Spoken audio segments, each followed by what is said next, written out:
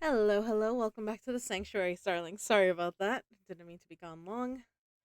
All right. I don't know why I have this curl today. Fuck. Oh well.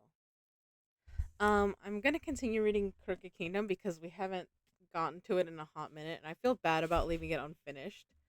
So we're gonna do that, and then after we finish this book, which might probably only take like a stream or two, maybe three if I'm slow. Uh, then I don't know. I want to keep reading books on stream every now and then. Um, Probably not as much. Um, since I'm now starting to be paid for it potentially. Um, so for those of you who don't know, I got hired to do some audiobooks. Um, Hopefully two of them will be out soon. Two short thrillers. Um, but yeah, since then, and I have two romance books in the works, but those are gonna come out. Those will probably be in May. So yeah, I am like, I'm like, once I get paid for reading audiobooks, I don't know if I'll be allowed to do this anymore. Like, I don't know if I'll get in trouble. So that's why I kind of want to finish this before that. We'll see. Hopefully, hopefully nothing goes wrong. Otherwise, these will just become something I do in the Discord every now and then. There is something really nice about doing these reading streams though. Um, because one, I get to share the story with you, but also unlike when I'm like having to record for the audiobooks, I don't have to really think about it as much. um, yeah. I love that Darling got first. I see Juvie got second. Nice for Gray, got third. Thea's here. Oh, thanks for the hydrate, Thea. Also, I think Kai is lurking, so thanks for the lurk. Um, the bald-headed beauty has arrived. Welcome in, Buddha. Hey, we can always use one. Oh my god, I love it. But yeah, it looks like we stopped on chapter 6. I would have read more that night, except that was the night that I got vertigo, I believe. So I had to stop.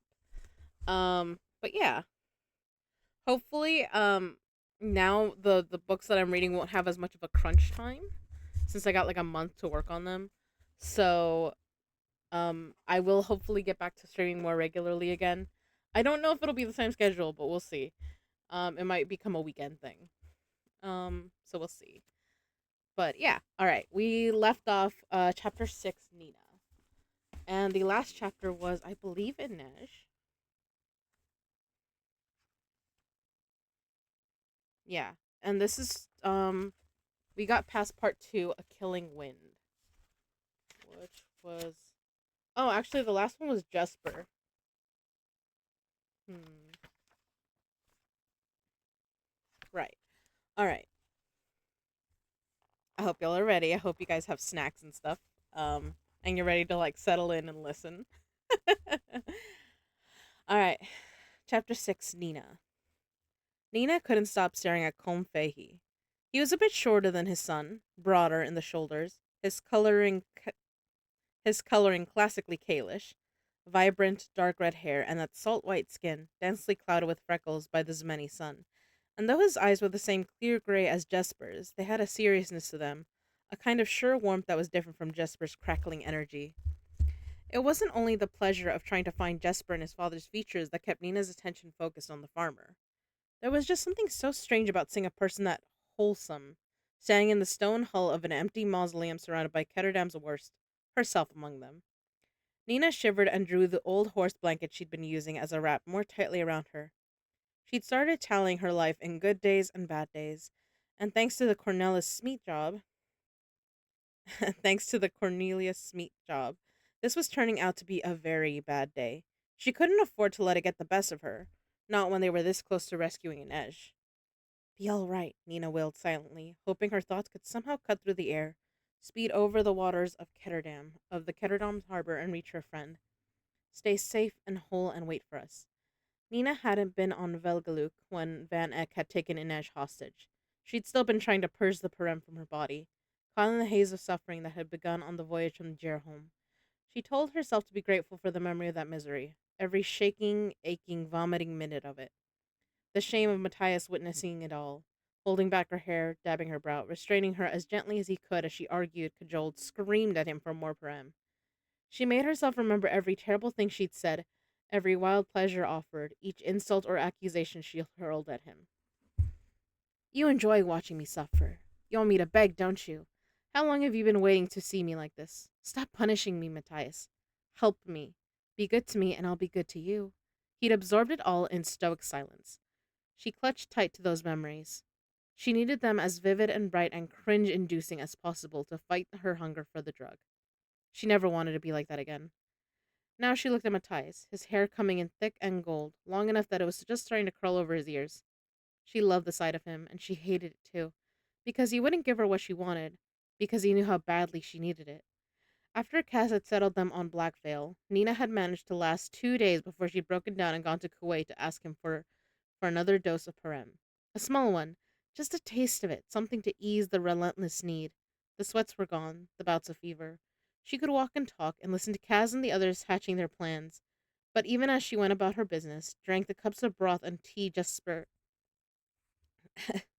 the cups of broth and tea heaped with sugar that Matthias set before her, the need was there. A ceaseless, serrated sawing at her nerves, back and forth, minute to minute. She hadn't made a conscious decision to ask away when she'd sat down beside him.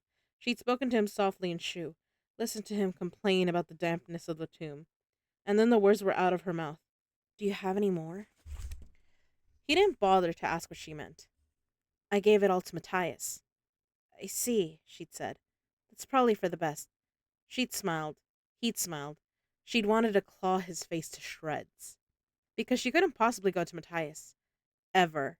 And for all she knew, he'd thrown whatever supply the drug Kuwait had into the sea. The thought filled her with so much panic that she'd had to race outside and vomit the spare contents of her stomach in front of one of the ruined mausoleums. She'd covered the mess with dirt, then found a quiet place to sit beneath a trellis of ivy and wept in jags of unsteady tears. You're all a bunch of useless skivs, she'd said to the silent graves. They didn't seem to care, and yet somehow the stillness of Blackvale comforted her, quieted her. She couldn't explain why. The places of the dead had never held solace for her before. She rested for a while, dried her tears, and when she knew she wouldn't give herself away with blotchy skin and watery eyes, she made her way back to the others. You survived the worst of it, she had told herself. The Parem is out of reach, and now you can stop thinking about it. And she'd managed for a while. Then, last night, when she'd been preparing to cozy up to Cornelis Smeet, she'd made the mistake of using her power. Even with the wig and the flowers and the costume and the corset, she hadn't quite felt up to the role of seductress. So she'd found a looking glass inside Club Cumulus and attempted to tailor the circles beneath her eyes. It was the first time she'd tried to use her power since her recovery. She'd broken into a sweat from the effort, and as soon as the bruised color faded, the hunger for Prem hit. A swift, hard kick to her chest. She'd bent double, clutching the sink, her mind filled with breakneck thoughts of how she could get away, who might have a supply, what she could trade. She'd forced herself to think of the shame on the boat, the future she might be able to make with Matthias, but the thought had brought her back to sanity was Inej. She owed Inej her life, and there was no way she was leaving her stranded with Van Eyck. She wasn't that person. She refused to be. Somehow, she had pulled herself together. She splashed water on her face, pinched her cheeks to pinkness. She still looked haggard, but with resolution. She'd hitched up her corset and flashed the brightest smile she could muster. Do this right, and Smeet won't be looking at your face, Nina had told herself, and she'd sailed out the doors to snag herself a pigeon. Once the job was done, when the information they needed was secured, and everyone had fallen asleep, she dug through Matthias's few belongings, through the pockets of his clothes, her frustration growing with every passing second. She hated him. She hated Koi. She hated the stupid city. Disgusted with herself, she'd slipped beneath his blankets. Matthias always slept with his back to a wall, a habit from his days in Hellgate. She let her hands wander, seeking his pockets, trying to feel along the lining of his trousers. Nina? He'd asked sleepily. I'm cold, she'd said, her hands continuing their search. She pressed a kiss to his neck, then below his ear. She'd never let herself kiss him this way before. She'd never had the chance. They'd been too busy untangling the skein of suspicion and lust and loyalty that bound them together, and once she'd taken the parem, it was all she could think of even now. The desire she felt was for the drug, not for the body she felt shift beneath her hands. She didn't kiss his lips, though. She wouldn't let Parem take that from her, too. He'd groan slightly. The others. Everyone is asleep. Then he'd seized her hands. Stop. Matthias, I don't have it. She yanked herself free, shame crawling over her skin like fire over a forest floor. Then who does? She hissed. Kaz. She stilled. Are you going to creep into his bed? Nina released a huff of disbelief. He'd slit my throat. She'd wanted to scream her helplessness. There would be no bargaining with Kaz. She couldn't bully him the way she might have bullied Wylan or pled with him the way she might have managed Jesper. Fatigue came on suddenly, a yoke at her neck, the exhaustion at least tempering her frantic need. She rested her forehead against Matthias's chest. I hate this, she said. I hate you a little, Druskelli. I'm used to it. Come here. He'd wrapped his arms around her and gotten her talking about Ravka, about Inej. He distracted her with stories, named the winds that blew across Fjerda, told her of his first meal in the Druskelli hall. At some point, she must have drifted off, because the next thing she knew, she was burrowing her way out of a heavy, dreamless sleep, woken by the sound of the tomb door slamming open. Matthias and Kaz had returned from the university, holes burned into their clothing from some kind of bomb Wylan had made. Jesper and Wylan close on their heels, wild-eyed and soaked from the spring rain that had begun to fall, with a beefy, Kalish-looking farmer in tow. Nina felt like she'd been given some kind of lovely gift from the saints, a situation mad and baffling enough to actually distract her. Though the hunger for Prem had dulled since last night's frenzy, it was still there, and she had no idea how she was going to get through the mission tonight. Seducing Smeet had only been the first part of their plan. Kaz was counting on her. Inej was counting on her. They needed her to be a corporalnik, not an addict with the shakes who wore herself out with the barest bit of tailoring. But Nina couldn't think about any of that with Colm Fahey standing there, mangling his hat, and Jesper looking like he'd rather be eating a stack of waffles topped with ground glass than facing him, and Kaz. She had no idea what to expect from Kaz. Anger, maybe worse. Kaz didn't like surprises or potential vulnerabilities, and Jesper's father was one very stocky, wind-shaped vulnerability. But after hearing Jesper's breathless and, Nina suspected, abbreviated descriptions of how they'd escaped the university, Kaz simply leaned on his cane and said, Were you followed? No, No, Jesper replied, with a decisive shake of his head. Wylan. Holm bristled. You doubt my son's word? It isn't personal, Da, said Jesper. He doubts everyone's word. Kaz's expression had been unruffled, his rough stone voice so easy and pleasant that Nina felt the hair rise on her arms. Apologies, Mr. Fahey. A habit one develops in the barrel. Trust but verify. Or don't trust at all, muttered Matthias. Wylan, Kaz repeated. Wylan set his satchel down on the table. If they'd known about the passage, they would have followed us or had people waiting in the printmaker's shop. We lost them. I counted about 10 on the roof, said Kaz, and Matthias nodded confirmation. Sounds right, said Jesper, but I can't be sure. They had the sun at their backs. Kaz sat down, his black eyes focused on Jesper's father. You were the bait. Pardon, lad? The bank called in your loan? Colm blinked, surprised. Well, yes, as a matter of fact. They sent me a rather sternly worded letter that I'd become an unstable credit risk.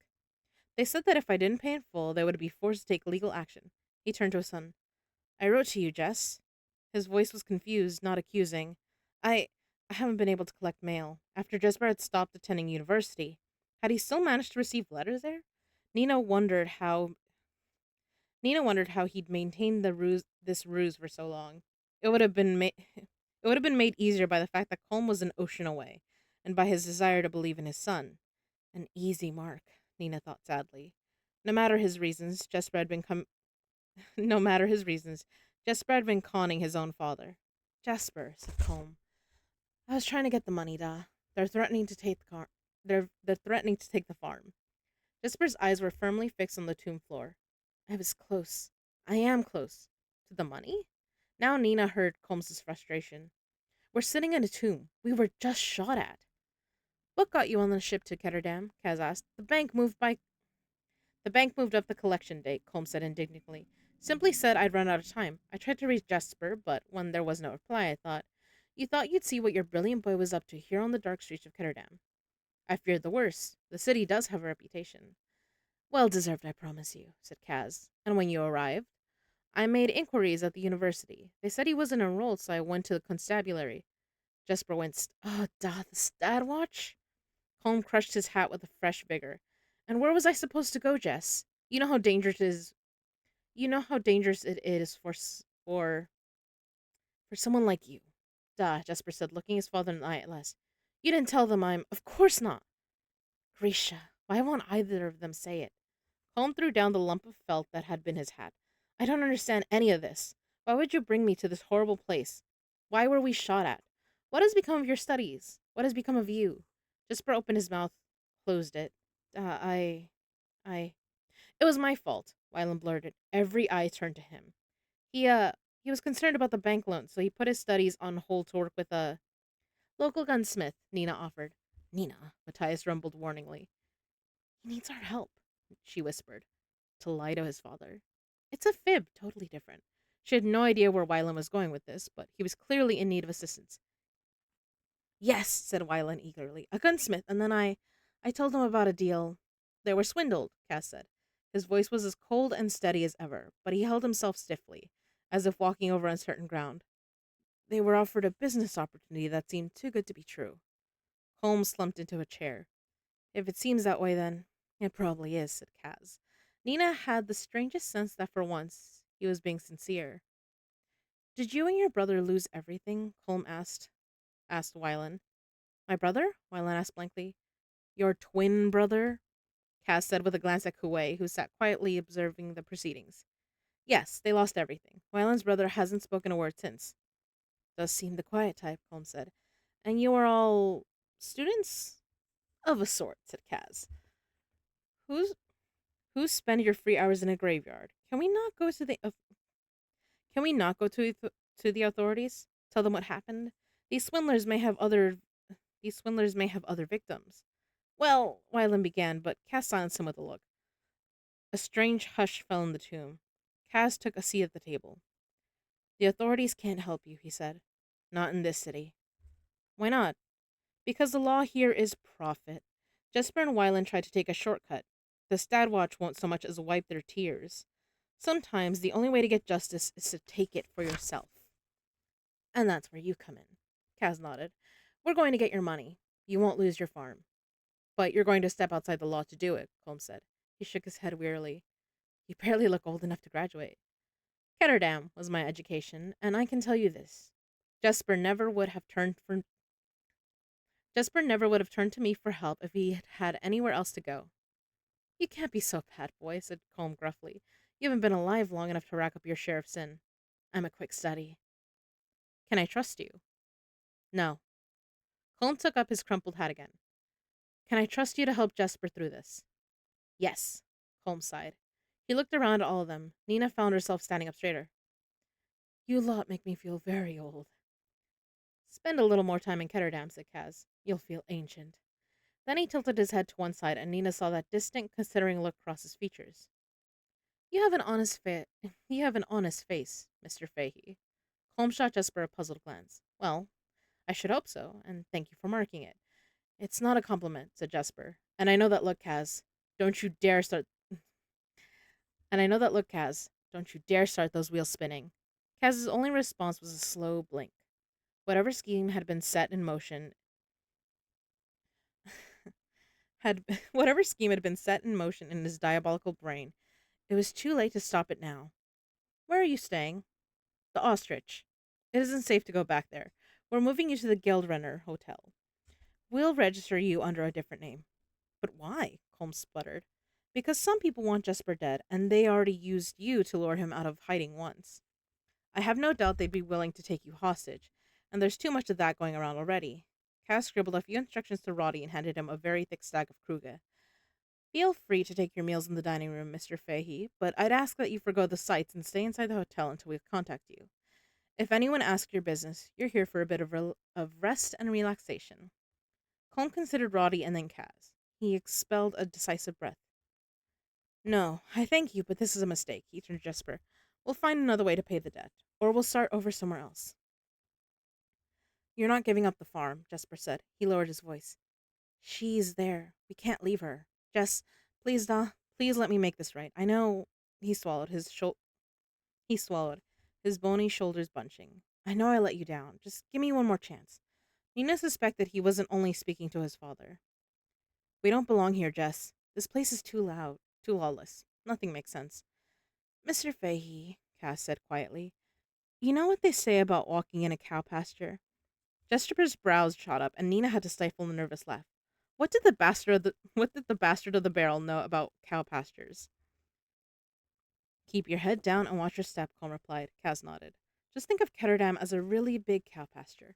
Yes? Mm, no. I mean a little bit, but that is a lot. But also I'm reading, so I no.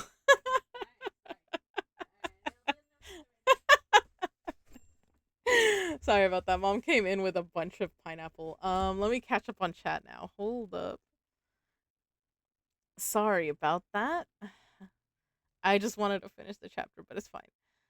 I'm like, well, uh, situated. Is that situated? Sated Saturday Media Day covering books.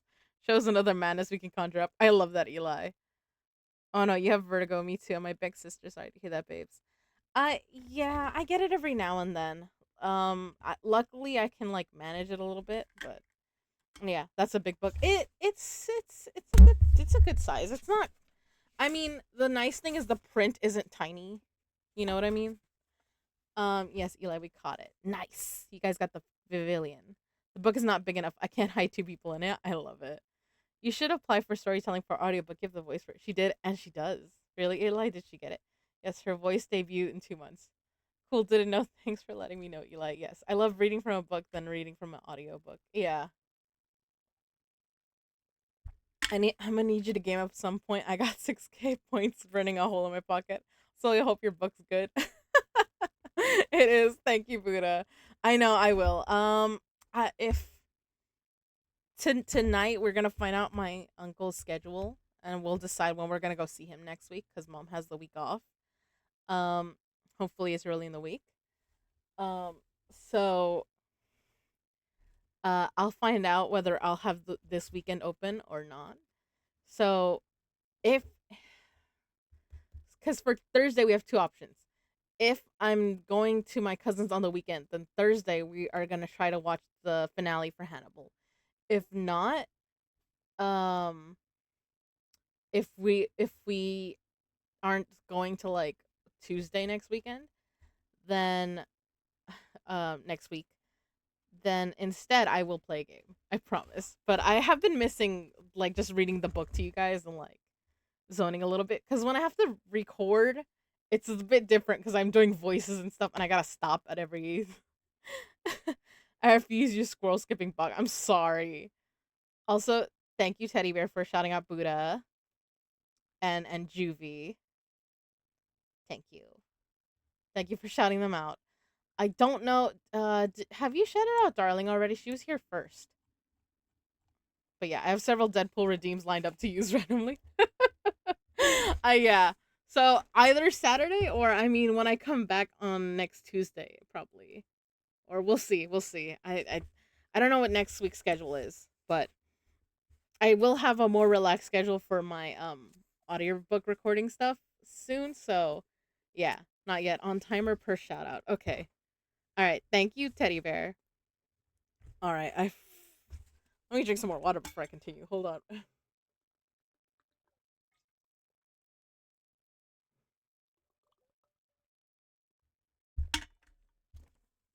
I think that's why I keep tripping over my words. I mean.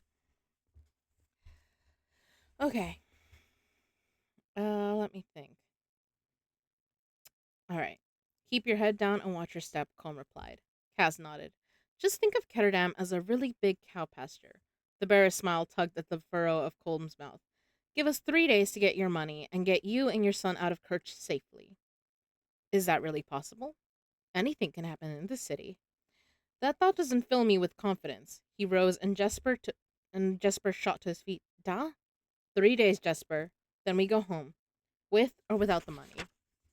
He rested a hand on Jesper's shoulder. And for saint's sake, be careful. All of you. Nina felt a sudden lump in her throat. Matthias had lost his family to war. Nina had been taken from her family to train when she was just a little girl. Wylan had been as good as evicted from his father's house. Kuwei had lost his father and his country. And Kaz? She didn't want to know what dark alley Kaz had crawled out of. But Jesper had somewhere to go. Someone to take care of him. Somebody to, somebody to say, it's going to be all right. She had a vision of golden fields beneath a cloudless sky, a clapboard house protected from the wind by a line of red oaks, someplace safe. Nina wished could march over to Jan Van Eyck's office and tell him to give Inej back or get a mouthful of knuckles. She wished someone in the city would help them, that they weren't so alone. She wished Jesper's father could take them all with him. She'd never been to Novia Zem, but the longing for those golden fields felt just like homesickness. Silly, she told herself. Childish. Kaz was right. If they wanted justice, they would have to take it for themselves. That didn't ease the starved heart pang in her chest. But then Combs was saying his goodbyes to Jesper and disappearing through the stone graves with Roddy and Specht. He turned to wave and was gone. Shoot, it's 8. Where's my...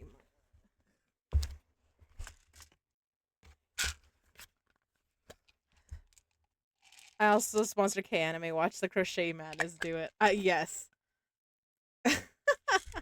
Oh no. Well.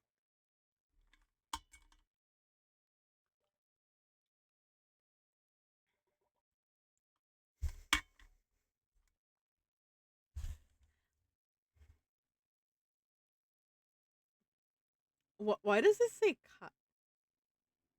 Kaya Anime K-pop? Alright. Yes. Ha ha ha. Chaos is busy with stream, so she can't tell you anything. Alright.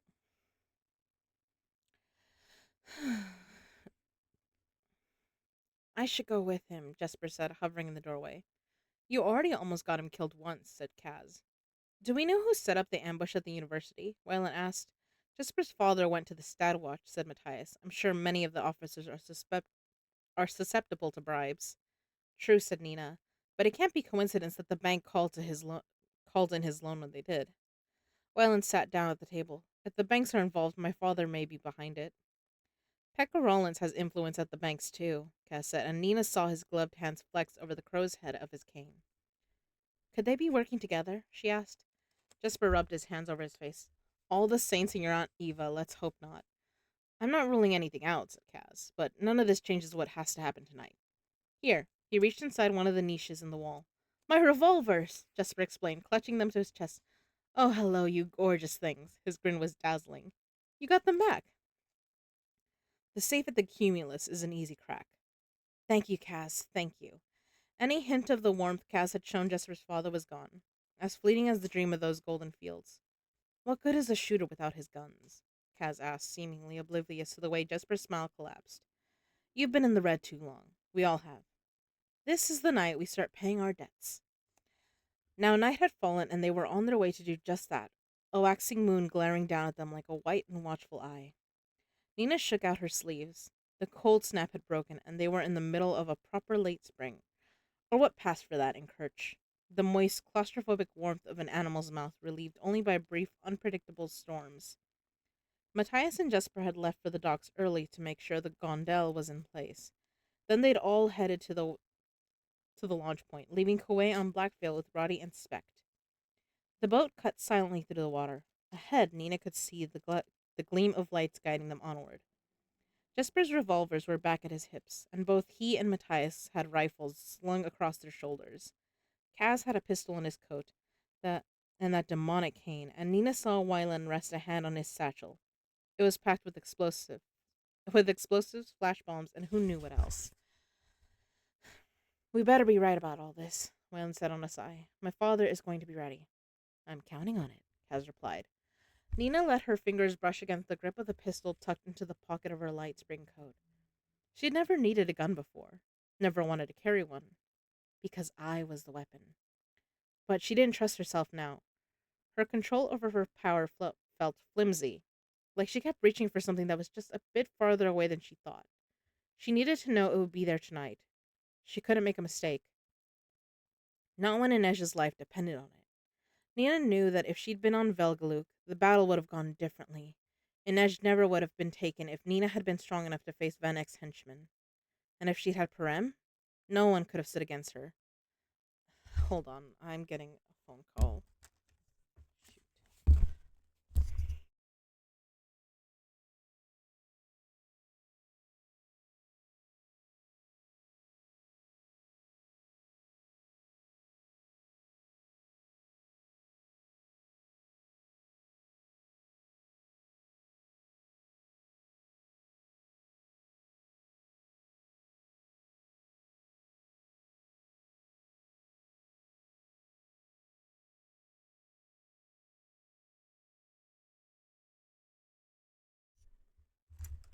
Sorry about that. All right.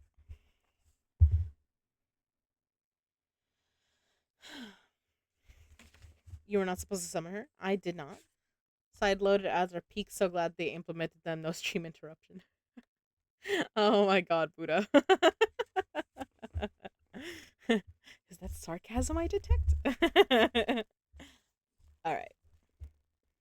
Um Nina gave her head a firm shake. If you had had Parem if you'd had Parem, you'd be completely addicted and well on your way to the Reaper's barge. No one spoke as they reached shore and disembarked as quickly and quietly as possible. Kaz gestured for them to get to their positions. He would approach from the north, Matthias and Wyland from the east. Nina and Jesper would be responsible for the guards on the western edge of the perimeter. Nina flexed her fingers. Silence 4 guards. That should be easy.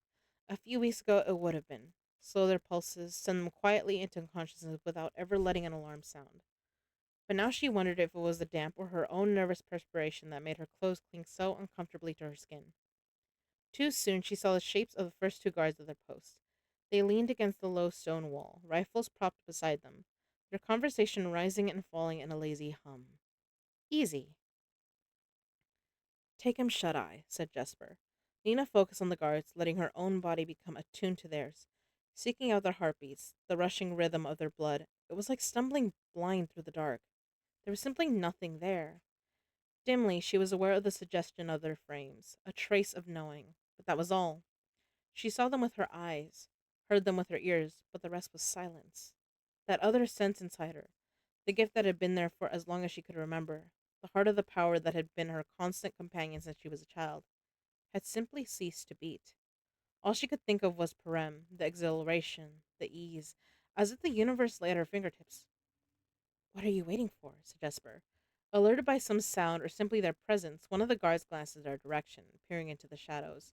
He lifted his rifle and signaled to his companion to follow. They're headed this way. Jesper's hands went to his guns. Oh, saints.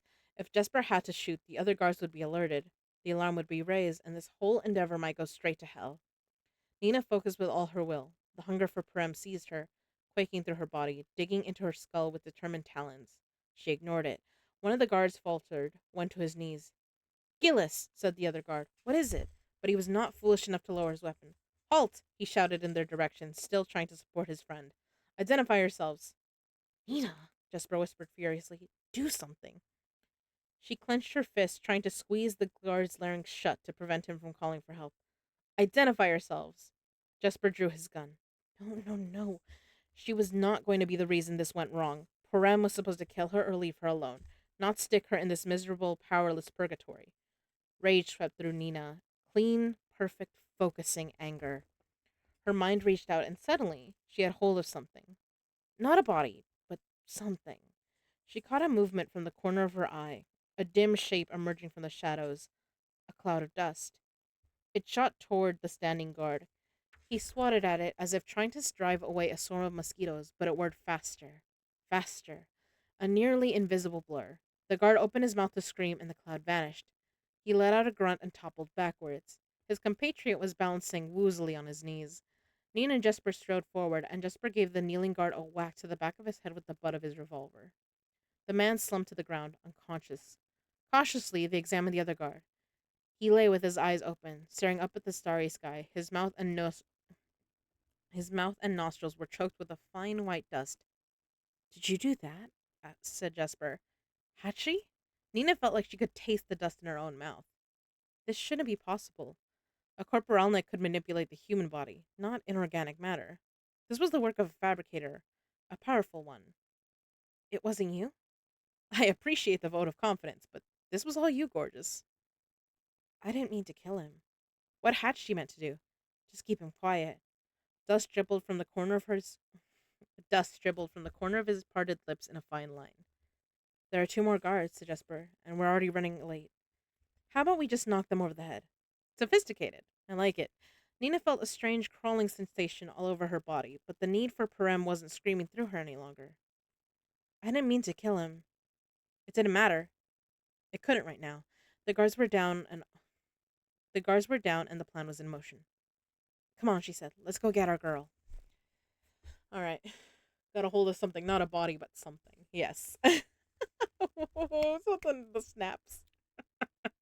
I love the emote though. It's great. Squirrel, no. Get out of here. Come back with a respectable Pokemon.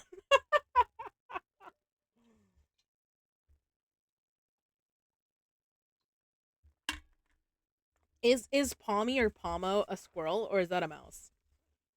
I forget. Because it looks fluffy enough. All right. Chapter 7 Inej. Inej spent a sleepless night in the dark. When her stomach started to growl, she suspected it was morning. But no one arrived to remove her blindfold or offer her a tray. It seemed Vagnek didn't feel the need to coddle her anymore. He'd seen the fear in her clearly enough. That would be his leverage now. Not not Bahan's Suli eyes and attempts at kindness. When her shivering had passed, she had struggled over to the vent, only to find that it had been bolted firmly shut. It had to have been done while she was in the theater. She wasn't surprised. She suspected Van Eck had left it unsecured just to give her hope, and then snatched it away. Eventually, her mind had begun to clear, and as she'd lain in the silence, she'd made a plan. She would talk.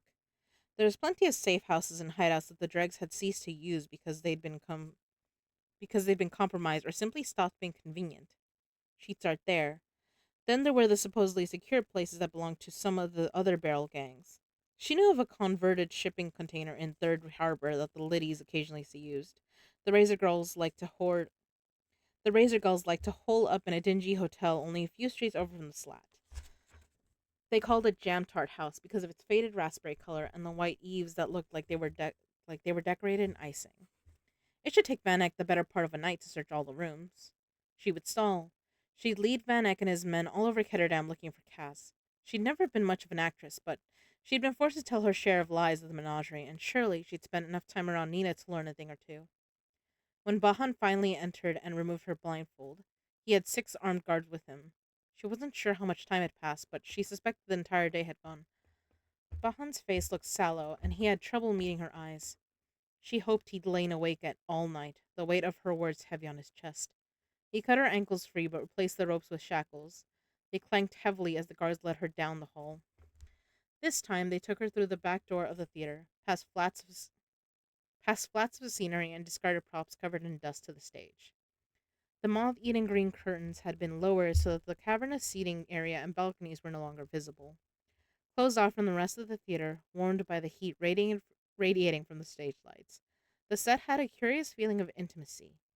It seemed less like a stage than a real surgeon's operating room. Inej's gaze touched the wrecked corner of the table where she'd lain the previous night and then quickly darted away. Van Eck was waiting with the blade-nosed guard. Inej made a silent promise. Even if her plan failed, even if he smashed her legs to pulp, even if she never walked again, she'd find a way to pay him back in kind. She didn't know how, but she'd manage it. She'd survived too much to let Jan Van Eck destroy her. Are you afraid, Miss Gavah? He asked. Yes. Such honesty. And are you prepared to tell me what you know? Inej took a deep breath and hung her head in what she hoped was a convincing display of reluctance. Yes, she whispered. Go on. How do I know you won't take that information and hurt me anyway? She asked carefully. Pommy is not a squirrel, it's Gerbil. Looking at Pachirisu, Emolga, and Squavit, and Greedent. Even though Pikachu is widely accepted as a rodent mouse, the original inspiration was a squirrel, so I'd accept that one too. Fur and Centred are squirrel-like. Would you like to cast your malice at them as well? I love it.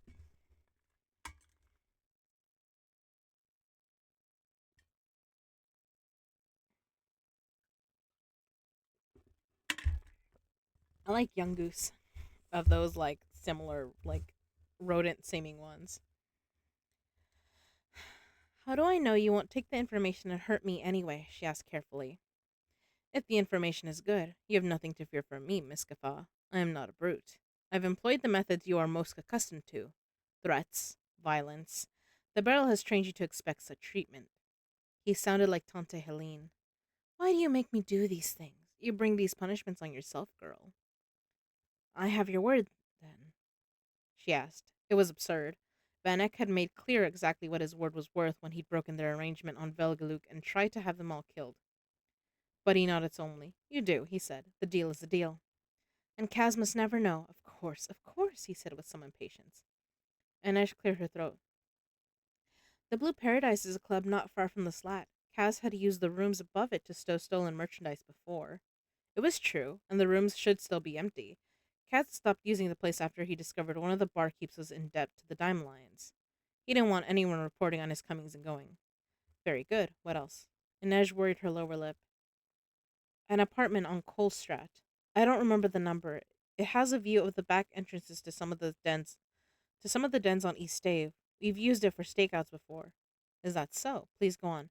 There's a shipping container. Do you know something, Miss Gaffa? Van Eyck stepped closer to her. There was no anger on his face.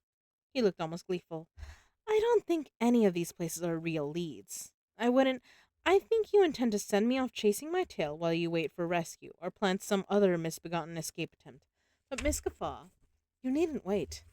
Mr. Brecker is on his way to rescue you. Is on his way to rescue you this very minute. He gestured to one of the guards.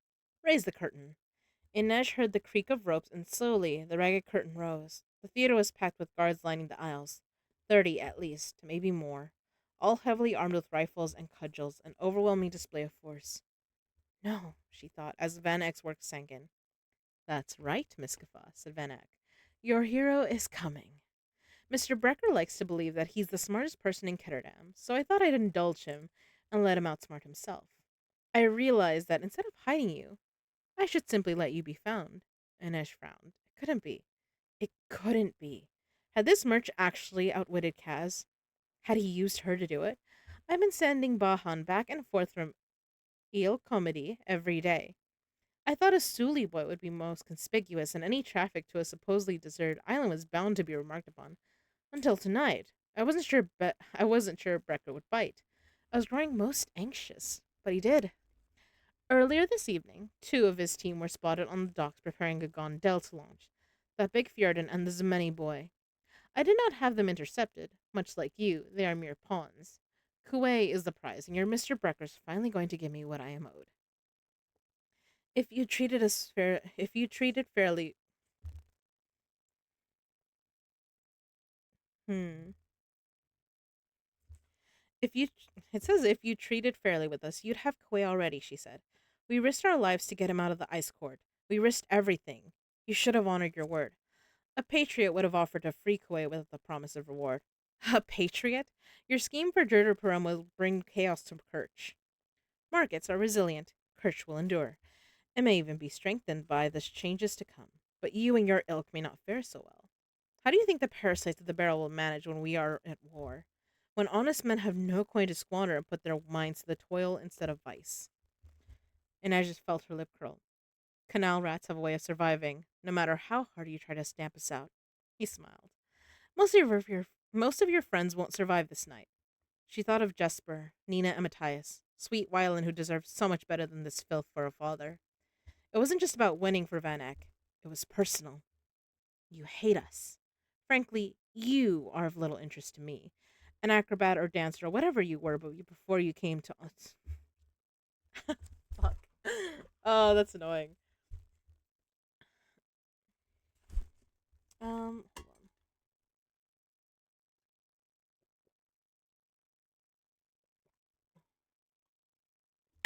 I'll simply add them to a soup. Oh my gosh, Eli.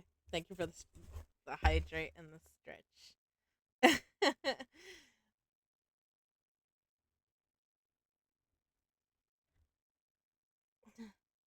Well, the good thing is my elbow didn't crack just then. Christ.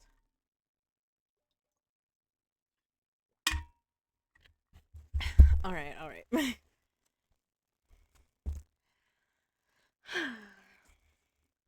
Frankly, you are of little interest to me. An acrobat or dancer, or whatever you were before you became a blight on this city. But I confess, Casbrecker does offend me. Vile, ruthless, amoral. He feeds corruption with corruption. Such a remarkable mind might have been put to great use. He might have ruled the city, built something, created profit that would have benefited all. Instead, he leeches off the work of better men. Better men. Like you. It pains you to hear it, but it is true. When I leave this world, the greatest shipping empire ever known will remain, an engine of wealth, a tribute to Gezin and a sign of his favor. Who will remember a girl like you, Miss Gaffa? What will you and Casbrecker leave behind but corpses to be burned on the Reaper's barge? Excuse me. Sorry, there was a weird sound outside. A shout came from outside the theater, and a sudden hush fell as the guards turned toward the entrance doors. Van Eck consulted his watch. Midnight on the dot. Brecker has a flair for the dramatics. She heard another shout, then a brief rattle of gunfire. 6 guards behind her, shackles at her feet. Helplessness rose up to choke her. Kaz and the others were about to walk into a trap, and she had no way to warn them. I thought it best not to leave the perimeter completely unguarded, said Van Eck. We wouldn't want to make it too easy and give away the game. He'll never tell you where Kauai is. Van Eck's smile was indulgent. I only wonder which will prove more effective. Torturing Mr. Brecker or having him watch as I torture you. He leaned in, his voice conspiratorial. I can tell you the first thing I'm going to do is peel off those gloves and break every one of his thieving fingers. Inej thought of Kaz's pale trickster hands, the shiny rope of scar tissue that ran atop his right knuckle. Vanek could break every finger in both of Kaz's legs and he'd never say a word. But if his men stripped away Kaz's gloves? Inej still didn't understand why he needed them, or why he'd fainted in the prison wagon on the way into Ice Court, but she knew Kaz couldn't bear the touch of skin on skin. How much of his weakness could he hide? How quickly would Vanek locate his vulnerability, exploit it? How long until Kaz came undone? She couldn't bear it. She was glad she didn't know where Kauai was. She would break before Kaz did. Boots were clattering down the hall, a thunder of footsteps. Inej surged forward and opened her mouth to cry out warning, but a guard's hand clamped down hard over her lips as she struggled in his arms. Oops. The ads are about to roll, so I will in a second. I will be quiet again. Don't worry about the sound. It was just me. I was placing my traps. Not the traps, Eli. Why traps? You don't. It's not like me. It's not like me and sis are gonna run.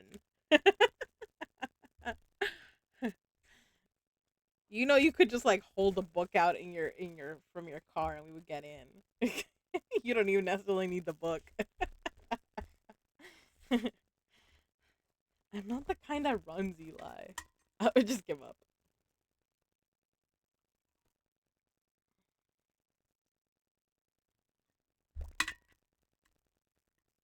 I want to keep reading, but I'm like, the ads are gonna go, and I have 3 minute ads every hour. I'm sorry, starlings, but don't worry, I won't read without y'all. They're not for you. It's for the other creeps trying to take what's mine. Ooh, okay. Well, in that case, Jesus, I have happy hunting.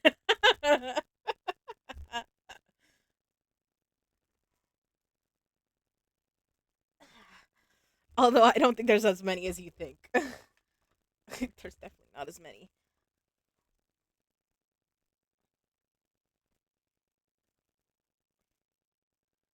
I'm not that popular, guys. Oh, there's a him on top. I want it actually.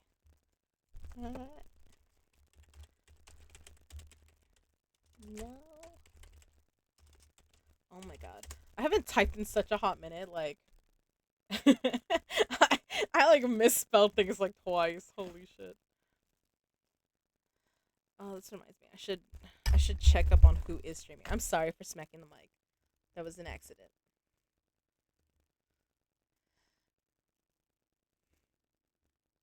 You're bad. What do you mean you're bad? You didn't do anything. Bring me a dream.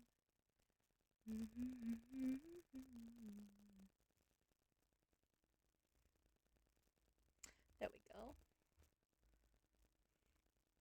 I was watching Chaos earlier, but then once I started to stream, I had to take her off this computer because I didn't want it to become part of the background noise by accident. So now I have her on the tablet. Well, my Surface Pro.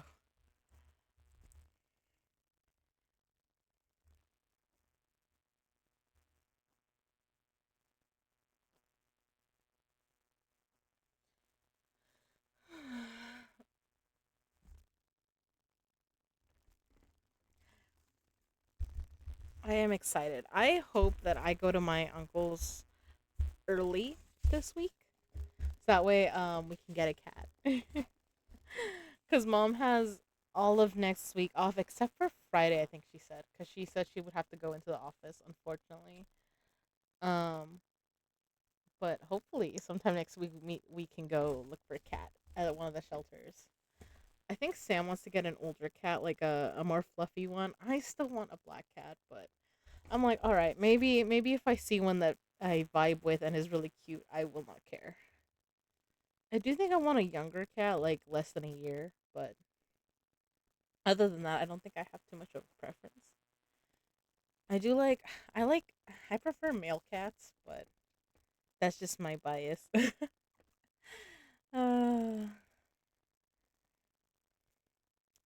but yeah, we'll see.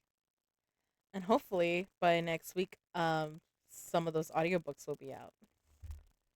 Welcome back from the ad, starlings. All right, I'll continue. Let's see.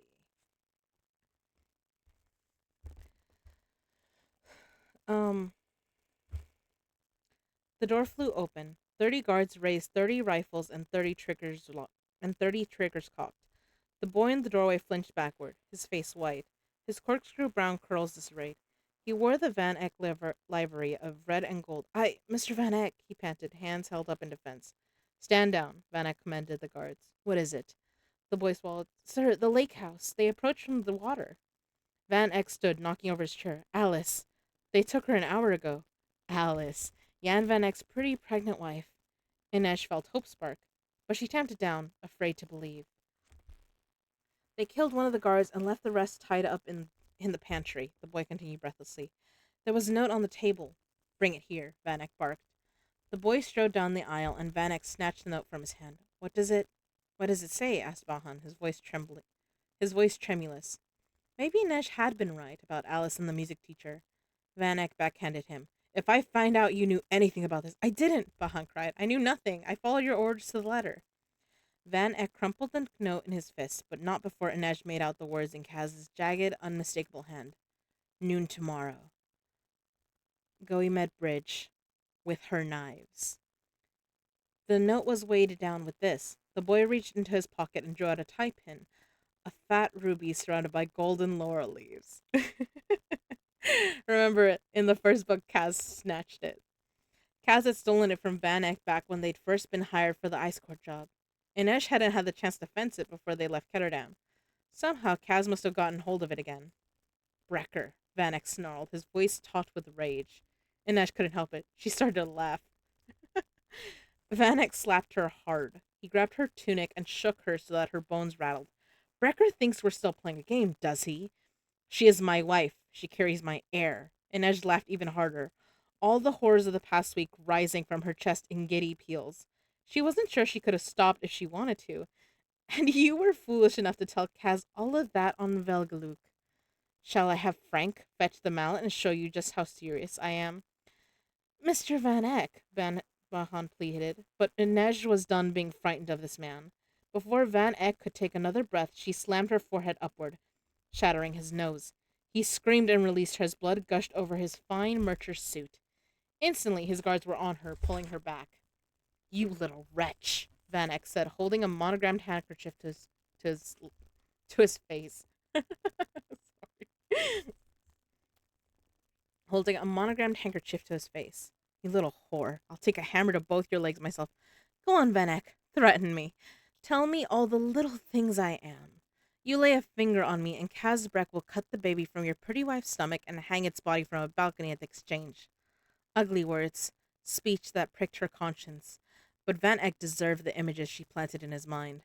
Though she didn't believe Kaz would do such a thing, she felt grateful for each nasty, vicious thing Dirty Hands had done to earn his reputation. A reputation that would haunt Van Eyck every second until his wife was returned. Be silent, he shouted, spittle flying from his mouth. You think you won't, Inesh taunted. She could feel the heat in her cheek from where his hand had struck her, could see the mallet still resting in the guard's hand. Vanek had given her fear, and she was happy to return to him. Vile, ruthless, amoral. Isn't that why you hired Kaz in the first place? Because he does the things that no one else dares. Go on, Van Eck. Break my legs and see what happens. Dare him. Had she really believed a merch could outthink Kaz Brecker? Kaz would get her free, and then they'd show this man exactly what whores and canal rats could do. Console yourself, she said as Vanek clutched the ragged corner of the table for support. Even better men can be bested.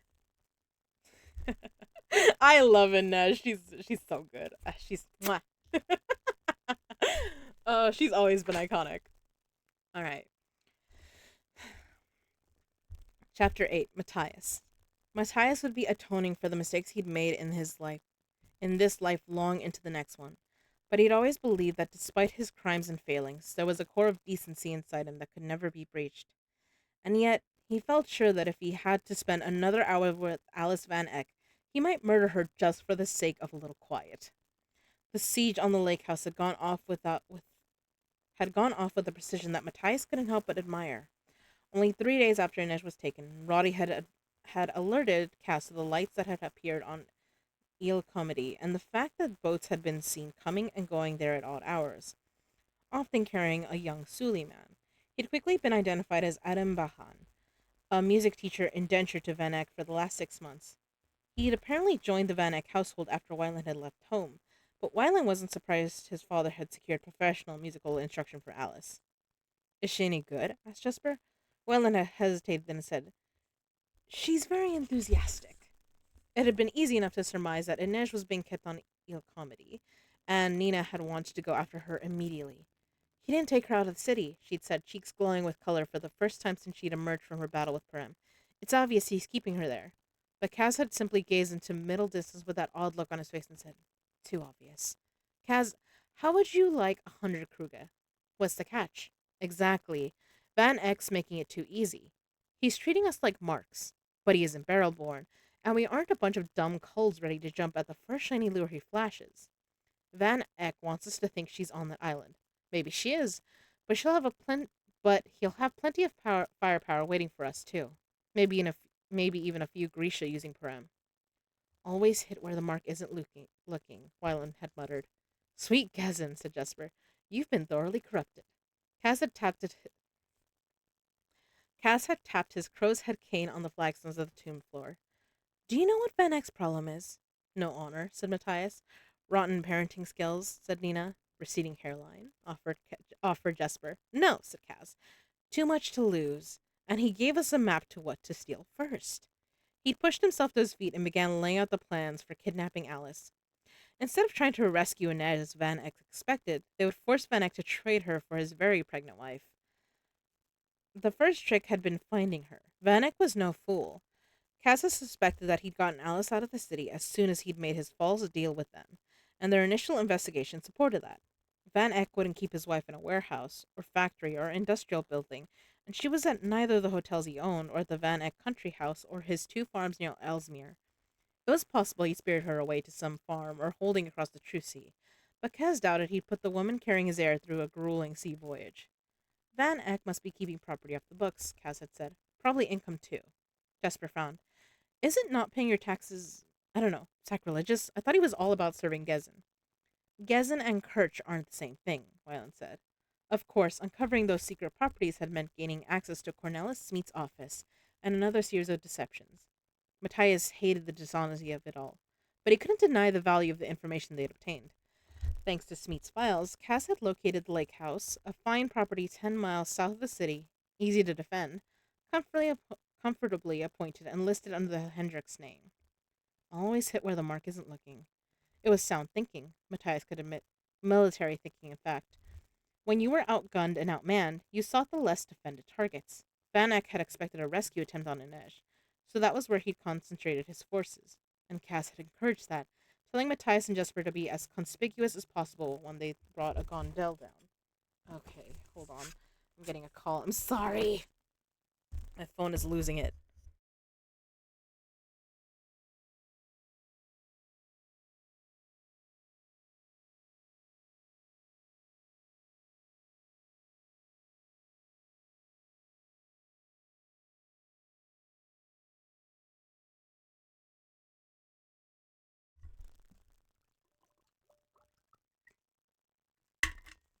All right, we're good. All right.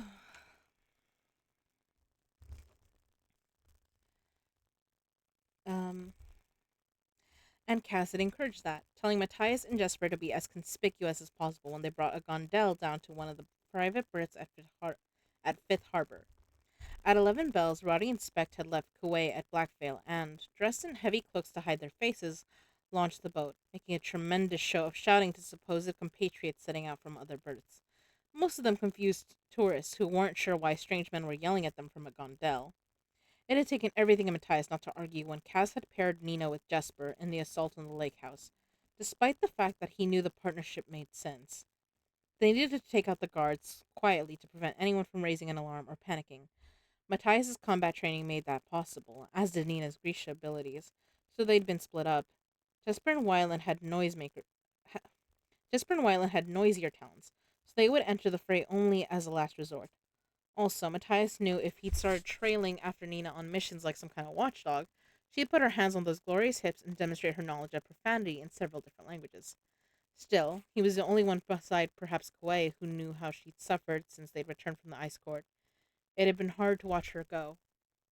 They'd approached from across the lake and made quick work of the few guards on the perimeter. Most of the villas along the shore were empty, as it was too early in the season for the weather to have gotten properly warm. But lights had burned in the windows of the Van Eyck house, or rather, the Hendricks house. The property had belonged to Wyland's mother's family for generations before Van Eyck had ever set foot through the door. It almost didn't feel like a break-in. One of the guards had actually been dozing in the gazebo. Matthias didn't realize there had been a casualty until the count on the guards had come up short. But there hadn't been time to question Nina and Jesper about what had gone wrong. They tied up the remaining guards, herded them and the rest of the staff into the pantry, and then swept up the stairs to the second floor wearing the mask of the comedy brute. They'd stopped outside the music room where Alice was perched precariously on the bench of a pianoforte. Though they had expected to find her asleep, was laboring her way through some piece of music. Saints, what is that noise? Nina had whispered. I think it's Be Still Little Bumblebee, said Wyland from behind the mask and horns of the Grey Imp ensemble. But it's hard to tell. When they'd entered the music room, the silky-haired terrier at her feet had the sense to growl, but poor, pretty, pregnant Alice had just looked up from her sheet music and said, Is this a play? Yes, love, said Jesper gently. And you're the star. They tucked her into a warm coat, then shepherded her out of the house and into a waiting boat. She'd been so docile that Nina had become concerned. Maybe she's not getting enough blood to her brain, she'd murmured to Matthias. Matthias hadn't been sure how to account for Alice's demeanor. He remembered his mother muddling the simplest things when she was pregnant with his baby sister. She'd walked all the way down to the village from their little house before she realized she was wearing her boots on the wrong feet. But halfway back to the city, when Nina had bound Alice's hands and tied a blindfold over her eyes, securing it tightly to the neat braids coiled atop her head, the reality of her situation must have started to sink in. She'd begun to sniffle, wiping her running nose on her velvet sleeve. The sniffling became a kind of wobbly, deep breathing, and by the time they'd gotten Alice settled comfortably at the tomb and even found a little cushion for her feet, she'd let out a long wail. I want to go home, she cried. I want my dog. From then on, the crying hadn't stopped. Cass had eventually thrown his hands up in frustration, and they'd all stepped outside the tomb to try to find some quiet. Are pregnant women always like this? Nina had moaned. Matthias glanced inside the stone hall. Only the kidnapped ones. I can't hear myself think, she said. Maybe if we took the blindfold off, Wyland suggested, we could wear our comedy brute masks. Cass shook his head. We can't risk her leading Van Eyck back here. She's going to make herself ill, said Matthias. We're in the middle of a job, said Cass said.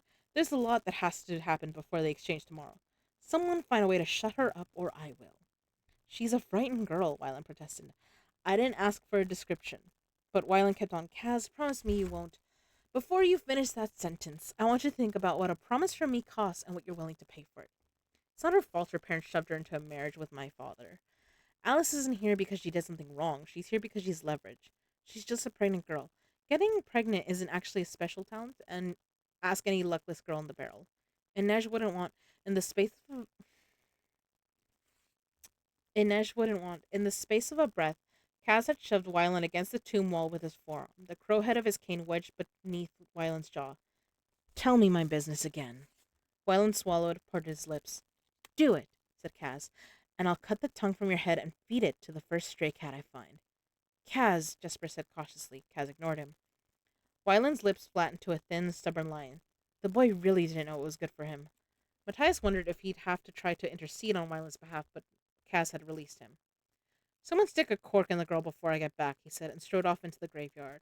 Matthias rolled his eyes heavenward. These lunatics all needed a solid 6 months in boot camps and possibly a sound beating. Best not to mention Inej, Jesper said as Wyland dusted himself off.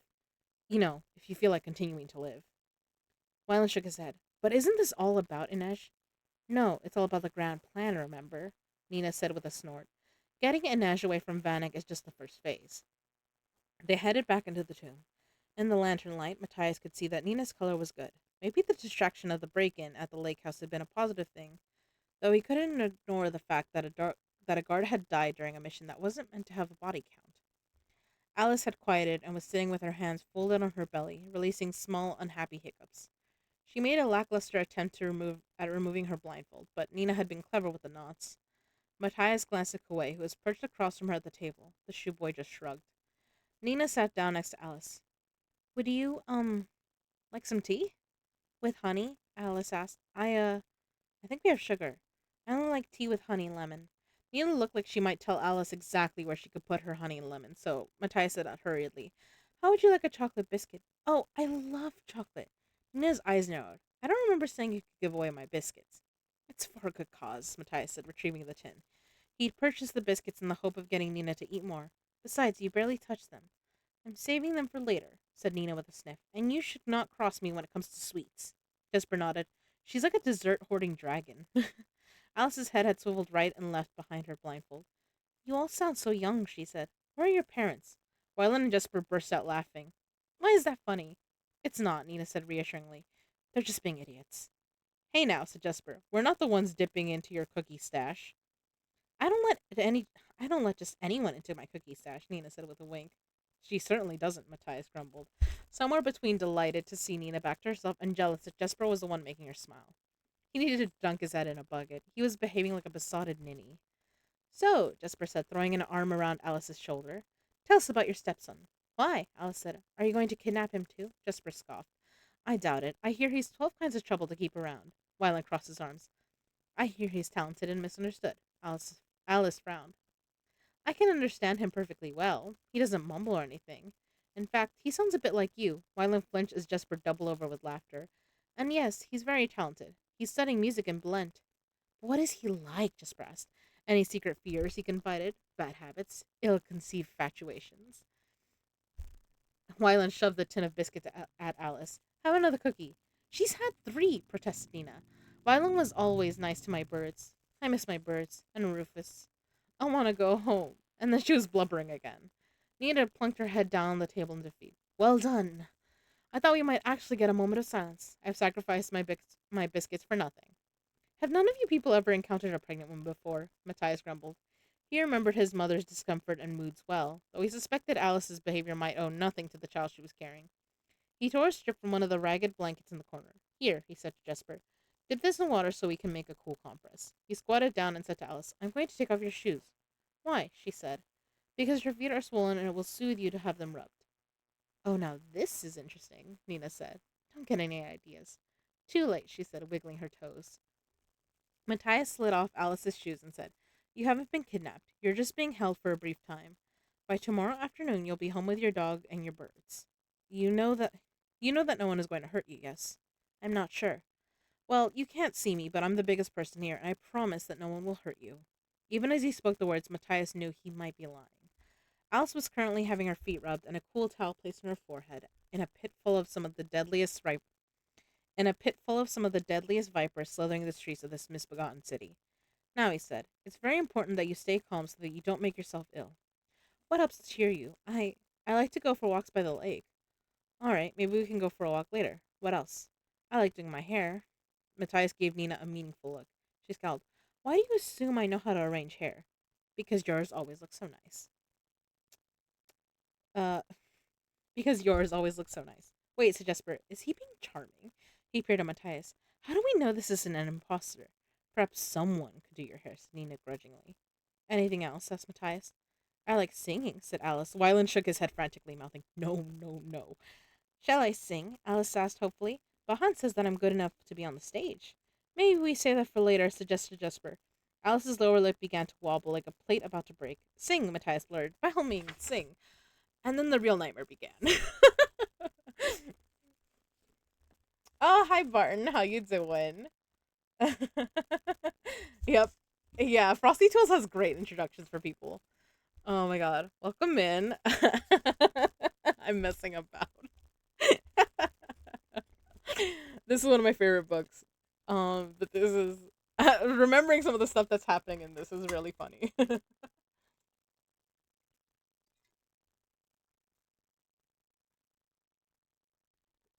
Are you doing my job? Maybe. I did tell you the other day that I started auditioning on ACX, right? I did get hired to do a few, and hopefully I will have two audiobooks out later this month. Um and I have started to get a few I got offers for two romance books, but they're not due till May. So we'll see. I'm very excited. But this is for funsies. So yeah. Sing, Matthias blurted. By all means, sing. And then the real nightmare began. It wasn't that Alice was so bad. She just never stopped. She sang between bites of food. She sang while she was walking through the graves. She sang from behind a bush when she needed to relieve herself. When she finally dozed off, she hummed in her sleep. Maybe this was Van Eyck's plan all along, Cass said glumly when they'd assembled outside the tomb again. To drive us mad, said Nina. It's working. Jesper shut his eyes and groaned. Diabolical. Cass consulted his pocket watch. Nina and Matthias should get going anyway. If you get into position early, you can catch a few hours of sleep. They'd had to be careful coming and going from the island, so they couldn't afford to wait until dawn to assume their posts. You'll find the masks and capes at the furrier, Cass continued. Look for the golden badger on the sign. Get as close to the lid as possible before you start handing them out, and then head south. Don't stay in any one place too long. I don't want you drawing too much attention from the bosses. Kaz met each of their gazes in turn. Everyone needs to be in final position before noon. Wyland on the ground, Matthias on the roof of the Emporium Comedy. Jesper will be across from me on the roof of the Ambers Hotel. Nina, you'll be on the hotel's third floor. The room has a balcony overlooking Gomed Bridge. Make sure your sightlines are clear. I want you with eyes on Van Eck from moment one.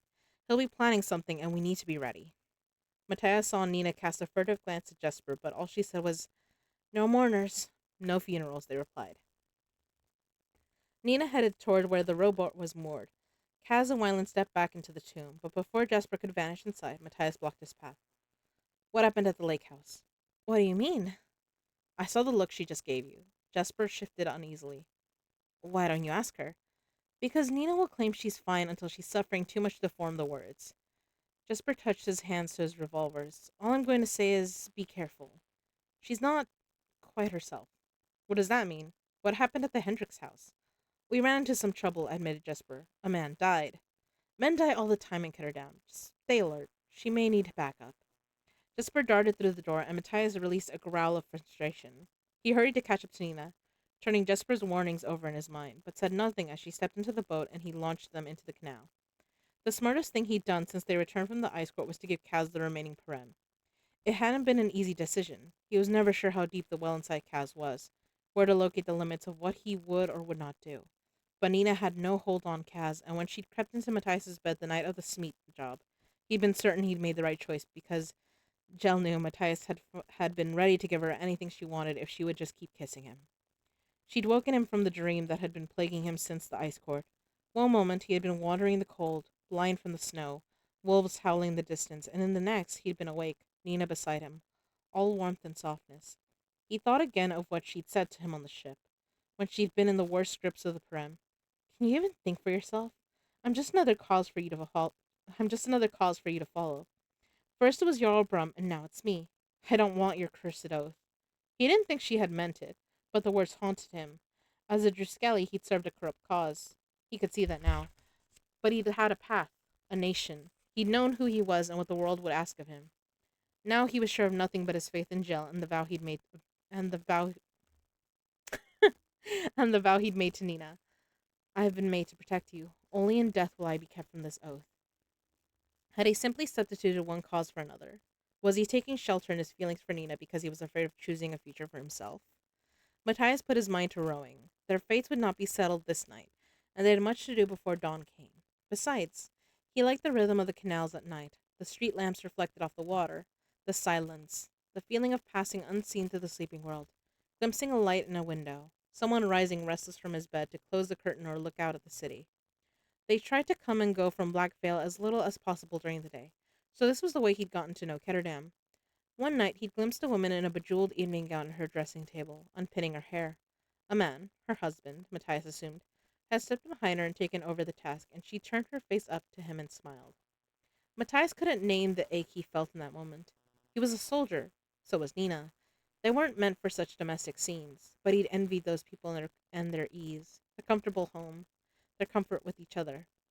He knew he asked Nina too often, but as they disembarked near East Stave, Matthias couldn't stop himself from saying, "How do you feel?"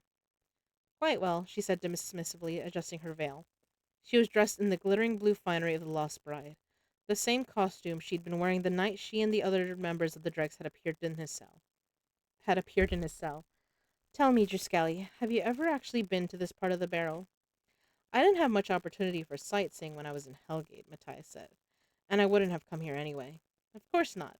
This many people having fun in one place might have shocked the Fjordan right out of you." "Nina," Matthias said quietly as they made their way to the furrier. He didn't want to push, but he needed to know. "When we went after Smeet, you used awakened cosmetics. Why didn't you tailor yourself?" She shrugged. "It was easier and faster." Matthias was silent, unsure of whether to press her further. They passed a cheese shop, and Nina sighed. "How can I walk by a window full of wheels of cheese and feel nothing? I don't even know myself anymore." She paused and then said, "I tried to tailor myself. Something feels off. Different. I only managed the circles under my eyes, and it took every bit of my focus." "But you were never a gifted tailor." "Manners, Fjorden." Ni- Nina. "This was different. It wasn't just challenging, it was painful. It's hard to explain." "What about compelling behaviors?" Matthias asked. "The way you did at the ice court when you used the Purim." "I don't think it's possible anymore." "Have you tried?" "Not exactly. Try it on me." "Matthias, we have work to do." "Try it." "I'm not going to go rattling around in your head when we don't know what might happen." "Nina." "Fine," she said in exasperation. "Come here." They had nearly reached East Stave, and the crowds of revelers had grown thicker. Nina pulled him into an alley between two buildings. She lifted his mask and her own veil, and slowly she placed a hand on either side of his face, her fingers sliding into his hair, and Matthias's focus shattered. It felt like she was touching him everywhere. She looked into his eyes. "Well, I don't feel anything," he said. His voice sounded embarrassingly hoarse. She arched a brow. "Nothing? What did you try to make me do?" "I'm trying to compel you to kiss me." "That's foolish." "Why is that?" "Because I always want to kiss you," he admitted. "Then how come you never do?" "Nina, you just went through a terrible ordeal." "I did. That's true. You know what would help? A lot of kissing. We haven't been alone since we were aboard the Ferroland." "You mean when you almost died?" said Matthias. Someone had to remember the gravity of this situation. "I prefer to think of the good times, like when you held my hair as I was vomiting into the bucket." "Stop trying to make me laugh."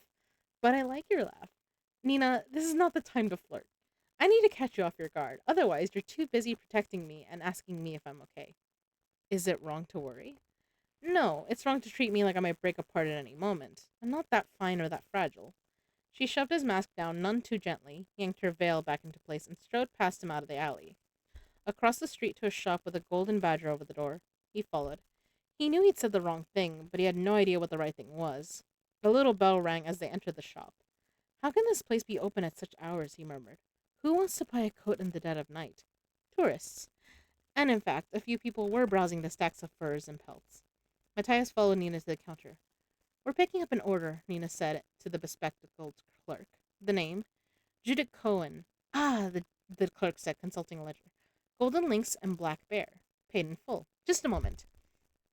He vanished into the black room and emerged a minute later, struggling beneath the weight of two huge parcels, wrapped in brown paper and tied with twine. Do you need help getting these two? We're fine. Matthias hefted the package with little effort. The people of this city needed more fresh air and exercise. But it may rain.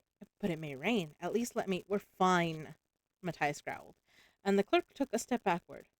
Ignore him, Nina said. He needs a nap. Thank you so much for your help. The clerk smiled weakly, and they were on their way. You know you're terrible at this, right? Nina asked once they were out on the street and entering East Stave. At lies and deception? At being polite. Matthias considered. I didn't mean to be rude. Just let me do the talking. Nina, no names from here on out. She was vexed with him. He would. She was vexed with him. He could hear it in her voice, and he didn't think it was because he'd been short with the clerk. They paused only so that Matthias could exchange his madman's costume for one of the many Mr. Crimson ensembles folded into the package from the furrier. Matthias wasn't sure if the clerk had known what was stuffed in the brown paper wrapping, if the costumes had been made in the shop, or if the Golden Badger was just some kind of drop spot. Kaz had mysterious connections throughout Ketterdam, and only he knew the truth of their workings. Once Matthias found a large enough red cloak and placed the red and white lacquered mask over his face, Nina handed him a bag of silver coins. Matthias bounced the bag once in his palm, and the coins gave a cheerful jingle. They aren't real, are they? Of course not. But no one ever knows that the coins are real. That's part of the fun. Let's practice. Practice. Mother, father, pay the rent, Nina said in a sing-song voice. Matthias stared at her. Is it possible you're running a fever? Nina shoved her veil up onto her head so he could experience the full force of her glare. It's from the comedy Brute. When Mr. Crimson comes on stage, the audience shouts, Mother, father, paid the rent, Matthias finished. Exactly. Then you say, I can't, my dear, the money's spent, and you toss a handful of coins into the crowd. Why? The same reason everyone hisses at the madman and throws flowers at the scarab queen. Throws flowers at the scarab queen. It's tradition. Tourists don't always get it, but the Kirch do. So tonight, if someone yells, Mother, father, pay the rent. I can't, my dear, the money's spent, Matthias intoned gloomily, casting a handful of coins into the air. You have to do it with more enthusiasm, Nina urged. It's supposed to be fun. I feel foolish. Sorry. I feel foolish. It's good to feel foolish sometimes, Fjerdan. You only say that because you have no shame. To his surprise, instead of offering a sharp retort, she went silent and remained that way until they took up their first position in front of a gambling parlor on the lid, joining the musicians and buskers, only a few doors down from the club Cumulus. Then it was as if someone had flipped a switch in Nina. Oops, sorry. That's how it started for me. I love it, Barton. Uh, thanks. Starlings hydrate, stretch, and don't forget to save. What am I saving? All right, save. We're on page 121. Eli, you goofball. Thank you, teddy bear. My mod, everyone.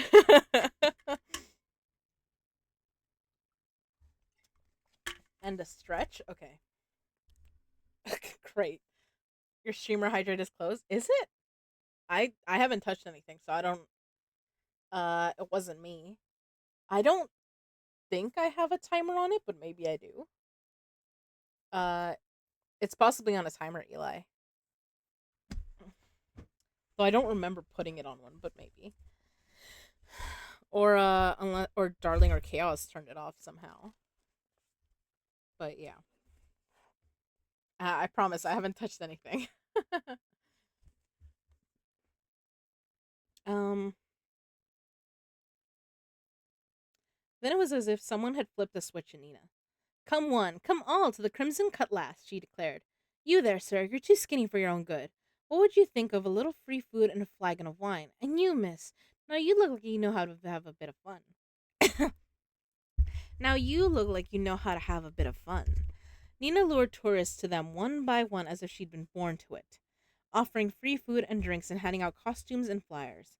When one of the bouncers from the gambling parlor emerged to see what they were up to, they moved along, heading south and west, continuing to give away the 200 costumes and masks Kaz had procured.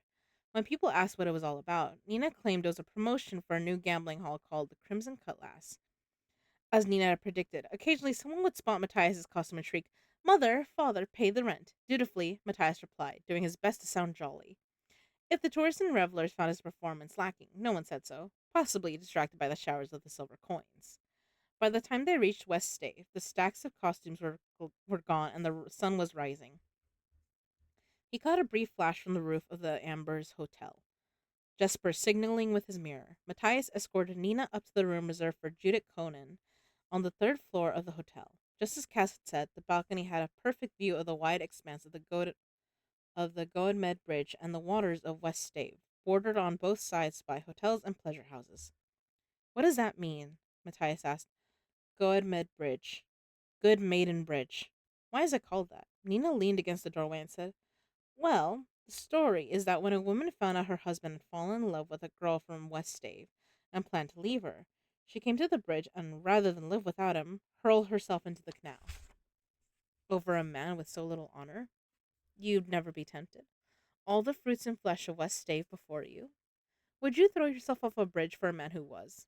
I wouldn't throw myself off a bridge for the king of Ravka." "It's a terrible story," said Matthias. "I doubt it's true. It's just what happens when you let men name the bridges." "You should rest," he said. "I can awake you when it's time. I'm not tired, and I don't need to be told how to do my job. You're angry, or told how I feel. Get to your post, Matthias. You're looking a little ragged around those gilded edges, too." Her voice was cold, her spine straight. The memory of the dream came at him so hard he could almost feel the bite of the wind, the snow lashing his cheeks and stinging gusts. His throat burned. Jesus. Sorry, there was a car that drove by that had like the craziest bass. I couldn't hear the music, but I could feel the bass rumble through the walls. I do not have access to it. You don't? Do you have access to it as with your with with the bot account or no? I wouldn't worry about it, Eli. I know what you meant.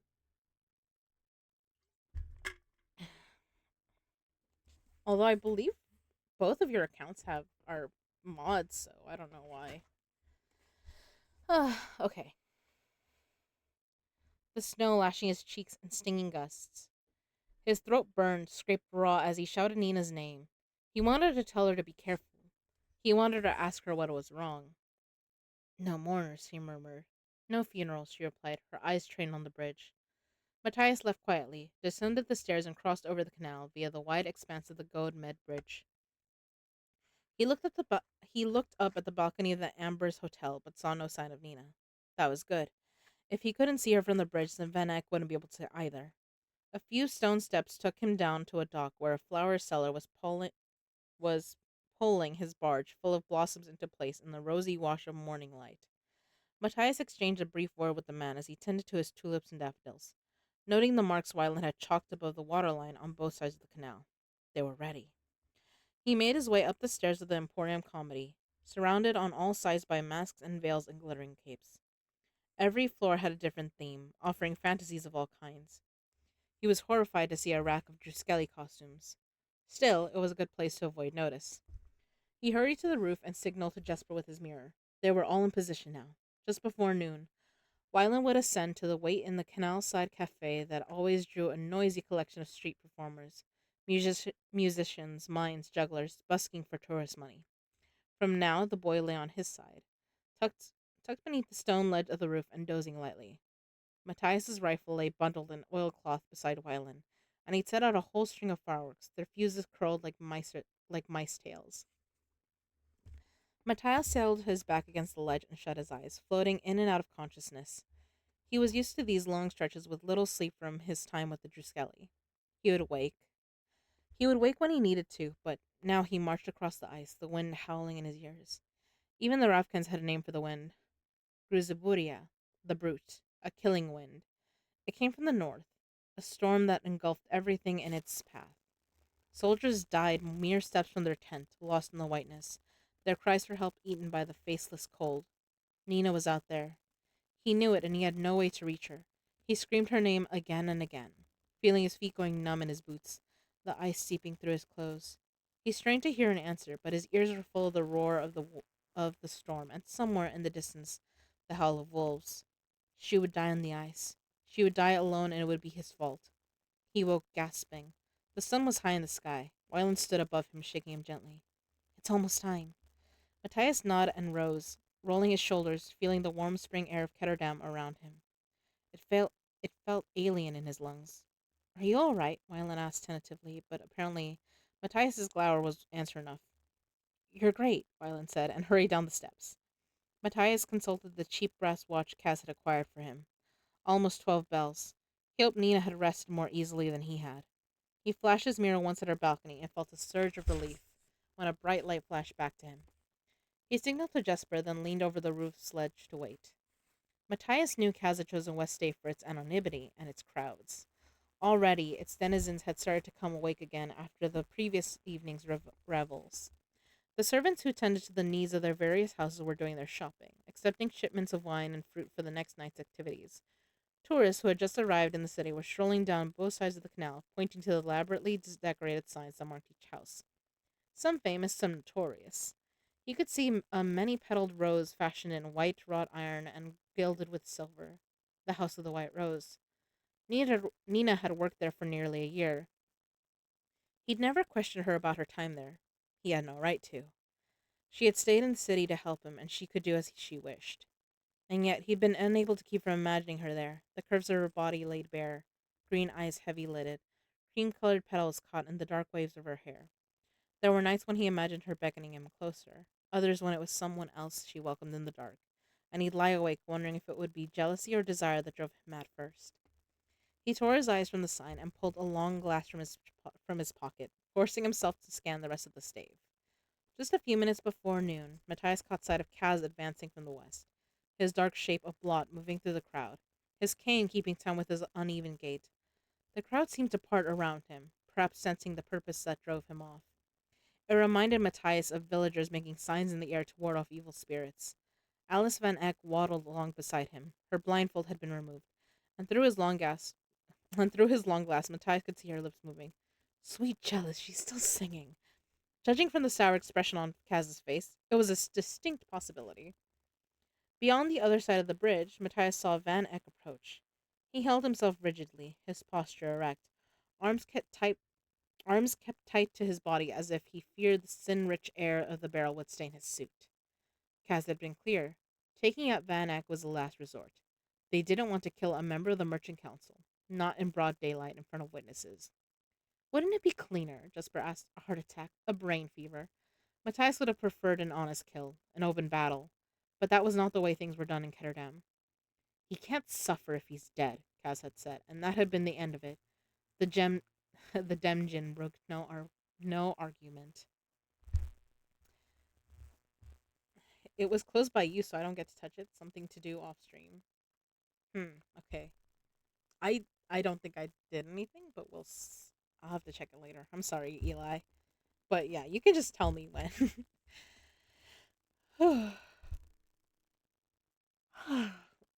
I'll drink it. I'll remember to drink water if you let me know. Or I'll just assume it along when you do the starlings. Um the Demjin brooked no argument. Van Eck had come surrounded by guards dressed in the red and gold livery of his house. Their heads swiveled left and right, taking in their surroundings, looking for threats. From the hang of their coats, Matthias could tell they were all armed. But there, surrounded by three huge guards, was a tiny hooded figure. Inaj. Matthias was surprised at the gratitude that flooded him. Though he'd only known the little Suli girl for a short while, he'd admired her courage from the first. And she'd saved their lives multiple times, putting herself at risk to do so. He'd questioned many of his choices, but never his commitment to seeing her freed from Van Eck. He only wished she'd separate herself from Kazbrecker. The girl deserved better. Then again, maybe Nina deserved better than Matthias. Both parties reached the bridge. Kaz and Alice walked forward. Van Eck signaled the guards holding Inej. Matthias looked up. From the other rooftop, Jesper's mirror was flashing frantically. Matthias scanned the area around the bridge, but he couldn't see what had gotten Jesper so panicked. He peered through the long glass, training it on the labyrinthine streets that flowed outward from both sides of the stave. Kaz's retreat appeared clear, but when Matthias looked past Vanek to the east, his heart filled with dread. The streets were dotted with clusters of purple, all of them moving toward the stave. Stadwatch. Was it just a coincidence or something Vanek had planned? Surely he wouldn't want to risk city officials finding out what he'd been up to. Could the Fjordans be involved? What if they were coming to arrest both Vanek and Kaz? Matthias flashed his mirror twice at Nina. From her lower vantage point, she wouldn't see the Stadwatch until it was too late. Again, he felt the cold lash of the wind, heard his voice calling her name, felt his terror rise as no answer came. She'll be fine, he told himself. She's a warrior. But Jesper's warning rang in his ears. Be careful. She's not quite herself. He hoped Kaz was ready. He hoped Nina was stronger than she seemed. He hoped the plans they laid were enough, and that Jesper's aim was true, that Wyland's calculations were correct. Trouble was coming for the Trouble was coming for them all. Matthias reached for his rifle. Okay, then start drinking. We're not stopping till the chug is done. Don't do it. Oh my god.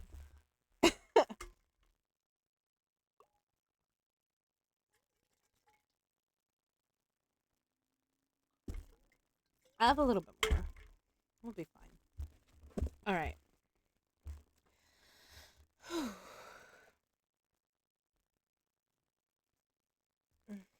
right. Sorry about that. I had to like crack my neck. Jesus. All right. Chapter 9. Kaz. Kaz's first thought when he glimpsed Van Eck moving toward Goedmed Bridge was, this man should not.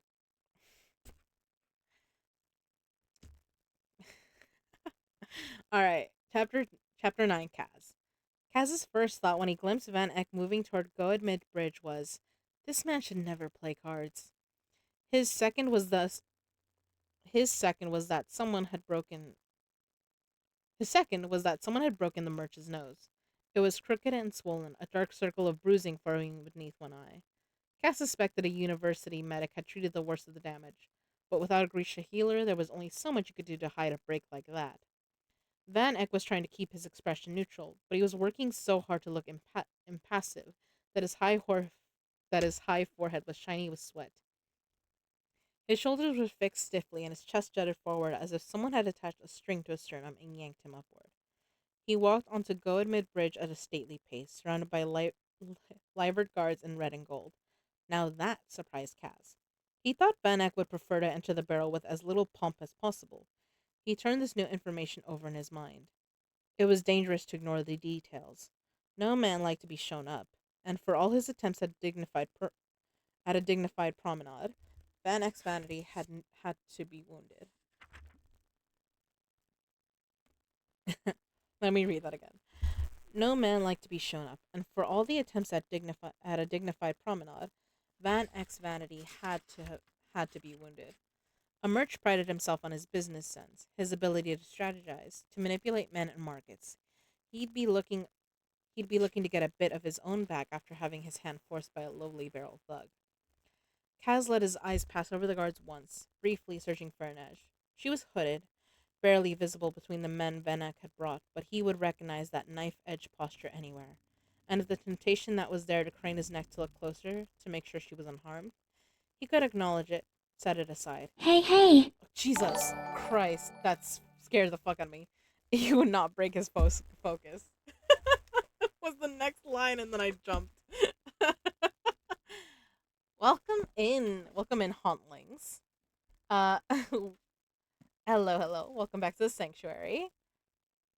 Why are you slapping Eli? It wasn't even. Was it even Eli this time? That was technically just my Frosty Tools. All right, that was Frosty Tools doing its job. Chaos.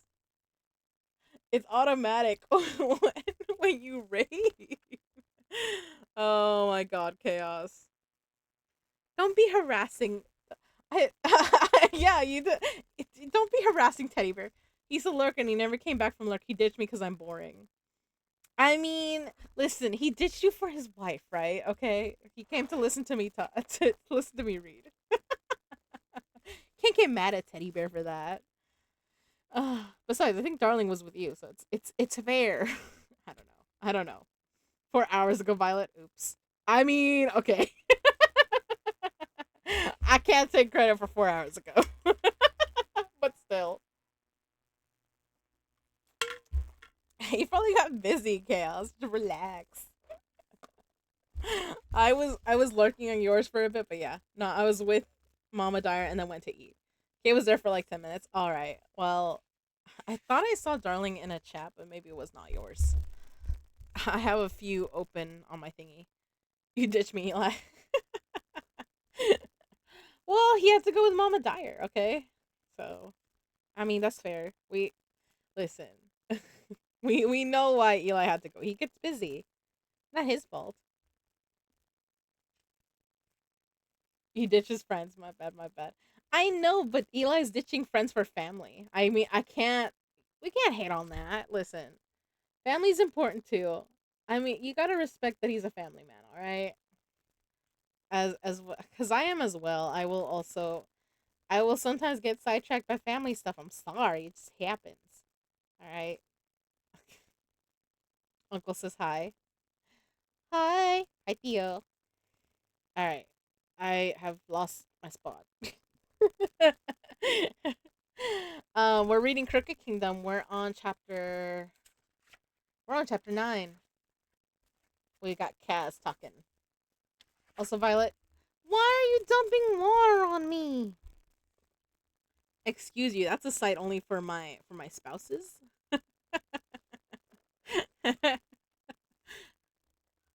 I ditch everyone if no one stops me. That's true. I mean, that's a little bit true. We sometimes drag Eli. All right, we drag him out. We're like, hey, come here. So yeah. Oh, my mods are a bunch of sillies, obviously, guys. All right. Um,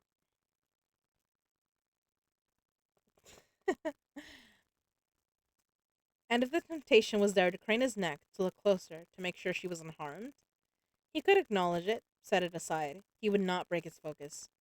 For the briefest moment, Kaz and Venek sized each other up from across the bridge. Kaz couldn't help but be reminded of when they'd faced each other this way 7 days ago. He'd thought too much about that meeting. Late at night, when the day's work was done, he'd lain awake, taking apart every moment of it.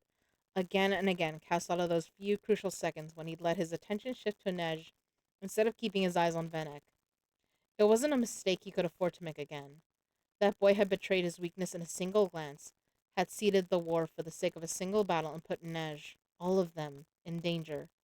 He was a wounded animal who needed to be put down, and Kaz had done it gladly, choked the life from him without pause for regret.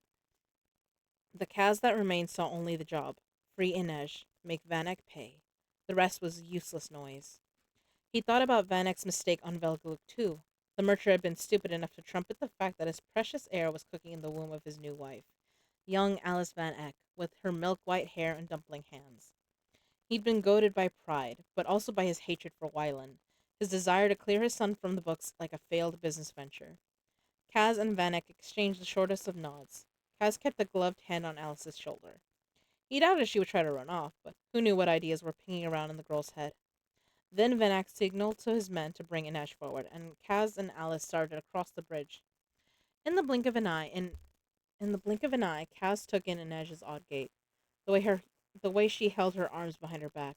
They'd bound her hands and shackled her ankles. A reasonable precaution, he told himself.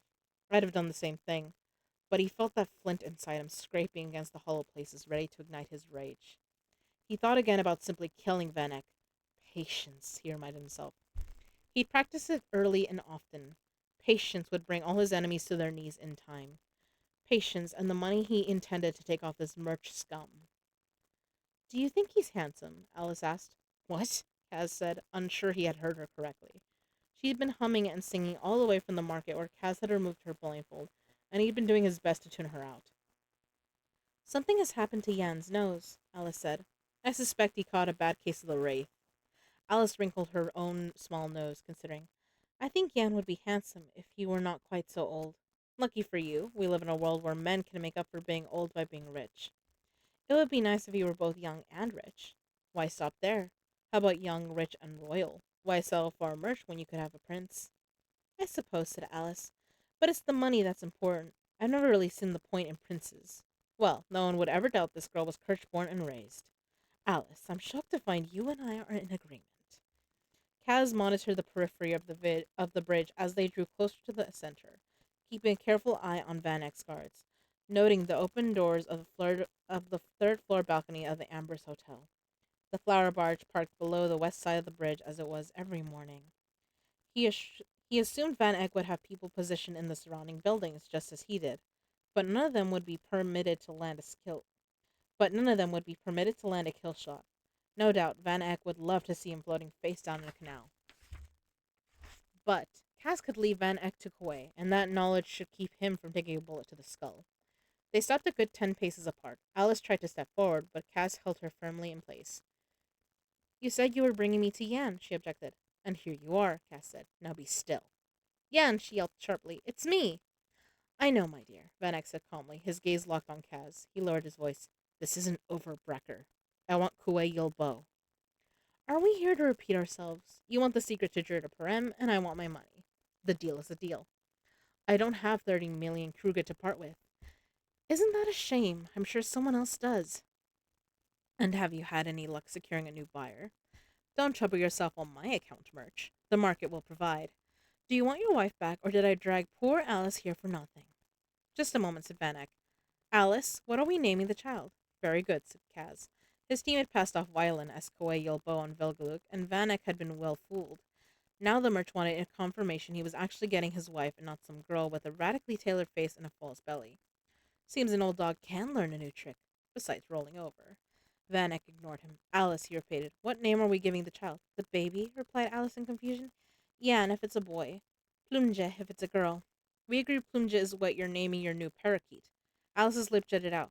I never agreed. Oh, I think Plumje is a lovely name for a girl, said Kaz. Sad. Is a lovely name for a girl, said Kaz. Satisfied, Murch? Come, Van Eyck said, ushering Alice forward as he signaled to the guard holding an edge to release her. Sure, that's the only time he's told her to come. I'm sorry, I'm a child. it was, it was right there. I couldn't help it. I'm not sorry.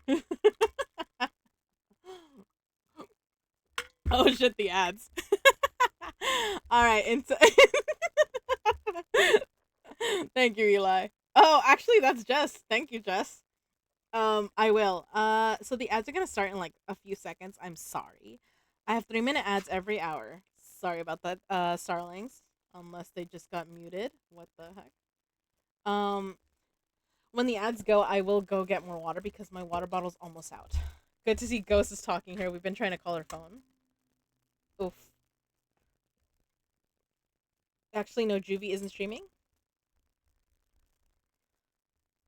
Well, y'all just left me with Juvie. Maybe Juvie will be a better friend. Oh my god. Hold up. What? Hmm. Maybe Chaos has her phone on silent or something. But yeah, it looks like my ads are gonna go in a moment. I'm sorry, Starlings. I got 3-minute ads, but it's so you guys have time to go get snacks, go get water, go use the bathroom. I will be refilling my water bottle when it goes off. Actually, I'll go ahead and go do that right now. I will be right back. Don't panic. I will be back, guys. We will keep reading. It's not the night is not over.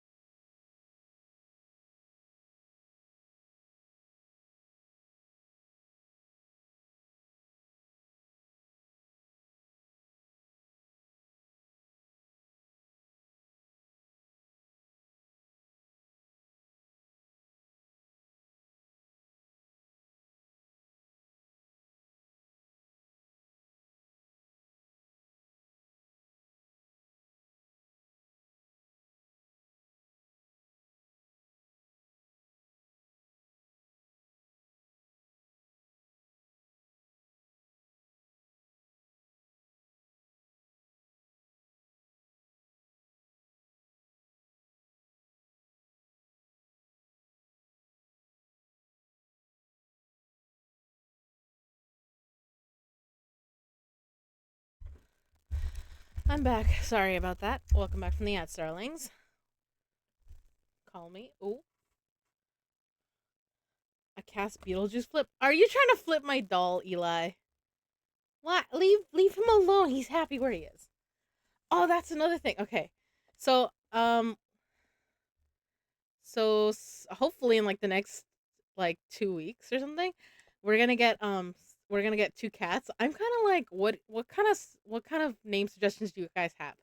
I have I'm thinking maybe one of my RP characters, or like one of my like OC characters. You guys get what I mean, right? But I'm also like, maybe I'll go with Beetlejuice. Maybe I'll go with like Crowley or something from like maybe Hannibal or Will Graham. I don't know. I'm trying to think of some interesting names. Cause I'm still like, okay. Personally, I want to get another black cat because I like black cats. But my brother's kind of like, I know Sam is just gonna get like a. He wants to get like an old cat. I want to get like a 1 year old or younger. It doesn't necessarily need to be like, like a kitten like 3 months or anything like that. It just, yeah, I want it to be like a teen, like a early teen baby. Um, so yeah, if you guys have some suggestions, I will take them. Um, maybe Kaz. Maybe I'll pick the name Kaz. I do like. It has a good name. It's a good name. It's a fun name. uh, So yeah. Fuck. Where was I? Oh.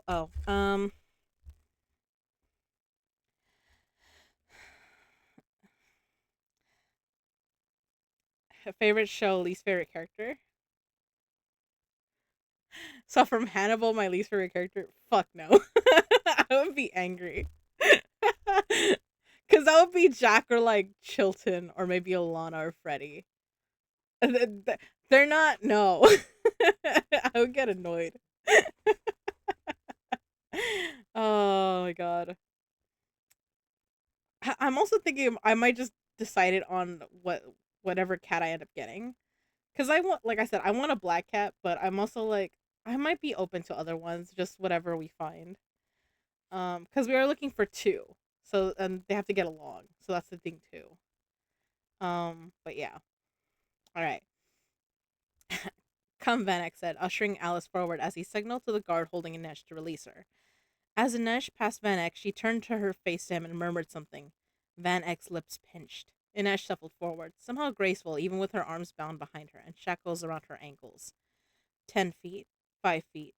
Van Eyck embraced Alice as she let loose a stream of questions and chatter. 3 feet. Inej's gaze was steady. She was thinner. Her lips were chapped. But despite long days in captivity, the sun caught the dark gleam of her hair beneath her hood. 2 feet, and then she was before him. They still needed to get clear of the bridge. Van Eyck would not let them go this easily. Your knives, he asked. They're packed inside my coat. Van Eyck had released Alice, and she was being led away by his guards. Those red and gold uniforms still bothered Kaz. Something was off.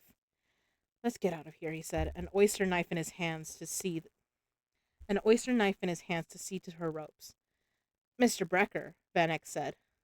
Kaz heard the excitement in Van Eyck's voice and froze. Maybe the man was better at bluffing than he'd given him credit for. You gave me your word, Kaz Brecker, Van Eyck shouted, in theatrical tones. Everyone within earshot on the stage turned to stare. You swore you would return my wife and son to me. Where are you keeping Wylan? And then Cass saw them. A tide of purple moving toward the bridge, Stadwatch flooding onto the stave, rifles raised, cudgels drawn. Cass lifted a brow. The merch was finally making it interesting. Seal off the bridge, one of them shouted. Cass glanced over his shoulder and saw more Stadwatch officers blocking the retreat. Vanek grinned. Shall we play for real now, Mr. Brecker? The night, the might of my city against your band of thugs? Kaz didn't bother to answer. He shoved Inej's shoulder and she spun around, offering her wrist so he could slash through her bonds. He tossed the knife in the air, trusting her to catch it as he knelt to deal with her shackles. The picks already sliding between his fingers. Kaz heard the clomp of boots approaching, felt Inej bend backward over his kneeling form and heard a soft whoosh. Then the sound of a body falling. The log gave beneath Kaz's fingers and the shackles fell free. He rose, whirled, saw one Stadwash officer down, the shaft of the oyster knife protruding from between his eyes, and more purple uniforms rushing toward them from all directions. He raised his cane to signal Jesper. West Side Flower Boat, he said to Neige. That was all it took. She leapt onto the railing of the bridge and vanished over the side without a second guess. The first set of fireworks exploded overhead, pale color in the noon light. The plan was in motion. Kaz yanked a loop of climbing line from inside his pocket and hooked it to the rail. He snagged the head of his cane on the railing beside it, hauled himself up, and vaulted over the side, his momentum carrying him out above the canal. The cord snapped taut, and he arced back toward the bridge like a pendulum, dropping onto the deck of the flower barge beside Inej. Two Stadwatch two Stadwatch boats were already moving toward them quickly as more officers raced down the ramps to the canal. Kaz hadn't known what Van Eyck would try. He certainly hadn't expected him to bring the Stadwatch into it, but he'd been sure Van Eyck would attempt to close off all their escape routes. Another series of booms sounded, and bursts of pink and green exploded into the sky above the stave. The tourists cheered. They didn't seem to notice that two of the explosions had come from the canal and had blown holes in the prow of one of the Stadwatch boats, sending men scurrying for the sides and into the canal as the craft sank. Nicely done, Wylan. He'd bought them time, and done it without panicking the bystanders on the stave. Kaz wanted the crowd in a very good mood. He heaved a flat of wild geraniums into the canal over the protest of the flower seller, and grabbed the clothes Matthias had stashed there earlier that morning. He swept the red cloak around Inej's shoulders in a rain of petals and blossoms as she stopped to strap her knives. She looked almost as startled as the flower seller. What? What? He had asked as he tossed her a Mr. Crimson mask that matched his own. Those were my mother's. What? He asked as he tossed her a Mr. Crimson mask that matched his own. Those were my mother's favorite flower. Good to know. Van Eyck didn't cure you of sentiment. Oh, God. Hello, welcome. Welcome into the sanctuary. I call my following the starlings. Yes, starlings hydrate. Favorite show. What's Eddie's last name from Outlast? Gluskin. You're right. I could call him Eddie. Cat has a deep voice.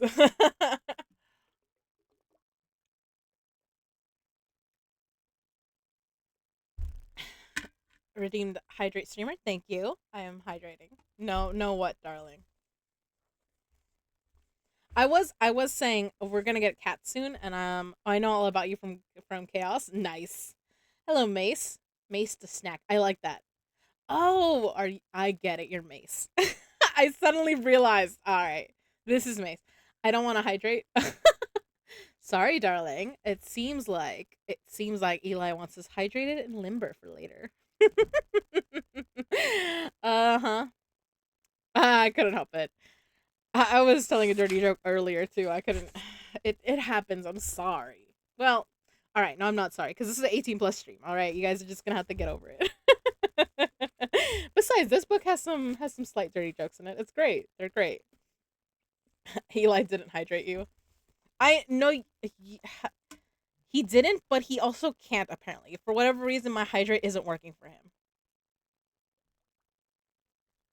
I know you hydrated me too, Chaos, but I meant like earlier, before before you got here. He had, and he was just telling me to drink. So I was like, all right. No, just now. I know he didn't. I know right now it was Maze.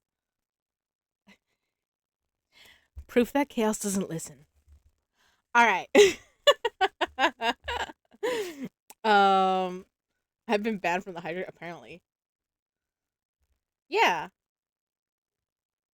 I said thank you, Mace, before that though. Relax. All right. Um, shoot, where was I?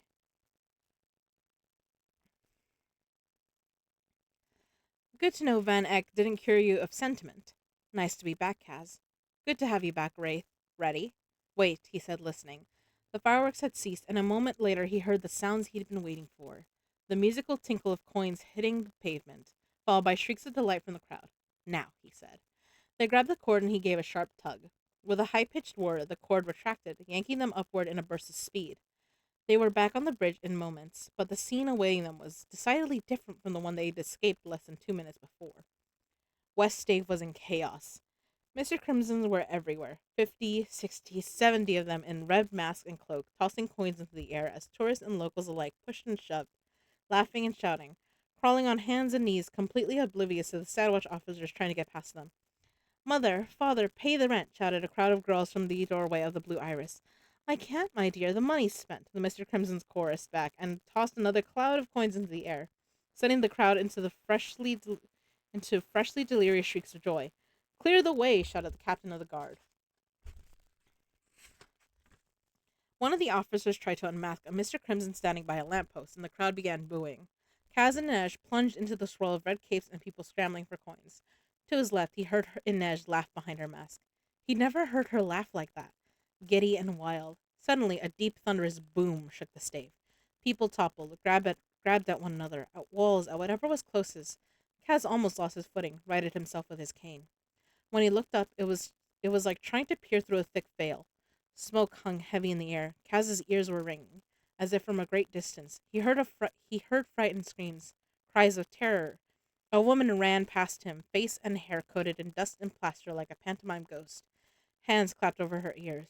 There was blood trickling from beneath her palms. A gaping hole had been blown into the facade of the House of the White Rose. He saw Inej lift her mask, and he pulled it back down over her face. He shook his head. Something was wrong. He'd planned a friendly riot, not a mass disaster, and Wyland wasn't the type to miscalculate so gravely. Someone else had come to make trouble on West Stave. Someone who didn't mind doing more than a little damage. All Kaz knew was he'd invested a lot of time and money in getting his Wraith back. He sure as hell wasn't going to lose her again. He touched Inej's shoulders briefly. He didn't have to look to know she was beside him, silent, sure-footed. She could have outpaced him in an instant, but they ran in tandem, matching each other step for step.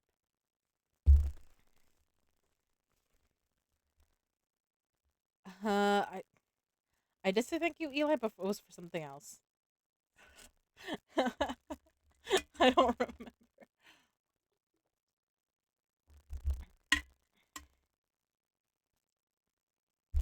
But yes, anyways. Thank you, Mace. Alright. Chapter 10 Jesper. Now, this was Jesper's kind of chaos. Jesper had two jobs, one before the exchange of hostages and one after. While Inej was in Van Eck's possession, Nina was the first line of defense if the guards tried to remove her from the bridge or anyone threatened her. Jesper was to keep Van Eck in his rifle sights. No kill shots, but if the guy started brandishing a gun, Jesper was allowed to leave him without the use of an arm. Or two. Van Eck's going to pull something, Kaz had said back on Blackvale, and it's going to be messy, because he has less than 12 hours to plan it. Good, said Jesper. Bad, said Kaz. The more complicated a plan is, the more people he has to involve. The more people talk, the more ways it can go wrong. It's a law of systems, Wyla murmured. You build in safeguards for failures, but something in the safeguards ends up causing an unforeseen failure.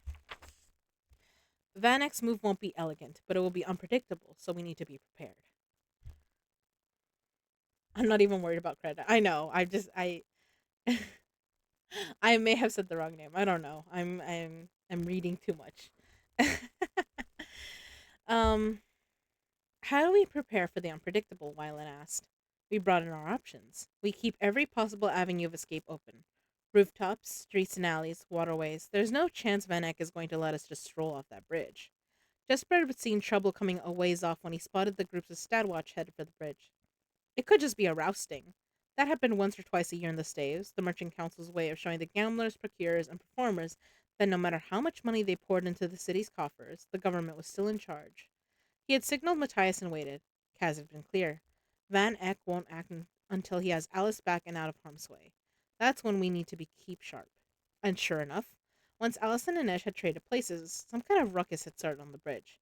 Jesper's trigger finger itched, but his second job had been simple too. Watch Kaz for the sign. Seconds later, Kaz's cane shot into the air, and he and Inej were hurtling over the bridge railing. Jesper struck a match, and 1, 2, 3, 4, 5 of the rockets Wyland had prepared were screaming toward the sky, exploding in crackling bursts of color. The last was a shimmer of pink. Strontium chloride, Wyland had told him, working away on his collection of fireworks and explosives, flash bombs, weevils, and whatever else was needed. In the dark it burns red. Things are always more interesting in the dark, Jesper replied. He hadn't been able to help it. Really, if the merchant was going to offer those kinds of opportunities, he had a duty to take them. The first batch of fireworks was a signal to the Mr. Crimsons whom Nina and Matthias had recruited last night, or very early this morning, offering free food and wine to anyone who came to Goldmed Bridge when the fireworks went off just after noon. All a big promotion for the non-existent Crimson Cutlass. Knowing only a fraction of the people would actually show up, they'd given away more than 200 costumes and bags of fake coins. If we get 50, it will be enough, said Kaz. Never underestimate the public's desire to get something for nothing. Jesper figured there'd be at least 100 Mr. Crimsons flooding the bridge and the stave, singing the chant that accompanied his entrance in any of the comedy group plays, tossing coins into the air. Sometimes the coins were real. It was why he was a crowd favorite. People were laughing, whirling each other around, grabbing for coins, chasing after Mr. Crimson as the Sadwatch tried in vain to keep order. It was glorious. Jesper knew the money was fake, but he would have loved to be down there scrambling for silver anyway. He had to keep still a little while longer. If the bombs Wyland had planted in the canal didn't go off when they were supposed to, Kaz and Inej were going to need a lot more cover to get off the flower seller's boat. A series of glittering booms exploded across the sky. Matthias had released the second batch of fireworks. These weren't a signal, they were camouflage. Far below, Jesper saw two huge gouts of water spurt up from the canal as Wyland detonated his water mines. Right on time, Merchling. Now he stood his rifle beneath his Mr. Crimson cloak and descended the stairs, stopping only to join Nina as they raced out of the hotel. They'd marked each other red and white masks with a large black tear to make sure they'd be able to tell one another apart from the other revelers. But in the midst of the melee, Jasper wondered if they should have chosen something more conspicuous. As they sped across the bridge, Jasper thought he spotted Matthias and Wyland in their red capes, tossing coins as they steadily made their way off the stave. If they started running, it might draw Stadwatch attention. Jesper struggled not to laugh. That was definitely Matthias and Wyland. Matthias was hurling the money with way too much force, and Wyland with way too much enthusiasm. The kid's throwing arm needed serious work. He looked like he was actively trying to dislocate his shoulder. From here, they'd go separate directions, each through a different alley or canal that led off the stave, discarding their Mr. Crimson costumes for the comedy brute characters and disguises. They were to wait for sunset before they returned to Blackvale. Plenty of time to get into trouble. Jesper could feel the pull of East Stave. He could wend his way there, find a card game, spend a few hours a three-man bramble. Kaz wouldn't like it. Jesper was too well known. It was one thing to play at the Cumulus in a private parlor as part of a job. This would be something different. Kaz had vanished with promises of a huge haul and several valued members of the Dregs.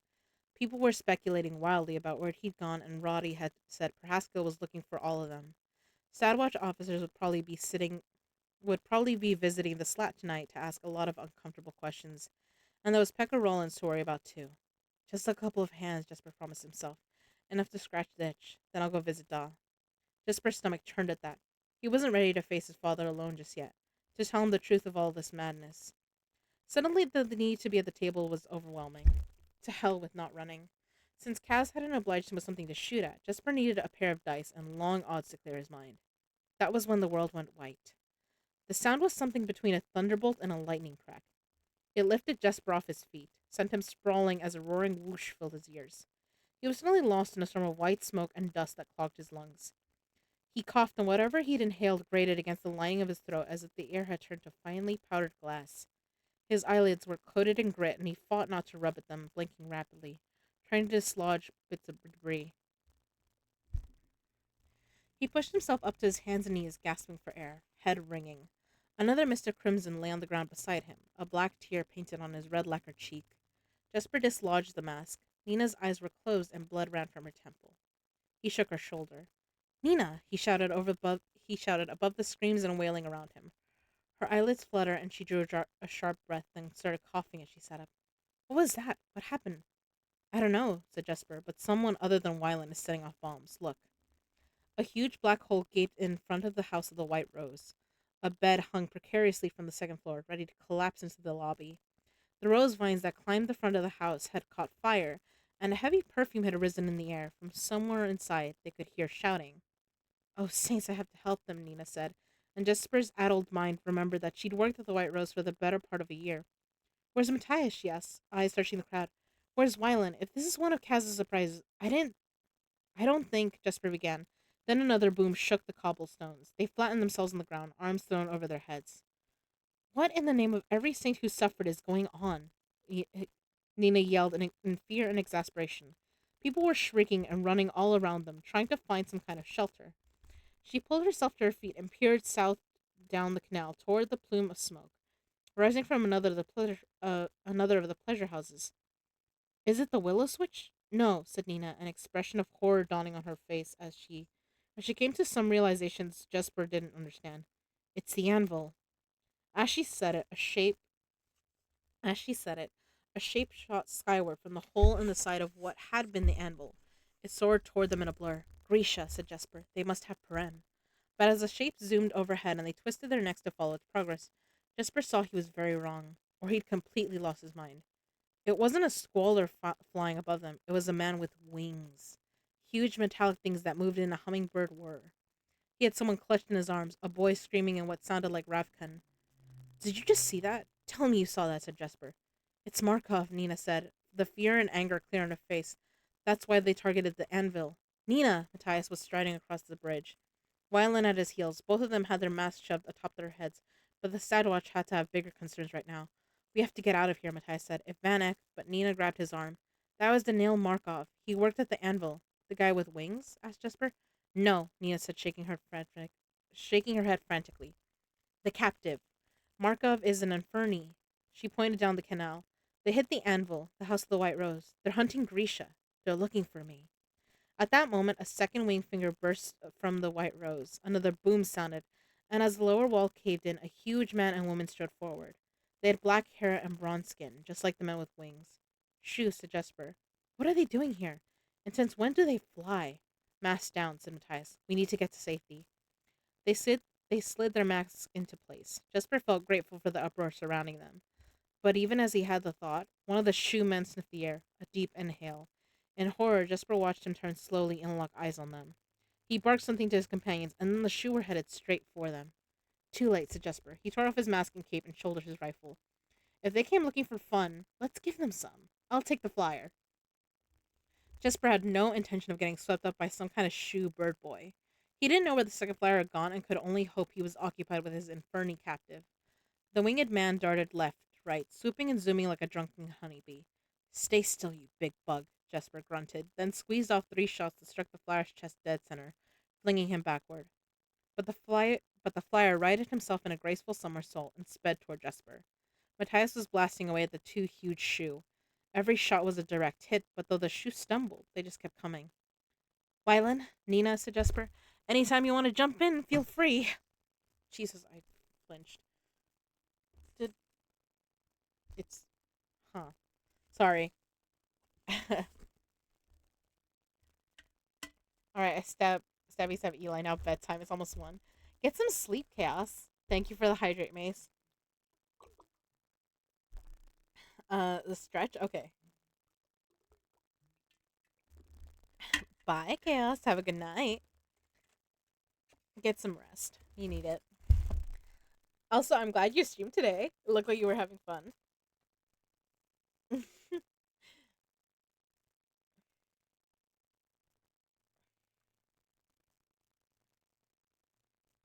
Sorry. As most of you guys know, I had broke this arm like 2 years ago, and now when I stretch this, my elbow clicks. So that's why I always focus on like stretching this hand out more than the rest of me. And Play-Doh fills the wounds. Ha! I'm an imaginary friend. Oh my gosh, Eli. Silly goose. Um. Anytime you want to jump in, feel free. I'm trying, Nina growled, hands raised, fists clenched. They're not feeling it. Get down, said Wyland. They dropped to the cobblestones. Jesper heard a thunk and then saw a black blur as something hurtled at the winged man. The flyer dodged left, but the black blur split and two crackling balls of violet flame exploded. One landed with a harmless hiss in the canal water. The other struck the flyer. He screamed, clawing at himself as violet flames spread over his body and wings, then careened off course and slammed into a wall. The flames still burning, their heat palpable even from a distance. Run, Matthias yelled. They bolted for the nearest alley, Jesper and Wyland in the lead, Nina and Matthias on their heels. Wyland tossed a flash bomb recklessly over his shoulder. It smashed through a window and released a burst of useless brilliance.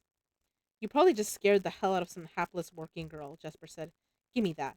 He snatched the other flash bomb and lobbed it directly into the path of their pursuers, trying to protect his eyes from the explosion. And that's how it's done. Next time, I'm not saving your life, Wylan panted. You'd miss me. Everyone does. Nina cried out. Jesper turned. Nina's thrashing body was covered in silver netting, and she was being dragged backward by the shoe woman, who stood with legs planted in the center of the alley.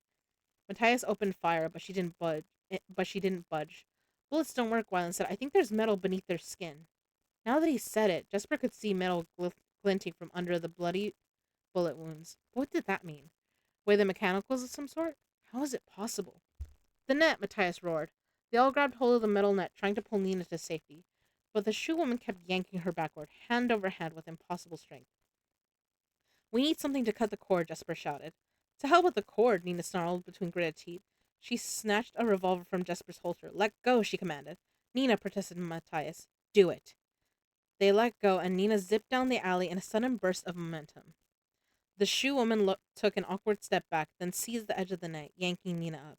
Nina waited until the last possible second, then said, Let's see if you're metal all the way through. She shoved the revolver directly into the shoe woman's eye socket and squeezed the trigger. The blast didn't just take her eye, but most of the top of her skull. For a moment, she still stood, clutching Nina, a gaping mess of bone, soft pink brain matter, and shards of metal where the rest of her face should have been. Then she crumpled. Nina gagged and scrabbled at the net. Get me out of this thing before her friends come looking for us. Matthias tore the net away from Nina, and they all ran, hearts hammering, boots pounding over the cobblestones. Jesper could hear his father's fearful words hastening him through the streets, a wind of warning at his back. I'm afraid for you. The world can be cruel to your kind. What had the shoes sent after Nina? After the city's Grisha? After him? Jesper's existence had been a string of close calls and near disasters, but he'd never been so sure he was running for his life. Ooh, okay. And we just hit part 3, brick by brick. Don't worry, we're not ending yet. We'll end when my voice starts to get tired. So that's probably going to be a 10 or 11, whenever. We'll see. All right.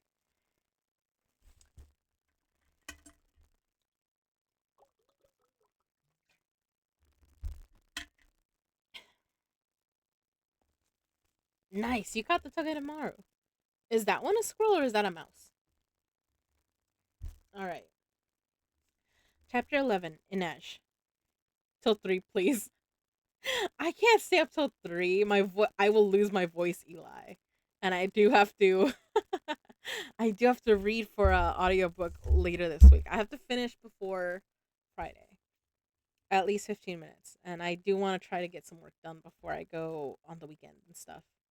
Especially cuz since mom has the next week off, I don't know exactly what our plans are. I know we're going to go see like my cousins probably, but like and we're going to look into getting a 2 kitties, right?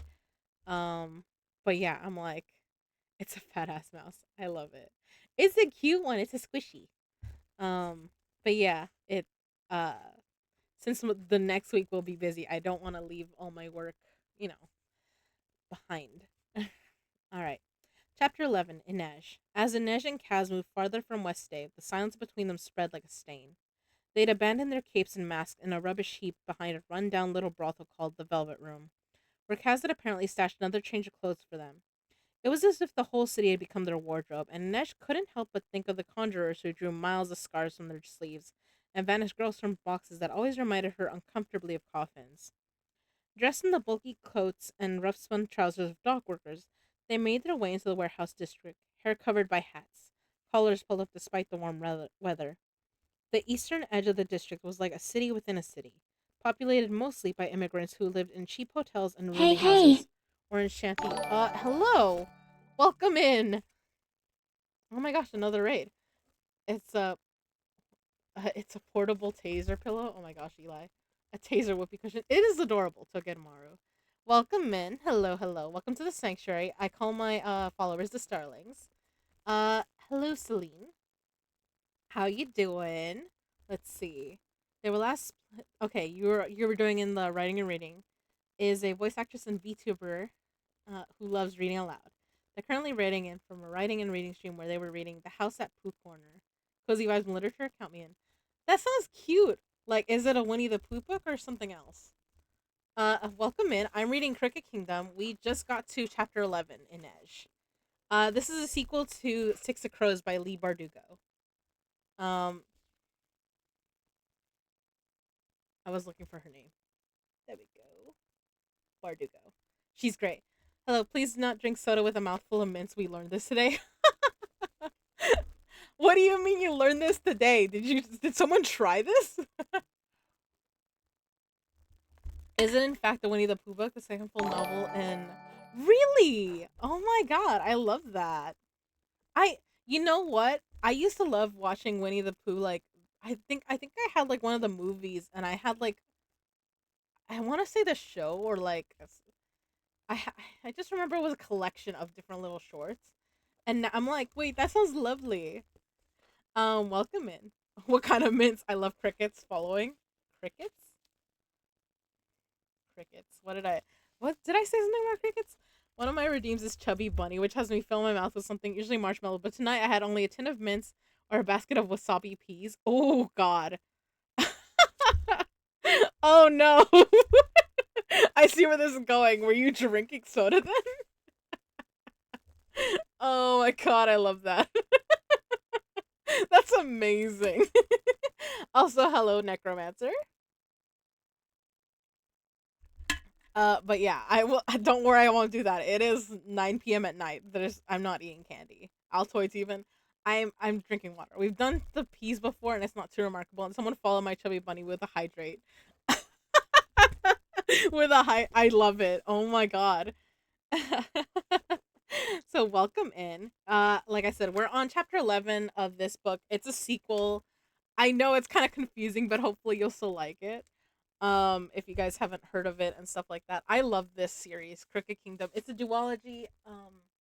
I read Six of Crows. I have those videos on my YouTube.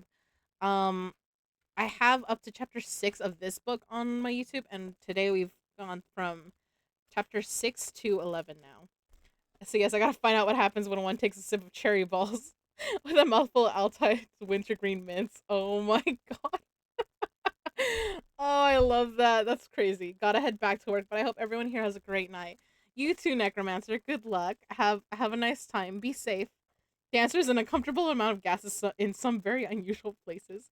Oh no, I'm so sorry, Celine. That does not sound comfortable. Um, oh my god. I love it. I'm just picturing how much like the inside of your cheeks would tingle after that. You know what I mean? Oh shit, it's 10. Oop. I dropped my phone. Hold up. One, I dropped my phone, and two, it's 10 o'clock. So one of my I gotta take my medication. Hold on. I am unfortunately on a lot of medication, so whoops. It is Tuesday, isn't it? Shoot.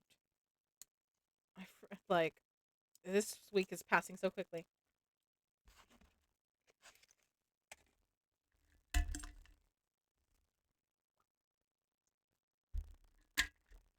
Sorry, that's how I take out that specific medication. I'll survive. I think no alternative has been realized. You're like, I guess I'll just survive it. I That's the only option. I feel that. Oh, Gabe, how you doing? Sip again. I will. I'm starting to feel the pressure. Like, oh no, I'm being made to drink. Let's see. Oh, I forgot I had chaos in the background. All right. It's not Tuesday. It's Tuesday night. It's Tuesday night. Got it, Eli. Christ. All right. We just got to this part in the book. We got to part 3, brick by brick. Yes, follow Gabe. Gabe is awesome. Um, and I'm on chapter 11. In Nej. Okay. You wouldn't last against us drinking if you complain about water. Oh. You're right, Mace. Because I don't really drink alcohol. So yeah. No, I'm not. You're awesome. You're awesome, Gabe. Also, I'm excited for when we do the Danganronpa. I know we're skipping this week. Hopefully I'll be available next week, but I'll let you know if I'm not. Okay, Gabe. I promise. I will probably find out like either later tonight or tomorrow if I'll be available. But yeah. Anyways, let me get back to reading so you guys aren't like, what the heck? I know this might be confusing because I don't know if you guys are interested in the Six of Crows series. This is a sequel, and we're on chapter 11. But maybe you'll just stay to listen to me ramble, anyways. All right, chapter 11. Inej. As Inej and Kaz moved farther from West Stave, the silence between them spread like a stain. They'd abandoned their capes and masks in a rubbish heap behind a run-down little brothel called the Velvet Room, where Kaz had apparently stashed another change of clothes for them. It was as if the whole city had become their wardrobe, and Inej couldn't help but think of the conjurers who drew miles of scarves from their sleeves, and vanished girls from boxes that always reminded her uncomfortably of coffins. Dressed in their bulky coats and rough spun trousers of dock workers, they made their way into the warehouse district, hair covered by hats, collars pulled up despite the warm weather. The eastern edge of the district was like a city within a city, populated mostly by immigrants who lived in cheap hotels and rooming houses in shanty towns of plywood and corrugated tin, segregating themselves into ramshackle neighborhoods by language and nationality. At this time of day, most of the area's denizens were at work in the city's factories and docks. But on certain corners, Inej saw men and women gather, hoping some foreman or boss would come along to offer a lucky few of them a day's work. After she'd been freed from the menagerie, Inej had wandered the streets of Ketterdam, trying to make sense of the city. She'd been overwhelmed by the noise and the crowds, certain that Tante Helene or one of her henchmen would catch her unawares and drag her back to the House of Exotics. But she'd known that if she was going to be useful to the dregs and earn her way out of her new contract, she couldn't let the strangeness of the clamor and cobblestones best her. We greet the unexpected visitor. She would have to learn the city. She always preferred to travel along the rooftops, out of sight, free from the shuffle of bodies. There she felt most herself again. The girl she'd once been. Someone who hadn't had the sense to be afraid. Who hadn't known what cruelty the world could offer. She'd gotten to know the gabled peaks and window boxes of the Zelverstraat, the gardens and wide boulevards of the embassy sector. She traveled far south to where the manufacturing district gave way to foul-smelling slaughterhouses and brining pits hidden at the very outskirts of the city, where their offal could be sluiced into the swamp at Ketterdam's edge, and their stink was less likely to be sent wafting over the residential parts of town. The city had revealed its secrets to her almost shyly, in flashes of grandeur and squalor. Now she and Kaz left the rooming houses and streetcars behind, plunging deeper into the busy warehouse district and the area known as the Weft. Here, the streets and canals were clean and orderly, kept wide for the transportation of goods and cargo. They passed fenced in acres of raw lumber and quarried stone, closely guarded stockpiles of weapons and ammunition, huge storehouses brimming with cotton, silk, canvas, and furs, and warehouses packed with the carefully weighed bundles of dried Jurda leaves from Novia Zem that would be processed and packaged into tins with bright labels, then shipped out to other markets. And Nash still remembered the jolt she'd felt when she saw the words rare spices painted on the side of one of the warehouses. It was an advertisement, the words framed by two stooly girls rendered in paint, brown limbs bare, the embroidery of their scant silks hinted at by golden brushstrokes. Inej had stood there, gaze fastened to the sign, less than 2 miles from where the rights to her body had been bought and sold and haggled over. Her heart jackrabbiting in her chest, panic seizing her muscles, unable to stop staring at those girls, the bangles on their wrists, the bells around their ankles. Eventually, she'd willed herself to move, and as if some spell had broken, she'd run faster than she ever had, back to the slat, racing over the rooftops, the city passing gray glimpses below her reckless feet. That night, she dreamed of the painted girls had come to life. They were trapped in the brick wall of the warehouse, screaming to be set free. But Inej was powerless to help them. Rare spices. The sign was still there, faded from the sun. It still held power for her, made her muscles clench, her breath hitch. But maybe when she had her ship, when she'd brought down the first slaver, the paint would blister from the bricks. The cries of those girls in their mint-colored silks would turn to laughter. They would dance for no one but themselves. Ahead, Inej could see a high column topped by Gezin's hand, casting its long shadow over the heart of Kirch's wealth. She imagined her saints wrapping ropes around it and sending it toppling to the ground. She and Kaz drew no stairs in their shapeless coats, two boys looking for work or on their way to the next shift. Still, Inej could not breathe easily. The Stadwatch patrolled the streets of the warehouse district regularly, and just in case that wasn't enough protection, the shipping companies employed private guards to make sure the stores stayed locked, and that none of the workers stocking, stacking, and transporting goods got too free with their hands. The warehouse district was one of the most secure places in Ketterdam, and because of that, it was the last spot Van Eck would look for them. They approached an abandoned linen storehouse. The windows of its lower floors were broken, the bricks above them blackened by soot. The fire must have been recent, but the storehouse wouldn't remain unoccupied for long. It would be cleaned out and rebuilt, or simply razed for a new structure. Space was precious in Ketterdam. The padlock on the back door was little challenge to Kaz, and they entered a lower story that had been badly damaged by the fire. The stairway.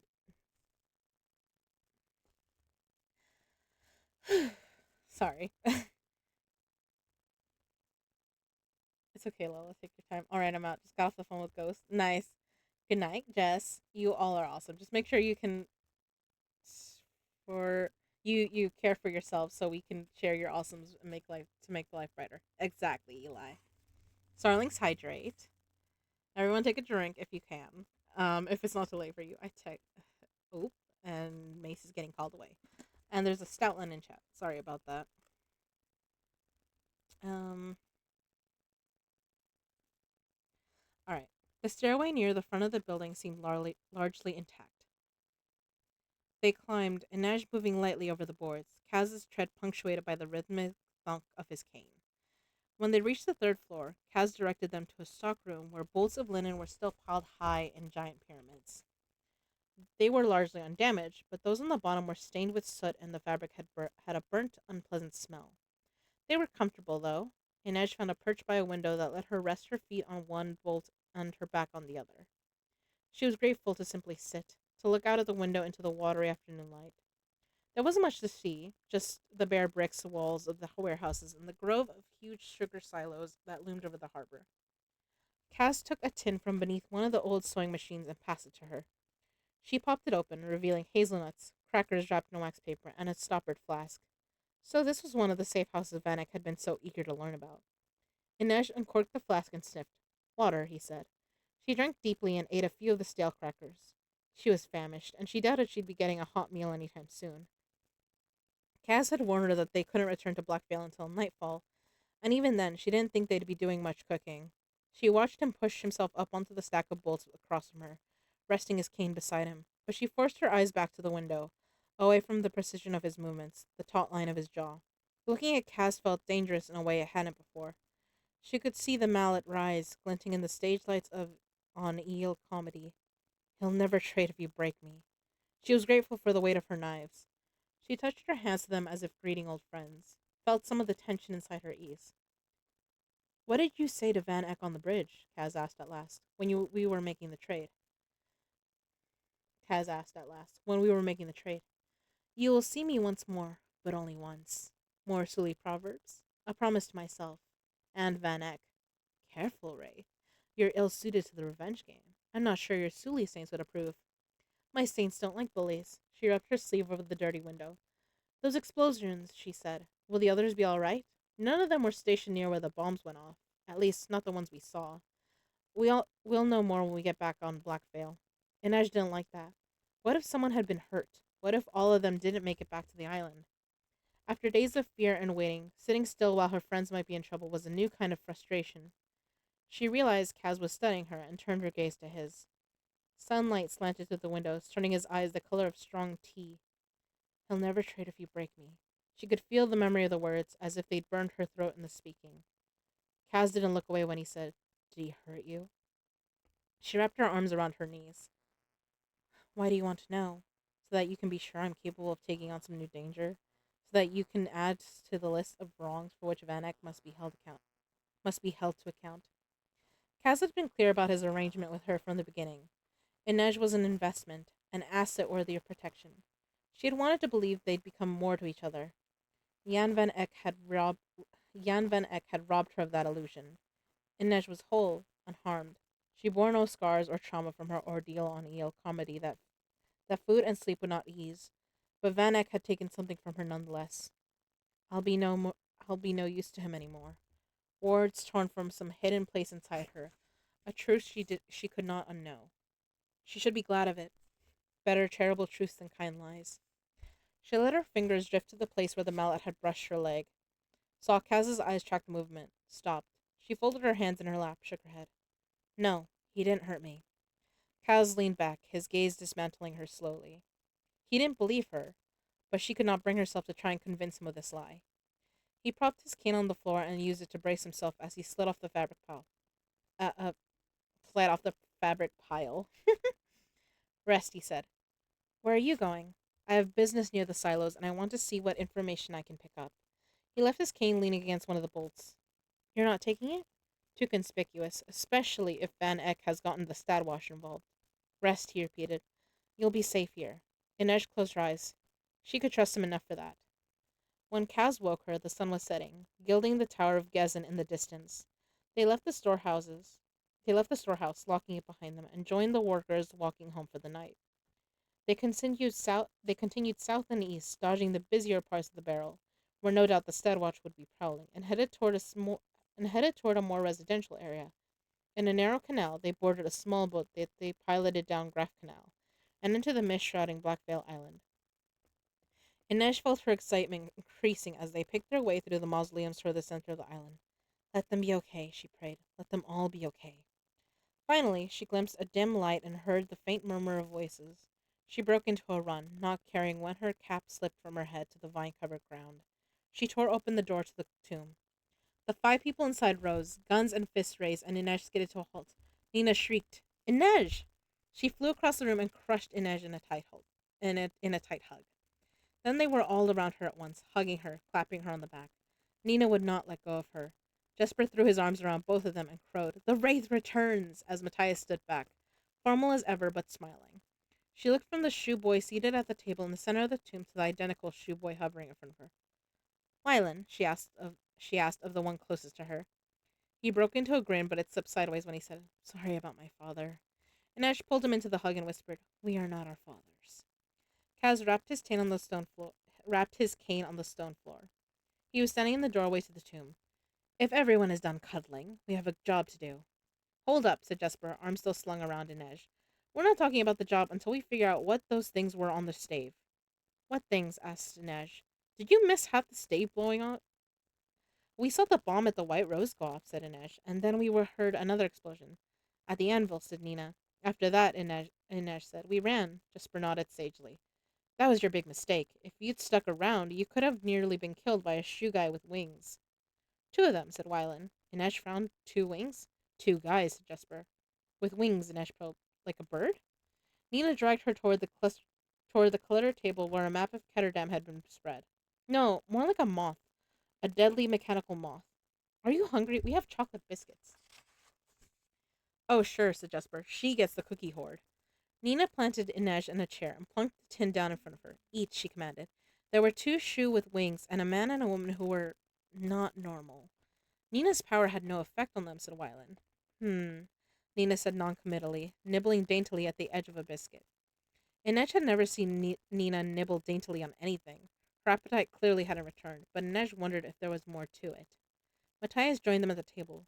The shoe woman we faced was stronger than me, Jesper, and Wylan put together. Oh, we faced was stronger than me, Jesper, and Wylan put together. You heard right, said Jesper. Stronger than Wylan. I did my part, objected Wylan. You most definitely did, Merchling. What was that violet stuff? Something new I've been working on. It's based on Ravkan invention called Lumia. The flames are almost impossible to extinguish, but I changed the formulation so that it burns a lot hotter. We were lucky to have you there, said Matthias with a small bow that left Wylan looking pleased and entirely flustered. The creatures were nearly impervious to bullets. Nearly, Nina said grimly. They had nets. They were looking to hunt and capture Grisha. Kaz rested his shoulders against the wall. Were they using Parem? She shook her head. No, I don't think they were Grisha. They didn't display any powers, and they weren't healing their wounds. It looked like they had some kind of metal plating beneath their skin. She spoke to Kuwei rapidly in Shu. Kuwei groaned. Kergud. They all looked at him blankly. He sighed and said, When my father made Parem, the government tested on fabricators. Jesper cocked his head to one side. Is it just me, or is your Kirch getting better? My Kirch is good. You all talk too fast. Okay, drawled Jesper. Why did your dear Shu friends test Parem on fabricators? He was sprawled in his chair, hands resting on his revolvers, but Inej did not quite believe his relaxed pose. They have more fabricators in captivity, said Kuei. They're easiest to capture, Matthias put in, ignoring Nina's sour look. Until recently, they received little combat training, and without Parem, their powers are poorly suited to battle. Our leaders want to conduct more experiments, Quay continued, but they don't know how many Grisha they can find. Maybe if they hadn't killed so many, Nina suggested. Quay nodded, missing or ignoring the sarcasm in Nina's voice. Yes, they have few Grisha, and using Parem shortens a Grisha's life. So they bring doctors to work with the fabricators already sick from Parem. They plan to make a new kind of soldier, the Kergud. I don't know if they succeeded. I think I can answer the question with a big fat yes, said Jesper. Especially tailored soldiers, Nina said thoughtfully. Before the war, I heard they tried something similar in Ravka, reinforcing skeletons, tampering with bone density, metal implants. They experiment on First Army volunteers. Oh, stop grimacing, Matthias. Your Fjordan masters probably would have gotten around to trying the exact same thing given the time. Fabricators deal in solids, said Jesper. Metal, glass, textiles. This seems like corporalky work. Still talking as if he isn't one of them, Inej noted. They all knew Jesper was a fabricator. Even Kuwei had discovered it in the chaos that followed their escape from the ice court, and yet Jesper rarely acknowledged his power. She supposed it was his secret to tend as he wished. Tailors blur the line between fabricator and corporalnik, said Nina. I had a teacher in Ravka, Genya Safin. She could have been either a heartrender or a fabricator, if she'd wanted to. Instead, she became a great tailor. The work you're describing is really just an advanced kind of tailoring. Inej could not quite fathom it. But you're telling us you saw a man with wings somehow grafted onto his back? No, they were mechanical, some kind of metal frame and canvas, maybe. But it's more sophisticated than just slapping a pair of wings between someone's shoulder blades. You'd have to link the musculature, hollow out the bones to decrease body weight, then somehow compensate for the loss of bone marrow, maybe replace the skeleton entirely. The level of complexity. Parem, said Matthias, his pale blonde brows furrowing. A fabricator using Parem could manage that kind of tailoring. Nina shoved back from the table. Won't the merchant council do anything about the shoe attack? She asked Kaz. Are they just allowed to waltz into Kirch and start blowing things up and kidnapping people? I doubt the council will act, he said. Unless the Shu who attacked you were wearing uniforms. The Shu Han government will probably deny any knowledge of the attack. So they just get away with it? Maybe not, Cass said. I spent a little time gathering intelligence at the harbor today. Those two Shu warships, the Council of Tides dry docked them. Jesper's boot slid off the table and hit the floor with a thud. What? They pulled back the tide. All of it. Used the sea to carve a new island with both of those warships breached on it. You can see them lying on their sides, sails dragging in the mud, right there in the harbor. A show of force, said Matthias. On behalf of Grisha or the city, Jesper asked. Cash shrugged. Who knows, but it might make the Shu a little more careful about hunting on the Ketterdam streets. Could the Council of Tides help us? Asked Wylan. If they know about Parem, they have to be worried about what might happen if the wrong people get their hands on it. How would you find them? Nina asked bitterly. No one knows the Tides' identities. No one ever sees them coming or going from those watchtowers. And Ash suddenly wondered if Nina had tried to garner help from the Tides when she'd first arrived in Ketterdam. 16 years old, a Grisha separated from her country with no friends or knowledge of the city. The Shu won't stay cowed forever. They created those soldiers for a reason. It's smart when you think about it, said Kaz. The Shu are maximizing their resources. A Grisha addicted to Param can't survive for long, so the Shu found another way to exploit their powers. Matthias shook his head. Indestructible soldiers who outlive their creators. Jesper rubbed the hand over his mouth. And who can go out and hunt more Grisha? I swear to the saints, one of them found us by our smell. Is that even possible? Inej asked, horrified. I've never heard of Grisha giving off a particular scent, said Nina, but I guess it's possible. If the soldiers' olfactory receptors were improved, maybe it's a scent ordinary people can't detect. I don't think this was the first attack, Jesper said. Wylan, remember how terrified that squalor in the rare books room was? And what about that merch ship Roddy told us about? Kaz nodded. It was torn apart. A bunch of sailors were found dead. At the time, they thought the crew's squalor might have gone rogue, busted out of his indenture. But maybe he didn't disappear. Maybe he was captured. He was one of the old councilman Hode's Grisha. Emil Redvenko, said Nina. That's the one. You knew him? I knew of him. Most of the Grisha and Ketterdam know about each other. We share information, try to keep an eye out for one another. The Shu must have spies here if they know where to look for each of us. All right, I'm sorry, but the ads are about to go. I have 3 minute ads every hour, so that way we don't get interrupted as often. When the ads go, I will be right back. Don't worry, I will not read without you guys listening. but I know they're about to go. I saw my little banner pop up. In the meantime, get snacks, get some water, go use the bathroom, you know, do what you gotta, or get comfier and cozy when the ads go. Shit, I gotta clean my glasses.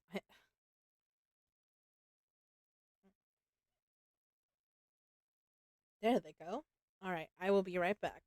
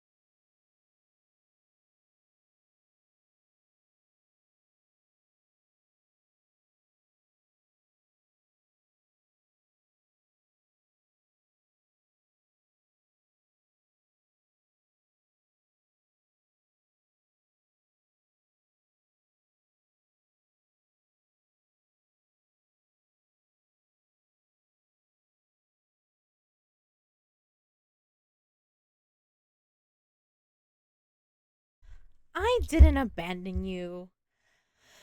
I would never. Sometimes I just gotta go take a break from stuff. Relax. So such a mad Eli. I have the silliest mods. For when she returns, hydrate streamer and starlings hydrate. Alright. Huh. Now how? How what?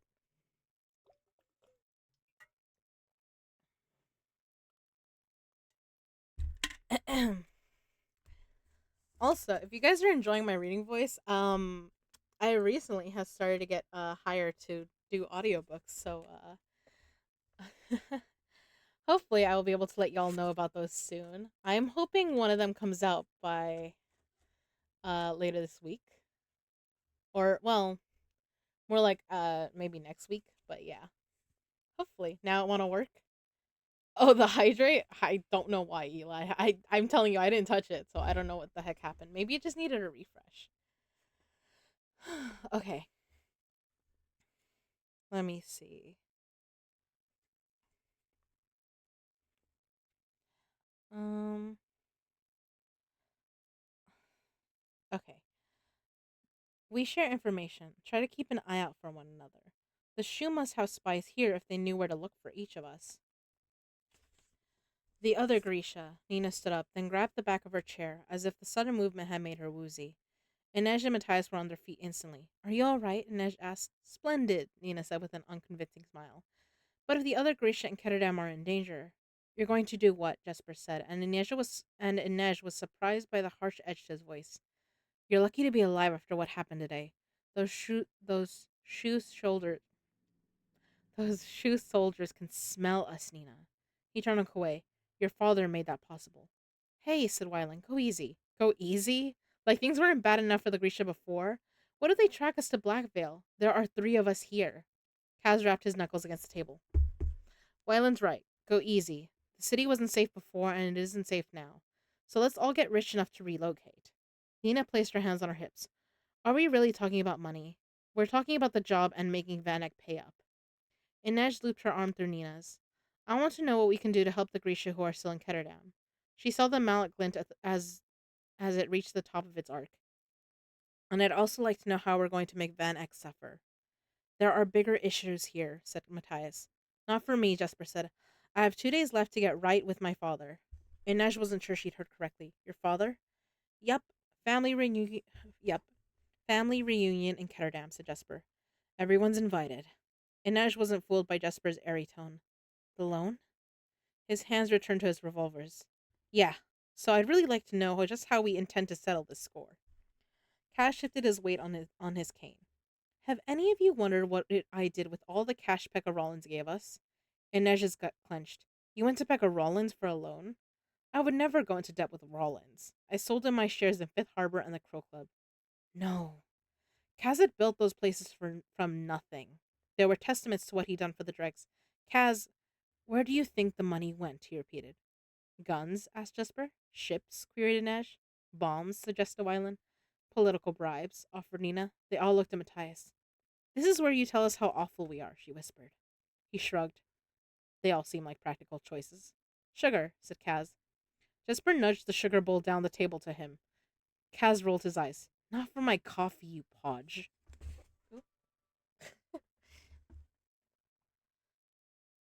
Twitch hates me. No, it doesn't.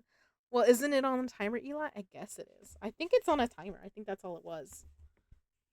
I think it's on a timer. Kaz rolled his eyes. Not for my coffee, you podge. I used the money to buy up sugar shares and place them in private accounts for all of us. Under aliases, of course. I don't like speculation, said Matthias. Of course you don't. You like things you can see, like piles of snow and benevolent tree gods. Oh, there it is, said Inej, resting her head on Nina's shoulder and beaming at Matthias. I missed his glower. Besides, Cass said, it's hardly speculation if you know the outcome. You know something about the sugar crop? Jesper asked. I know something about the supply. Wyland sat up straighter. The silos, he said. The silos at Sweet Reef. Very good, Marchling. Matthias shook his head. What's Sweet Reef? It's an area just south of Six Harbor, said Inej. She remembered the view of the vast silos towering over the warehouse district. They were the size of small mountains. It's where they keep molasses, raw cane, and the processing plants to refine sugar. We were right near there today. That wasn't a coincidence, was it? No, said Kaz. I wanted you to get a look at the I wanted you to get a look at the terrain. Most sugar cane comes from the southern colonies and Navia Zem, but there won't be another crop until 3 months from now. This season's crop has already been harvested, processed, refined, and stored in the Sweet Reef silos. There are 30 silos, said Wyland. My father owns 10 of them. Jesper whistled. Vanek controls 1/3 of the world's sugar supply? He owns the silos, said Kaz, but only a fraction of the sugar inside them. He maintains the silos at his own expense, supplies guards for them, and pays the scholars who monitor the humidity inside the silos to make sure the sugar stays dry and separated. The merchants who own the sugar pay him a small percentage of every one of their sales. It adds up quickly. Such enormous wealth under one man's protection, Matthias considered. If anything were to happen to those silos, the price of sugar would go off like a cheap pair of six shooters, Jesper said, popping to his feet and starting to pace. The price would climb and keep climbing, said Kaz. And as of few and as of a few days ago, we own shares in companies that don't store sugar with Van Eck. Right now, they're worth about what we paid for them. But once we destroy the sugar in Van Eck's silos, Jesper was bouncing on the balls of his feet. Our shells will be worth 5, maybe 10 times what they are now. Try 20. Jesper hooted. Don't mind if I do. We could sell at a huge profit, said Wyland. We'd be rich overnight. Inej thought of a sleek schooner, weighted with heavy cannon. It could be hers. 30 million Kruger rich, he asked. The reward Van Eck owed them for the ice court job, one he'd never intended to pay. The bearer's smile ghosted over Kaz's lips. Give or take 1 million. Wyland was gnawing on his thumbnail. My father can weather a loss. The other merchants, the one who owned the sugar in his silos, will be hit worse. True, said Matthias. And if we destroy the silos, it will be clear Van Eck was targeted. We could try and make it look like an accident, suggested Nina. It will, said Kaz, initially, thanks to the weevil. Tell them, Wyland. Wyland sat forward like a schoolboy, eager to prove he had the answers. He drew a vial from his pocket. This version works. It's a weevil? Inej asked, examining it. A chemical weevil, said Jesper. But Wyland still hasn't named it. My vote is for Wyvil. That's terrible, said Wyland. It's brilliant, Jesper winked. Just like you. Wyland blushed daily Wyland blushed daylily pink. I helped as well, said Kuwei, looking sulky. He did help, Wyland said. We'll make him a plaque, said Cass. Tell them how it works. Wyland cleared his throat. I got that I got the idea from cane blight. Just a little bit of bacteria can ruin a whole crop. Once the weevil is dropped into the silo, it will keep burrowing down, using the refined sugar as fuel until the sugar is nothing but useless mush. It reacts to sugar? Asked Jesper. Yes, any kind of sugar, even trace amounts if there's enough moisture present. So keep it away from sweat, blood, and saliva. Do not do not lick Wyvil. Does someone want to write that down? Those silos are huge, said Inej. How much will we need? 1 vial for each silo, Wyland said. Inej blinked at the small glass Inej blinked at the small glass tube. Truly? Tiny and ferocious, Jesper said. He winked again. Just like you. Nina burst out laughing, and Inej couldn't help returning Jesper's grin. Her body ached, and she would have liked to sleep for 2 days straight, but she felt some part of herself uncoiling, releasing the terror and anger of the last week. The weevil will make the destruction of the sugar look like an accident, said Wyland. It will, said Jesper, until the other merchants learn that Vanek has been buying up sugar that isn't stored in his silos. Wyland's eyes widened. What? I used half of the money for our shares. I used the rest to purchase shares on behalf of Van Eck. Well, on behalf of a holding company created under Alice's name. Couldn't make it too obvious. The shares we purchased in cash, untraceable. But the certificates authenticating their purchase will be found stamped and sealed at his attorney's office. Cornelis Smith, Matthias said in surprise. Deception upon deception. You weren't just trying to figure out where Alice Van Eck was being kept when you broke into his office. You don't win, but you don't win by running one game, said Kaz. Van Eck's reputation will take a hit when the sugar is lost. But when people who paid him to keep it safe find out he profited from their loss, they'll look more closely at those silos. And find the remains of the weevil, finished Wyland. Destruction of property, tampering with the markets, Inej murmured. It will be the end of him. She thought of Van Eck gesturing to his lackey to take up the mallet. I don't want it to be a clean break, shattered the bone. Could he go to prison? He'll be charged with violating a contract and attempting to interfere with the market, said Kaz. There is no greater crime according to the Kirch law. The sentences are the same as for murder. He could hang. Will he? Wyland said softly. He used his finger to draw a line across the map of Ketterdam, all the way from Sweet Reef to the Barrel, then on to the Geldstraat, where his father lived. Jan Van Eck had tried to kill Wyland. He'd cast him off like refuse, but Inej wondered if Wyland was ready to doom his father to execution. I doubt he'll swing, said Kaz. My guess is they'll saddle him with a lesser charge. None of the merchant council will want to put one of their own on the gallows. As for whether or not he'll actually ever see the inside of a jail cell, he shrugged. Depends on how good his lawyer is. But he'll be barred from trade, said Wyland, his voice almost dazed. His holdings will be seized to make good on the lost sugar. It will be the end of the Van Eck empire, Cass said. What about Alice? Asked Wyland. Again, Cass shrugged. No one is going to believe that girl had anything to do with a financial scheme. Alice will sue for divorce and probably move back in with her parents. She'll cry for a week, sing for two, and then get over it. Maybe she'll marry a prince. Or maybe a music teacher, Inesh said, remembering Bahan's panic when he heard Alice had been abducted. There's just one small problem, said Jesper, and by small I mean huge, glaring, let's scrap this and go get a lager. The silos. I know we're all about breaching the unbreachable, but how are we supposed to get inside? Kaz can pick the lock, said Wylan. No, said Kaz, I can't. I don't think I've ever heard those words leave your lips, said Nina. Say it again, nice and slow. Kaz ignored her. They're they're quarterfoil they're they're quatrefoil locks. Four keys in four locks turn at the same time or they trigger security doors and an alarm. I can pick any lock, but I can't pick four at once. Then how do we get in? Jesper asked. The silos also open at the top. Those silos are 20 stories high. Is an edge going to go up and down to 10 of them in one night? Just one, said Cass. And then what? Said Nina, hands back on her hips and green eyes blazing. Inej remembered the towering silos, the gaps between them. And then, said Inej, I'm going to walk a high wire from one silo to the next. Nina threw her hands in the air. And all of it without a net, I suppose. A guffaw never performs with a net, Inej said indignantly. Does a guffaw frequently perform 20 stories above cobblestones after being held prisoner for a week? There will be a net, said Kaz. It's in place behind the silo guardhouse already, under a stack of sandbags. The silence in the tomb was sudden and complete. Inej couldn't believe what she was hearing. I don't need a net. Kaz consulted his watch. Didn't ask. We have 6 hours to sleep and heal up. I'll nab supplies from the Circus Zerkoa. They're camped on the western outskirts of town. Inej, make a list of what you'll need. We hit the silos in 24 hours. Absolutely not, said Nina. Inej needs rest. That's right, Jesper agreed. She looks thin enough to blow away in a stiff breeze. I'm fine, said Inej. Jesper rolled his eyes. You always say that. Isn't that how things are done around here? Asked Wylan. We all tell Kaz we're fine and then do something stupid. Are we that predictable? said Inej. Wylan and Matthias said in unison, Yes. Do you want to beat Van Eck? Kaz asked. Nina blew out an exasperated breath. Of course. Kaz's eyes scanned the room, moving from face to face.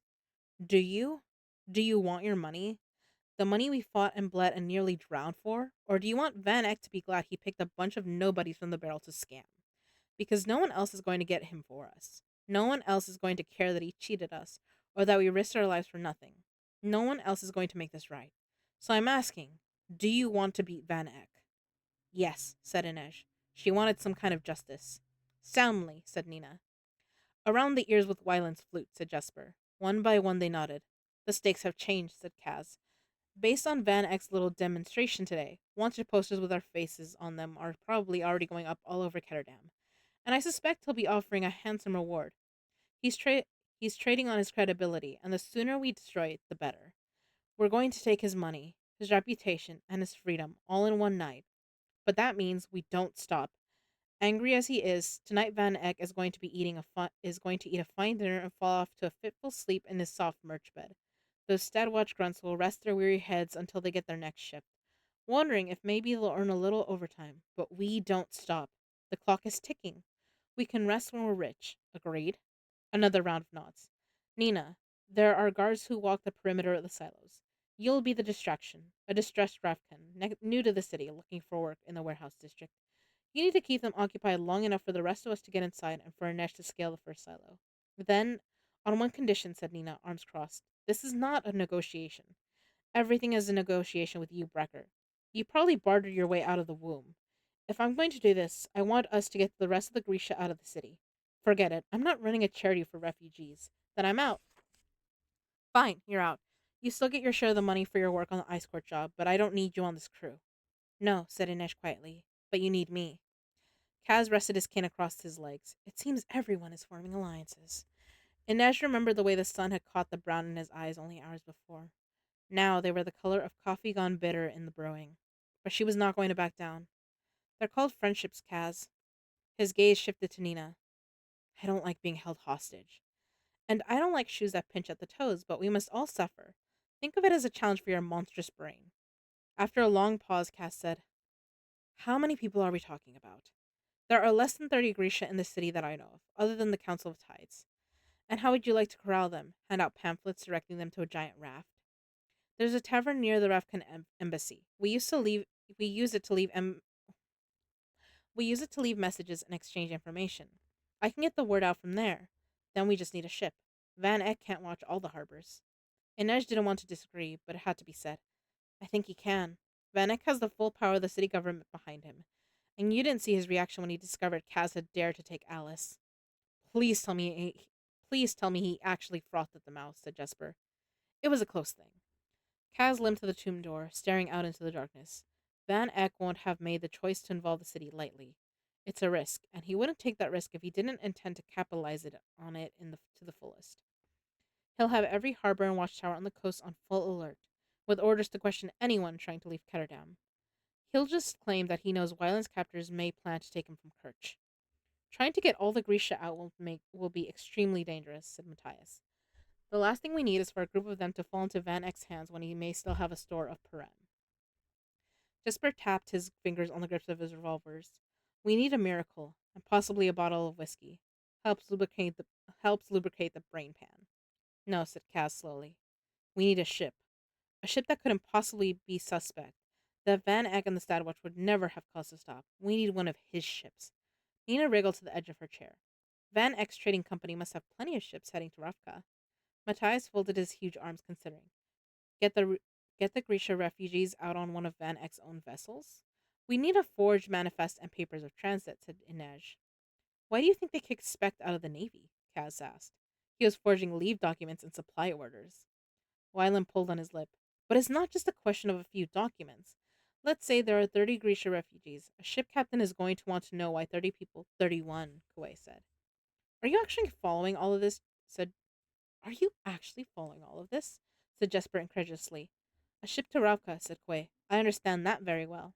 Cash shrugged. If we're going to steal a boat, we might as well put you on it. 31 it is, said Nina with a smile. Though if the muscle twitching in Matthias's jaw was any indication, he wasn't nearly so thrilled. Okay, said Wyland, smoothing a crease in the map. But a ship's captain is going to wonder why there are 31 people being added to his manifest. Not if the captain thinks he's Not if the captain thinks he's in on a secret, said Kaz. Van Eck will write a passionately worded letter calling upon the captain to use the utmost discretion in transporting these valuable political refugees and asking him to keep them hidden from anyone susceptible to shoot bribes, including the Stadwatch, at all costs. Van Eck will promise the captain a huge reward when he returns, just to make sure he doesn't get any ideas about selling out the Grisha. We already have a sample of Van Eck's handwriting. We just need a seal. Where does he keep it? Jesper asked Wyland. In his office. At least that's where it used to be. We'll have to get in and out without him noticing, said Inej. And we'll have to move quickly after that. As soon as Van Eck realizes the seal is missing, he'll be able to guess what we're up to. We broke into the ice court, said Kaz. I think we can manage a mercher's office. Well, we did almost die breaking into the ice court, said Inej. Several times, if memory serves, noted Jesper. Inej and I lifted a decapple from Van Eck. We already know the layout of the house. We'll be fine. Wyland's finger was once more tracing the Geldstrat. You didn't have to get into my father's safe. Van Eck keeps Van Eck keeps the seal in a safe, said Jesper with a laugh. It's almost like he wants us to take it. Kaz is better at making friends with combination locks than with people. You've never seen a safe like this, Wyland said. He had it installed after the decapple was stolen. It has a 7-digit combination that he resets every day, and the locks are built with false tumblers to confuse safecrackers. Kaz shrugged. Then we go around it. I'll take expediency over finesse. Wyland shook his head. The safe walls are made of a unique alloy reinforced with Grisha steel. An explosion, suggested Jesper. Kaz raised a brow. I suspect Van Eck will notice that. A very small explosion, Nina snorted. You just want to blow something up. Actually, said Wyland. He cocked his head to one side as if he were listening to a distant song. Come morning, there would be no hiding we'd been there. But if we can get refugees out of the harbor before my father discovers the theft, I'm not exactly sure where I can get the materials, but it just might work. Inej, Jesper whispered. She leaned forward, peering at Wyland. Is that scheming face? Possibly. Wyland seemed to snap back to reality. It is not. But I do think I have an idea. We're waiting, Merchling, Cass said. The weevil is basically just a much more stable version of auric acid. Yes, said Jesper, of course, and that is a corrosive. It gives off a minor amount of heat once it starts to a corrosive. It gives off a minor amount of heat once it starts to react, but it's incredibly powerful and incredibly volatile. It can cut through Grisha's steel and just about anything else other than balsa glass. Glass? The glass and the sap from the balsa neutralize the corrosion. And where does one come by such a thing? We can find one of the ingredients I need in an ironworks. They use the corrosive to strip oxidation off metals. The other might be tougher to come by. We need a quarry with a vein of orris or a similar halide compound. The closest quarry is at Olendal, said Kaz. That could work. Once we have both compounds, we'll have to be very careful with the transport, Wyland continued. Actually, we'll have to be more than careful. After the reaction is complete, auric acid is basically harmless, but while it's active, well, it's a good way to lose your hands. So, said Jesper, if we get these ingredients and manage to transport them separately and activate the auric acid and don't lose a limb in the process, Wyland tugged at a lock of his hair. We could burn through the safe door in a matter of minutes. Without damaging the contents inside? Asked Nina. Hopefully.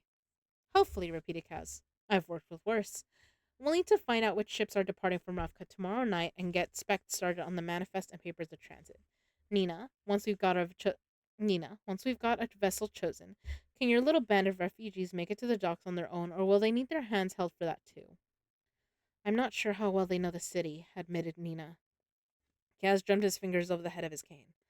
Wyland and I can tackle the safe. We can send Jesper to escort the Grisha, and we can map a route Matthias can so Matthias can get away to the docks. But that leaves only Nina to distract the guards and work the net for Inej at the silos. The net needs to the net needs at least 3 people on it for it to be worth anything. Inej stretched, gently rolling her shoulders. It was good to be among these people again.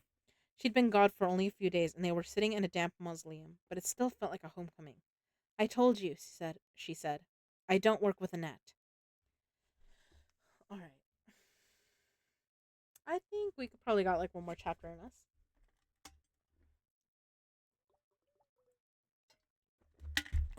All right. Chapter 12. Kaz. They stayed up planning well past midnight. Kaz was wary of the changes to the plan as well as the prospect of managing Nina's pack of Grisha. But though he gave no indication to the others, there were elements of this new course that appealed to him. It was possible that Van Eyck would piece together what the Shu were doing and go after the city's remaining Grisha himself. They were a weapon Kaz didn't want to see in the merchant's arsenal. But they couldn't let this little rescue slow them down. With so many opponents and the Stadwatch involved, they couldn't afford it. Given enough time, the Shu would stop worrying about those dry-docked warships in the Council of Ties and find their way back to Blackvale. Kaz wanted Kuwait out of the city and removed from play as soon as possible. At last, they put their lists and sketches aside. The wreckage of their makeshift meal was cleared from the table to avoid attracting the rats of Blackvale, and the lanterns were doused. The others would sleep. Kaz could not. He'd meant what he'd said. Vanek had more money, more allies, and the might of the city behind him. They couldn't just be smarter than Van Eck. They had to be relentless, and Kaz could see what the others couldn't. They'd won the battle today. They'd set out to get Anesh back from Van Eck, and they had. But the Merch was still winning the war. That Van Eck was willing to risk involving the Stadwatch, and by extension the Merchant Council, meant he really believed he was invulnerable. Kaz still had the note Van Eck had sent arranging the meeting on Velgaluk, but it was shoddy proof of the man's schemes. He remembered what Pekka Rollins had said back at the Emerald Palace, when Kaz had claimed that the Merchant Council would never stand for Van Eck's excuse me, would never stand for Van Eck's illegal activities. And who's going to tell them? A canal rat from the worst slum in the barrel? Don't kid yourself, Brecker. At the time, Kaz had barely been able to think beyond the red haze of anger that descended when he was in Rollins' presence. It stripped away the reason that guided him, the patience he relied on. Around Pekka, he lost the shape of who he was. No, he lost the shape of who he'd fought to become. He wasn't Dirty Hands or Kazdracker or even the toughest lieutenant in the Dregs. He was just a boy fueled by a white flame of hatred, one that threatened to burn the pretense of the hard-won civility he maintained to ash. But now, leaning on his cane among the graves of Blackvale, he could acknowledge the truth of Pekka's words. You couldn't go to war with an upstanding merch like Van Eck. Not if you were a thug with a reputation dirtier than a stable hand's boot sole. To win, Kaz would have to level the field. He would show the world what he already knew. Despite his soft hands and fine suits, Van Eck was a criminal, just as bad as any barrel thug.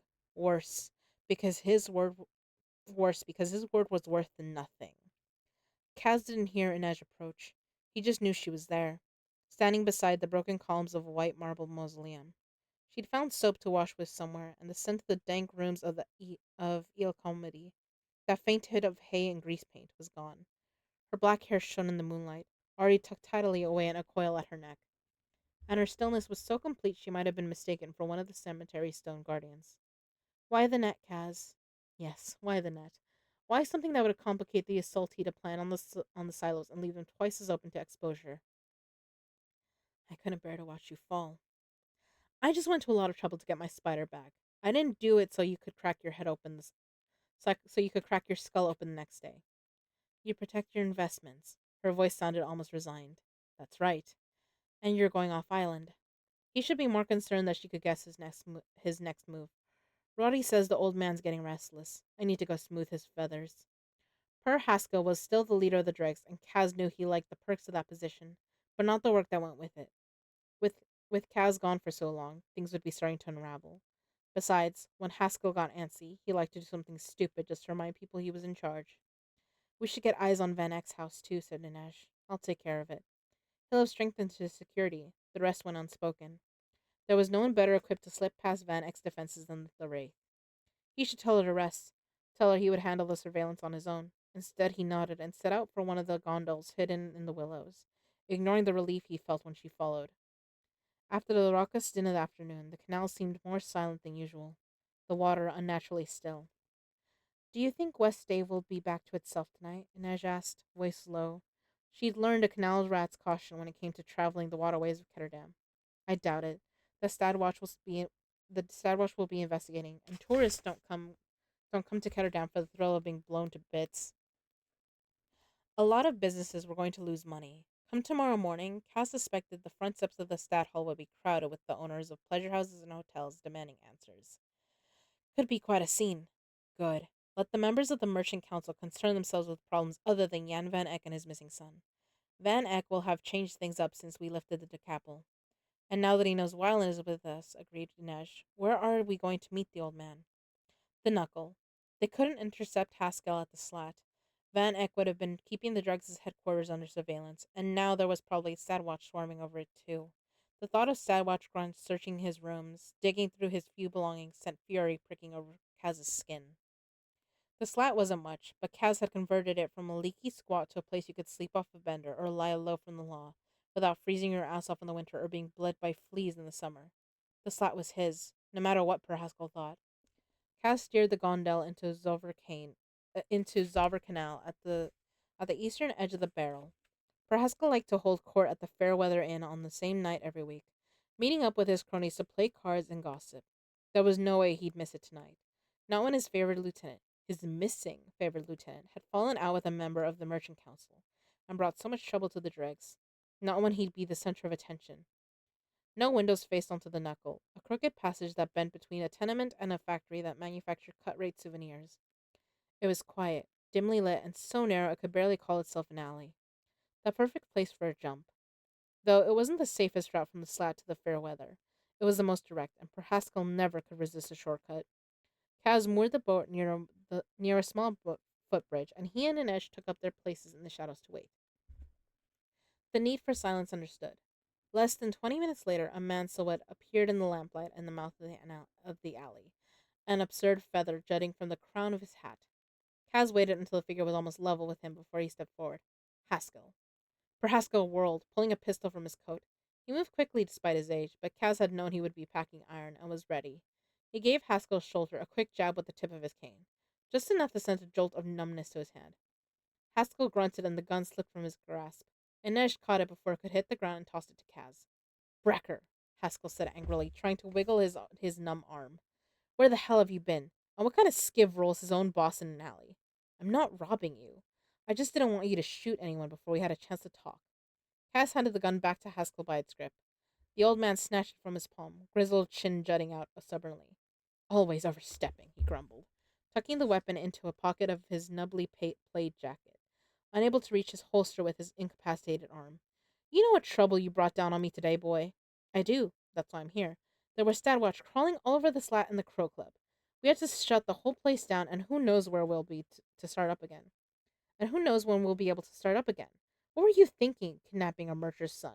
This was the big job you left town for? The one supposed to make me wealthy beyond my wildest dreams? I didn't kidnap anyone. Not strictly true, but Cass figured the subtle ties would be lost on Per Haskell. Then what in Gezin's name is going on? Haskell whispered, furiously, spittle flying. You've got my best spider, he said, gesturing to Inej. My best shooter, my heart render, my biggest bruiser. Muzin is dead. Son of a bitch, Haskell swore. First big baller, first big bolliger, now Muzin. You trying to gut my whole gang? No, sir. Sir, what are you about, boy? Van Eck is playing a fast game, but I'm still a step ahead of him. Don't look like it from here. Good, said Kaz. Better no one sees us coming. Muzin was a loss I didn't anticipate, but give me a few more days, and not only will the law be off your back, your coffers will be so heavy you'll be able to fill your bathtub with gold and take a swim in it. Haskell's eyes narrowed. How much money are we talking? That's the way, Cass thought, watching greed light Haskell's gaze, the lever at work. 4 million Kruger. Haskell's eyes widened. A life of drinking and hard living in the barrel had turned the whites yellowy. You trying to cozy me? I told you this was a big haul. Don't matter how high the pile of scrub is if I'm in prison. I don't like the law in my business. I don't either, sir. Haskell might mock Kaz's manner, but he knew the old man lapped up every gesture of respect, and Kaz's pride could take it. Once he had his own share of Van Eck's money, he wouldn't have to obey another order or soothe for Haskell's vanity ever again.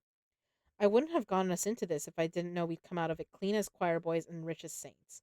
All I need is a little more time. Kaz couldn't help but be reminded of Jesper's bargaining with his father, and the thought didn't sit well with him.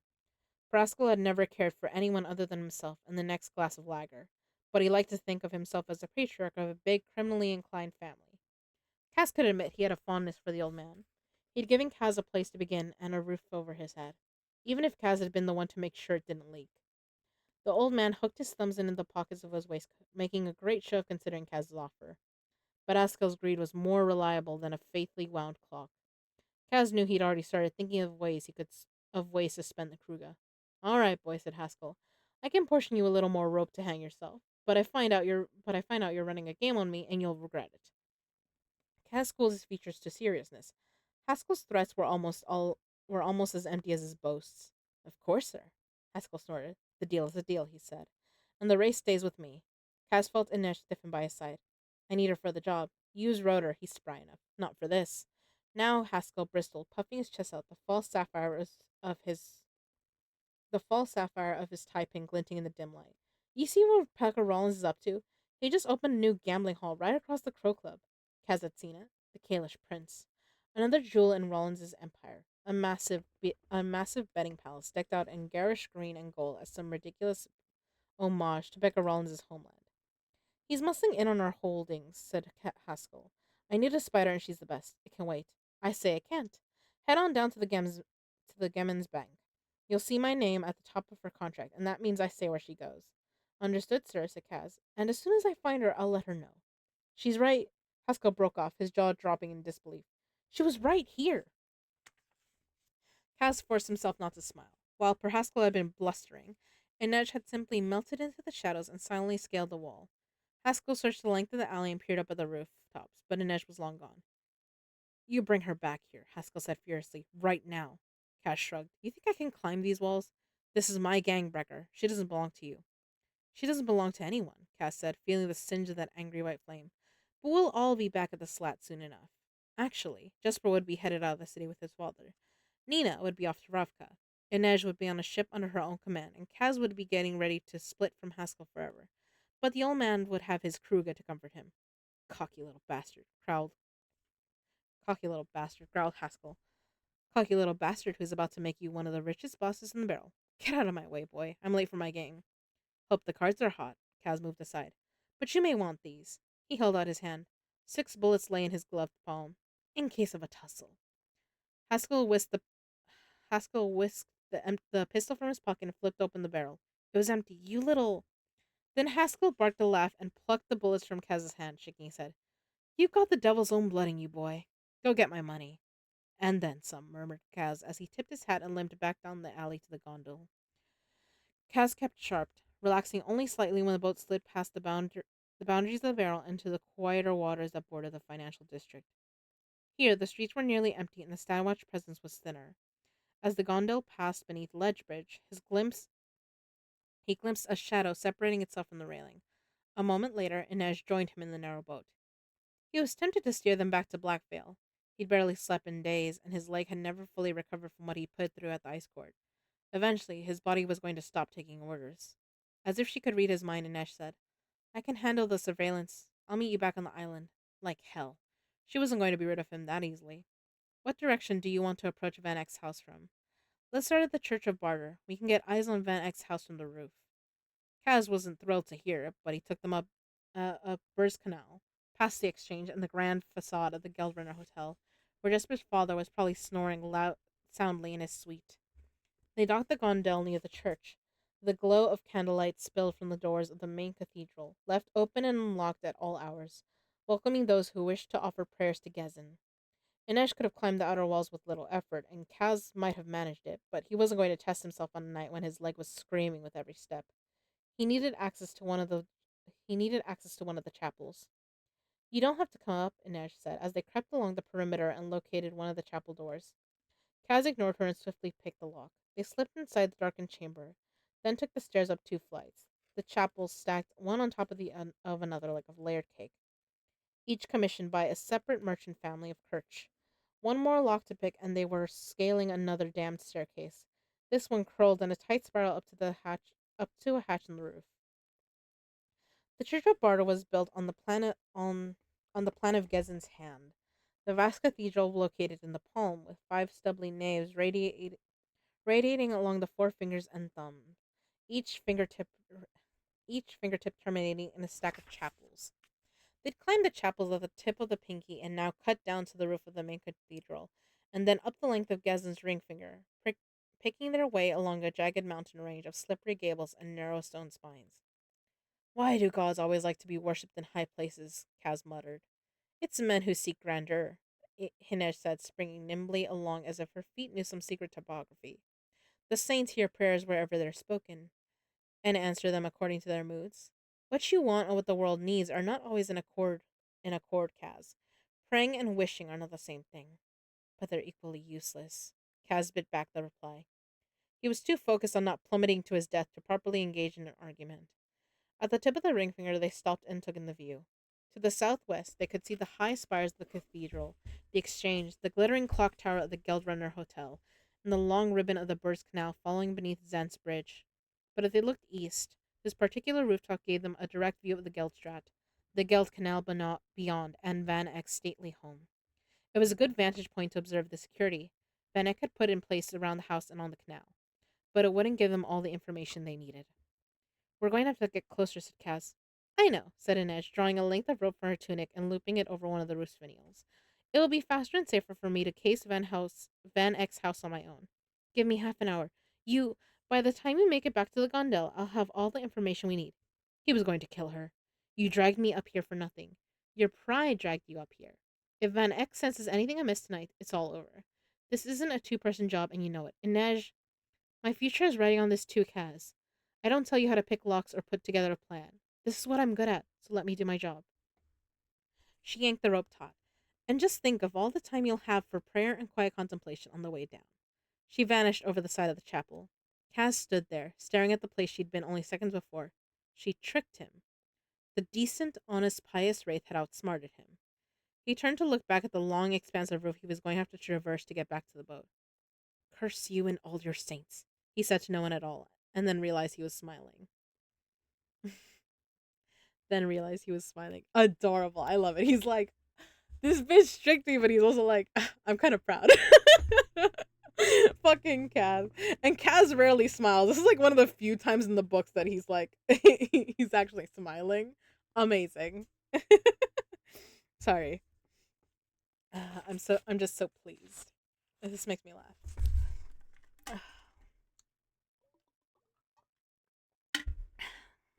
All right. Kaz was in a decidedly less amused frame of mind by the time he sank into the gondole. He didn't mind that she duped him. He just hated that she was right. He knew perfectly well that he was in no shape to try to slink into Van Eck's house blind tonight. It wasn't a two-person job, and it wasn't the way they operated. She was the Wraith, The Barrel's best thief of secrets. Gathering intelligence without being spotted was her specialty, not his. He could also admit that he was grateful to just sit for a moment, stretch out his leg as water lapped gently at the sides of the canal. So why had he insisted that he accompany her? That was dangerous thinking. The kind of thinking that had gotten Inej captured in the first place. I can best this, Cass told himself. By midnight tomorrow, Kuwait would be on his way out of Ketterdam. In a matter of days, they would have their reward. Inej would be free to pursue her dream of hunting slavers, and he'd be rid of this constant distraction. He would start a new gang, one built from the youngest, deadliest members of the Dregs. He'd re- he'd he'd rededicated himself to the promise he'd made to Geordie's memory, the painstaking task of pulling Pekka Rollins' life apart piece by piece. And yet, his eyes kept drifting to the walkway beside the canal, his impatience growing. He was better than this. Waiting was the Waiting was the part of the criminal life so many people got wrong. They wanted to act instead of hold fast and gather information. They wanted to know instantly without having to learn. Sometimes the trick to getting the best of a situation was just to wait. If you didn't like the weather, you didn't rush into the storm. You waited until it changed. You found a way to keep from getting wet. Brilliant, thought Kaz. So where the hell is she? A few long minutes later, she dropped soundlessly into the gondole. Tell me, he said as he set them moving down the canal. Alice is still in the same room on the second floor. There's a guard posted outside her door. The office? Same location, right down the hall.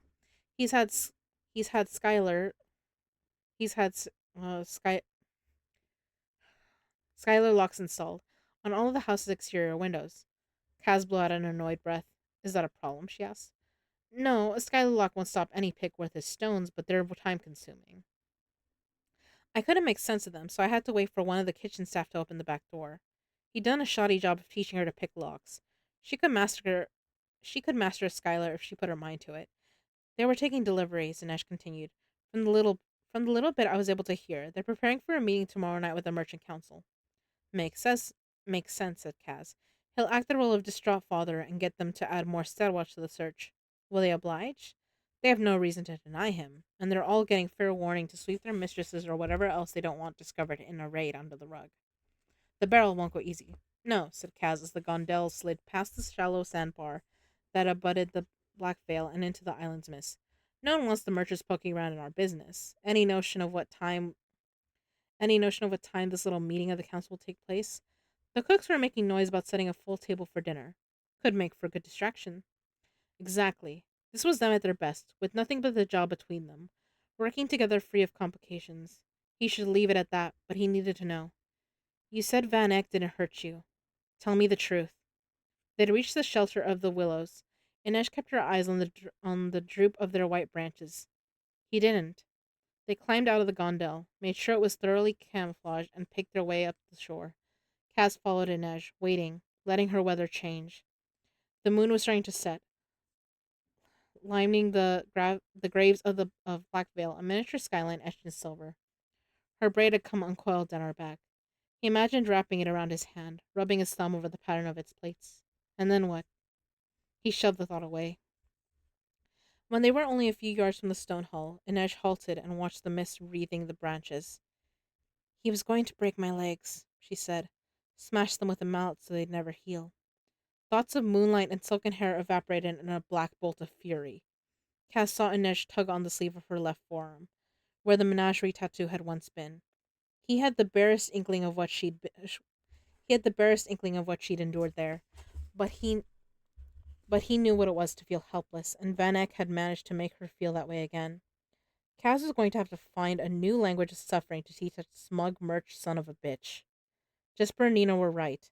Inej needed rest and a chance to recover after the last few days. He knew how strong she was, but he also knew what captivity meant to her. If you're not up for the job, I'm up for the job, she said, her back still to him. The silence between them was dark water. He could not cross it. He couldn't walk the line between the decency she deserved and the violence this path demanded. If he tried, it might get them both killed. He could only be who he truly was. A boy who had no comfort to offer, so he would give her what he could. I'm going to open Van Eck up, he said quietly. I'm going to give him a wound that can't be sewn shut, that he'll never recover from, the kind that can't be healed. The kind you endured? Yes. It was a promise. It was an admission. She took a shaky breath. The words came like a string of gunshots, rapid fire, as if she resented the very act of speaking them. I didn't know you would. I didn't know if you would come. Kaz couldn't blame Van Eck for that. Kaz had built the doubt in her with every cold word and small cruelty. We're your crew, Inej. We don't leave our own at the mercy of merch scum. It wasn't the answer he wanted to give. It wasn't the answer she wanted. When she turned to him, her eyes were bright with anger. He was going to break my legs, she said, her chin held high, the barest quaver in her voice. Would you have come for me then, Kaz? When I couldn't scale a wall or walk a tightrope? When I wasn't the Wraith anymore? Dirty Hands would not. The boy who could get them through this, get their money, keep them alive, would do her the courtesy of putting her out of her misery, then cut his losses and move on. I would come for you, he said. And when he saw the wary look she shot him, he said it again. I would come for you. And if I couldn't walk, I'd crawl to you. And no matter how broken we were, we'd fight our way out together. Knives drawn, pistols blazing, because that's what we do. We never stop fighting. The wind rose. The boughs of the willows whispered, a sly, gossiping sound. Kaz held her gaze, saw the moon reflected there, twin sides of light. She was right to be cautious, even of him, especially of him. Cautious was how you survived. At last she nodded, the smallest dip of her chin. They returned to the tomb in silence. The willows murmured on. I am sorry, but I love that. So everyone is like, basically, this is the closest. That's like, mm, this is a Kaz type of confession, and I love it. I love it so much. It's so fucking good. um, Christ, I love Kaz's confession right there. Oh, it's so good. It's such a good picture in my head. They're couple goals. I love Kaz and Inej. They're my favorite. Uh, I mean, the other couples in this story are really good, but yeah, the boy is shy. It's hmm. I think he's reserved. I wouldn't say shy.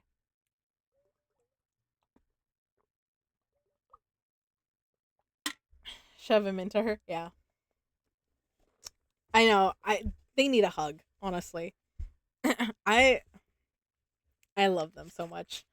They're my favorite couple. Although the other two couples are pretty great. I mean, there's only 6 characters and they're all paired up. So if you haven't noticed, I don't know what to tell y'all. All right, chapter 13. Nina. Nina woke well before dawn. As usual, her first conscious thought was of Perem, and as usual, she had no appetite. The ache for the drug had nearly driven her mad last night. Trying to use her power when the Karagud soldiers attacked had left her desperate for Perem, and she'd spent the long hours tossing and turning, digging bloody half moons into her palms. She felt wretched this morning, and yet a sense of purpose made it easier to rise from her bed. The need for Perem had dimmed something in her, and sometimes Nina was afraid that whatever spark had gone out would never return. But today, though her bones hurt and her skin felt dry and her mouth tasted like an oven that needed cleaning, she felt hopeful. Inej was back. They had a job, and she was going to do some good for her people, even if she had to blackmail Kazbrecker into helping a decent person to manage it. Even if she had to blackmail Kazbrecker into being a decent person to manage it. Matthias was already up, seeing to their weapons. Nina stretched and yawned, adding a little extra arch to her back, pleased with the way his gaze darted over her figure before guiltily jumping back to the rifle he was loading. Gratifying. She'd practically thrown herself at him the other day. If Matthias didn't want to take advantage of the offer, she could make damn sure he regretted it. The others were awake and moving around the tomb as well. Everyone except Jesper, who was still snoring contentedly, his long legs sticking out from beneath a blanket. Inej was making tea. Kaz was sitting at the table trading sketches back and forth with Wylan as Kuei looked on, occasionally offering a suggestion. Nina let her eyes study those two shoe faces next to each other. Wyland's manner and posture were utterly different, but when both boys were at rest, it was nearly impossible to tell them apart. I did that, Nina thought. She remembered the sway of the ship's lantern in the little cabin, Wyland's ruddy curls disappearing beneath her fingertips to be replaced by a sheaf of thick black hair, his wide blue eyes, afraid but suddenly brave, turning gold and changing shape. It had felt like magic, true magic, The kind of the stories of the teachers at the little palace had told her the kind of the stories the teachers at the little palace had told to try to get them to sleep, and it had all belonged to her. Inez came to sit beside her with 2 cups of hot tea in hand. How are you this morning? She asked. Can you eat? I don't think so, Nina forced I don't think so. Nina forced herself to take a sip of tea, then said, Thank you for what you did last night, for standing by me. It was the right thing to do. I don't want to see anyone else made a slave. Even so, you're very welcome, Nina Zenek. You may repay me in the customary way. Waffles? Lots of them. You need them. Vanek didn't feed you, did he? I wasn't particularly obliging, but he tried for a while. And then and then he decided to torture me. Nina's fist clenched. I'm going to string his innards up like party garlands. Inez laughed and settled her head on Nina's shoulder. I appreciate the truth. I appe- Sorry. They need more than a hug. Oh my god, Eli. um, I appreciate the thought, truly, but the debt is mine to pay, she paused. The fear was the worst of it. After the ice court, I almost thought I was beyond fear. Nina rested her chin atop Inez's silky hair. Zoya used to say that fear is a phoenix. You can watch it burn 1,000 times and still it will return. The need for Perem felt that way too. Matthias appeared in front of them. We should go soon. We have little more than an hour before sunrise. What exactly are you wearing? Nina asked, staring at the tufted cap and woolly red vest Matthias had put on over his clothes. Kaz procured papers for us in the Rafkin corner.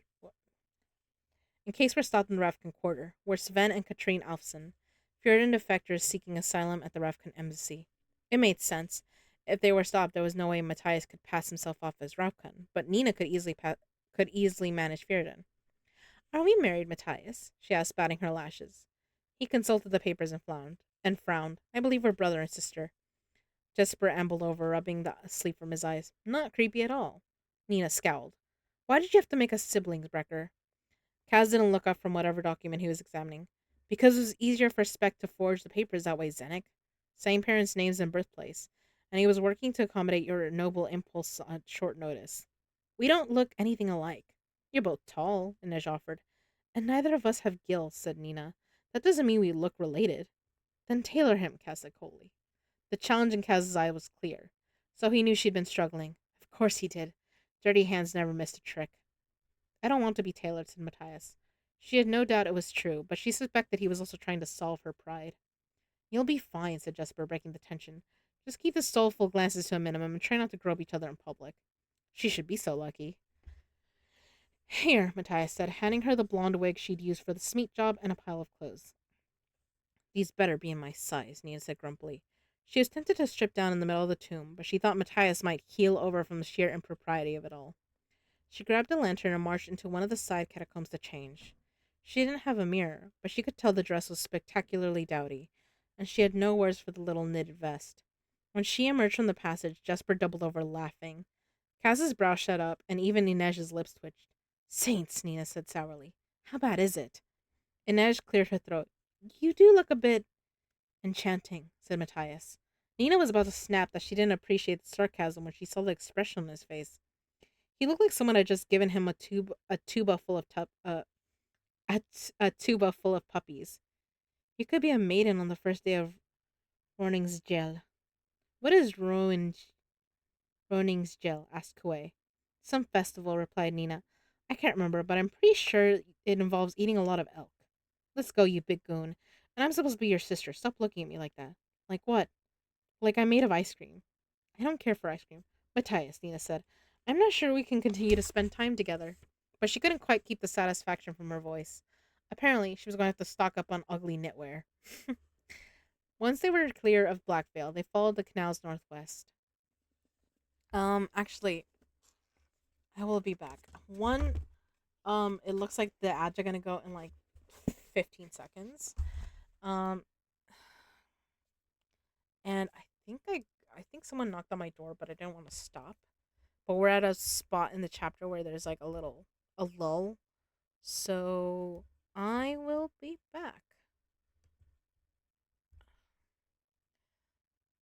This might be the last chapter for the night. Because my throat is getting sore.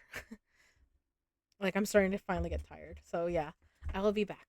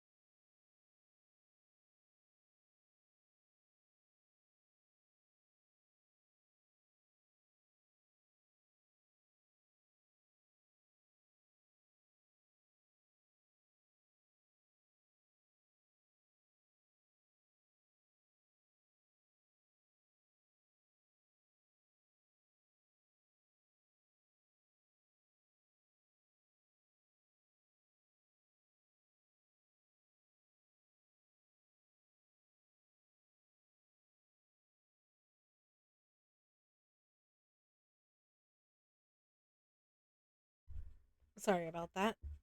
Christ. Ugh, my allergies just decided to kick in. Christ.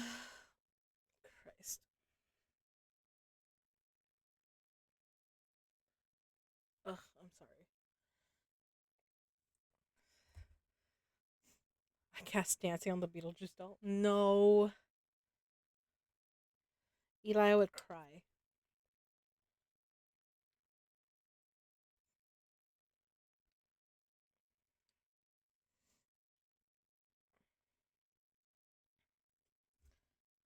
Whew.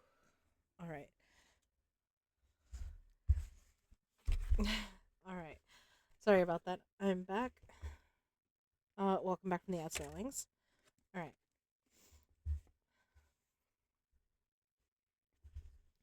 Once they were clear of Blackvale, they followed the canals northwest, slipping in with the boats heading to the morning markets near the Stadtholm. The Rafkan embassy was at the edge of the government sector, tucked into a wide bend in the canal that backed on a broad thoroughfare. The thoroughfare had once been a marsh, but had been filled in and bricked over by a builder who had intended to use the site for a large hotel and parade ground.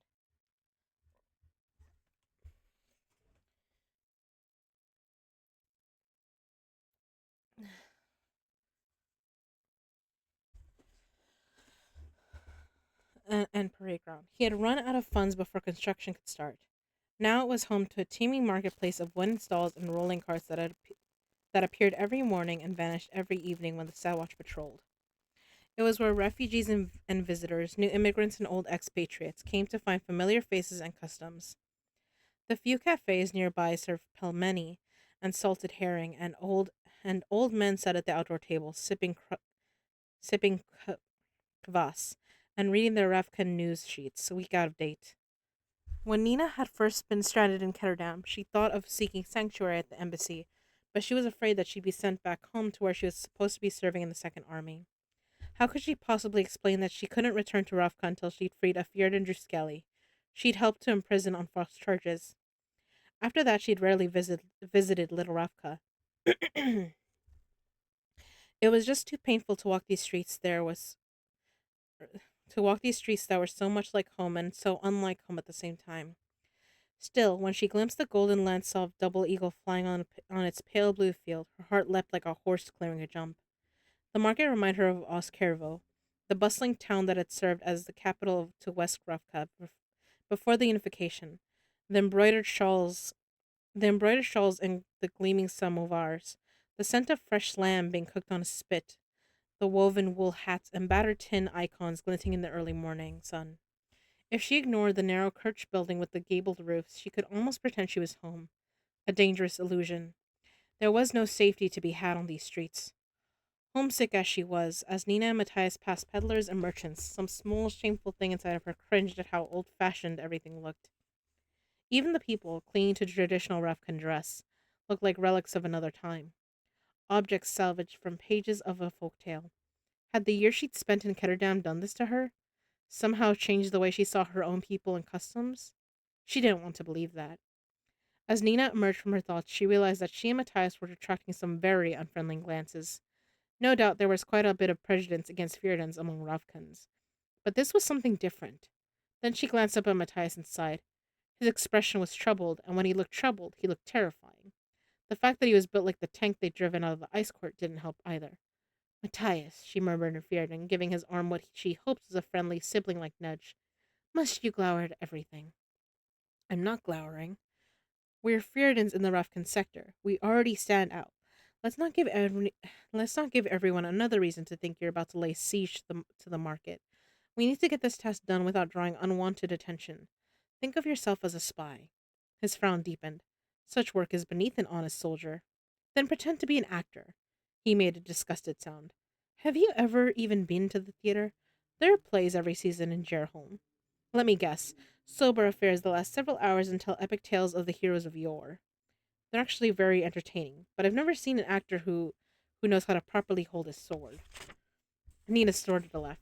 What? Matthias said, perplexed. Nothing, really, nothing. She'd educate Matthias on innuendo another time. Or maybe she wouldn't.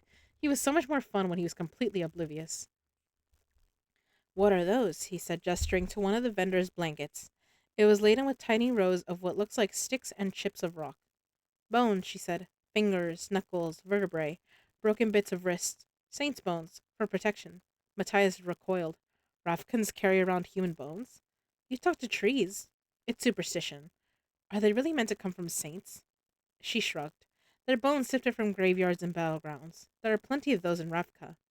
If people want to believe they're carrying Sankt Egmond's elbow or Sancta Alina's pinky toe. Who decided Alina Starkov was a saint anyway? Matthias said grumpily. She was a powerful Grisha. They're not the same thing. Are you so sure? Nina said, feeling her temper rise. It was one thing for her to think Ravkan customs seemed backward, quite another to have Matthias questioning them. I've seen the ice court for myself now, Matthias. Is it easier to believe that place was fashioned by a hand of God or by a Grisha with gifts your people didn't understand? That's completely different. Alina Starkov was our age when she was martyred. She was just a girl, and she sacrificed herself to save Ravka and destroy the Shadowfold. There are people in your country who worship her as a saint too. Matthias frowned. It's not. If you say natural, I'll give you giant buck teeth. Can you actually do that? I can certainly try. She wasn't being fair. Ravka was home to her. It was still enemy territory to Matthias. He might have found a way to accept her, but asking him to accept an entire nation and its culture was going to take a lot of work. Maybe I should have come alone. You could go away by the boat. He stiffened. Absolutely not. You have no idea what might be waiting for you. The shoe may have already gotten to your friends. Nina did not want to think about that. Then you need to calm down and try to look friendly. Matthias shook out his arms and relaxed his features. Friendly, not sleepy. Just pretend everyone you meet is a kitten you're trying not to scare. Matthias looked positively affronted. Animals love me. Fine, pretend they're toddlers. Shy toddlers who will wet themselves if you're not nice. Very well, I'll try. As they approached the next stall, the old woman tending to it looked up at Matthias with suspicious eyes. Nina nodded encouragingly at him. Matthias smiled broadly and boomed in a sing-song voice. Hello, little friend. The woman went from wary to baffled. Nina decided to call it an improvement. And how are you today? Matthias asked. Pardon, the woman said. Nothing, Nina said in Ravkan. He was saying how beautifully the Ravkan woman aged. The woman gave a gap-toothed grin and ran her eyes up and down Matthias in an appraising fashion. Always had a taste for Fjerdans. Ask him if he wants to play princess and barbarian, she said with a cackle. What did she say? asked Matthias. Nina coughed and took his arm, leading him away. She said you're a very nice fellow and a credit to the Fjerdan race. Ooh, look, Blini! I haven't had proper Blini in forever. The word she used. That word she used. Babink, he said. You've called me that before. What does it mean? Nina directed her attention to a stack of paper-thin buttered pancakes. It means sweetie pie. Nina, barbarian. I was just asking. There's no need to name call. No, Babink means barbarian. Matthias's gaze snapped back to the old woman, his glower returning to full force. Nina grabbed his arms. It was like trying to hold onto a boulder. She wasn't insulting you, I swear. Barbarian isn't an insult? He asked, voice rising. No, well, yes, but not in this context. She wanted to know if you'd like to play Princess and Barbarian. It's a game? Not exactly. Then what is it? Nina couldn't believe she was actually going to attempt to explain this. As they continued up the street, she said, In Ravka, there's a popular series of stories about, a brave Fjerdan hero. A brave Fjerdan warrior. Really? Matthias asked. He's the hero? In a manner of speaking. He kidnaps a Ravkan princess. That would never happen. In this story it does, and she cleared her throat. They spend a long time getting to know each other. In his cave. He lives in a cave? It's a very nice cave. Furs, jeweled cups, mead. Ah, he said approvingly. A treasure hoard like Ansgar the Mighty. They become allies then. Nina picked up a pair of embroidered gloves from another stand. Do you like these? Maybe we could get Cass to wear something with flowers. Liven up his look. How does the story end? Do they fight battles? How does the story end? Do they fight battles? Nina tossed the gloves back on the pile in defeat. They get to know each other intimately. Matthias's jaw dropped. In the cave? You see, he's very brooding, very manly, Nina hurried on. But he falls in love with the Ravkan princess, and that allows her to civilize him. To civilize him? Yes, but that's not until the third book. There are three? Matthias, do you need to sit down? This culture is disgusting. The idea that a Ravkan could civilize a Fjerdan. Calm down, Matthias. Perhaps I'll write a story about an insatiable raffkins who like to get drunk and take their clothes off and make unseemly advances toward hapless fjordans. Now that sounds like a party. Matthias shook his head, but she could see a smile tugging at his lips. She decided to push the advantage. We could play, she murmured, quietly enough so that no one around them could hear. We most certainly could not. At one point he bathes her. Matthias's step faltered. Why would he? She's tied up, so he has to. Be silent. Already giving orders. That's very barbarian of you. Or we could mix it up. I'll be the barbarian. Or we could mix it up. I'll be the barbarian, and you can be the princess. But you'll have to do a lot more sighing and trembling and biting your lip. How about I bite your lip? Now you're getting the hang of it, Helvar. You're trying to distract me. I am, and it's working. You haven't so much as glared at anyone for almost 2 blocks, and look, we're here. Now what? Matthias asks, scanning the crowd. I hope a lot of you are laughing at that part. I love them. Matthias and Nina are another good couple. They're very funny. Now what? Matthias asked, scanning the crowd. They had arrived at a somewhat ramshackle-looking tavern. A man stood out front with a wheeled cart, selling the usual icons and small statuettes of Sancta Alina, rendered in the new style. Alina with fists raised, rifle in hand, the crushed bodies of winged Volcra beneath her boots. An inscription at the statue's base read, Reb Dva Volkshia, daughter of the people. Can I help you? The man asked in Revkan. Good health to young King Nikolai, Nina replied in Revkan. Long may he reign. With a light heart, the man replied. With a light heart, the man replied. And a heavy fist, said Nina, completing the code. The peddler glanced over his shoulder. Take the second table to your left as you enter. Order if you like. Someone will be with you shortly. The tavern was cool and dark after the brightness of the plaza, and Nina had to blink to make out the interior. The floor was sprinkled with sawdust, and at a few of the small tables, people were gathering in conversation over glasses of kvass and dishes of herring. Nina and Matthias took a seat at the empty table. The tavern door slammed shut behind them. Immediately, the other customers shoved away from their tables, chairs clattering to the floor. Guns pointed at Nina and Matthias, a trap. Without pausing to think, Nina and Matthias leapt to their feet and positioned themselves back to back, ready to fight. Matthias with pistol raised and Nina with hands up. From the back of the tavern, a hooded girl emerged, her collar drawn up to cover most of her face. Come quietly, she said, golden eyes flashing in the dim light. There's no need for a fight. Then why all the guns? Nina asked, stalling for time. The girl lifted her hand and Nina felt her pulse begin to drop. She's a heartrender, Nina shouted. Matthias yanked something from his pocket. Nina heard a pop and a whoosh, and a moment later the air filled with a dark red haze. Had Wyland made a dusk bomb for Matthias? It was a Druskeli technique for obscuring the sight of Grisha heartrenders. In the cover of the haze, Nina flexed her fingers, hoping her power would respond. She felt nothing from the body surrounding them. No life, no movement. But from the edges of her consciousness, she sensed something else. A different kind of awareness. A pocket of cold in a deep lake. A bracing shock that seemed to wake her cells. It was familiar.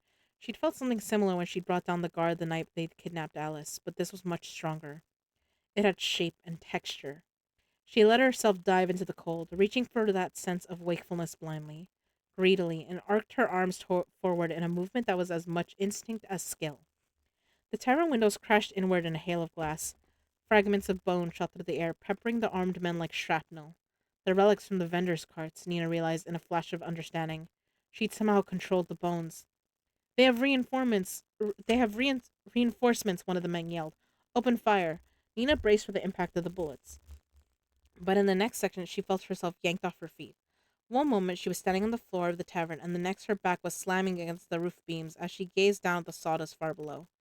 All around her, the men who'd attacked her and Matthias hung aloft, also pinned to the ceiling. A young woman stood at the doorway in the kitchen, black hair shining nearly blue in the dim light. Zoya? Nina gasped as she stared down, trying to catch her breath. Zoya stepped into the light, a vision in sapphire silk, her cuffs and hem embroidered in a dense whorls of silver. Her heavily lashed eyes widened. Nina? Zoya's Nina's fuck. I'm sorry. Zoya's concentration wavered, and they all dropped a foot through the air before she tossed her hands up and they were once more slammed against the beams. Zoya stared up at Nina in wonder. You're alive, she said. Her gaze slid to Matthias, thrashing like the biggest, angriest butterfly ever pinned to a page. And you've made a new friend. Okay, let me see how long this next chapter is. Fuck, this next chapter's a long one. You know what? I think we're gonna call it a night here because my voice is starting to get a little Holy shit! This chapter is a really long chapter. Holy fuck! I'm sorry. I'm like, how the fuck is chapter 14 like? Okay, okay. I thought 14 was crazy amount longer than the rest of them. Okay, that's a lot of pages. We're not doing that. uh, like I'm awake enough to read it, but my throat is getting sore, so there's no way we're doing that. Let me think. Let's see who is live right now. All right. I see like two people are live right now. Honestly. So there's Dag. He's doing Neo 3. And there is Starkey who's playing Silent Hill 2. I mean, there's a few others. Dag is the one I know the best. Dag is who I know more. Um of the ones that are available right now. Unless let me check. I'm like refreshing my stuff to make sure there isn't someone else who's gone live since.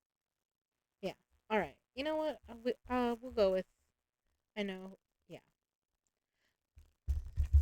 We're gonna go join. Thank you, Dia.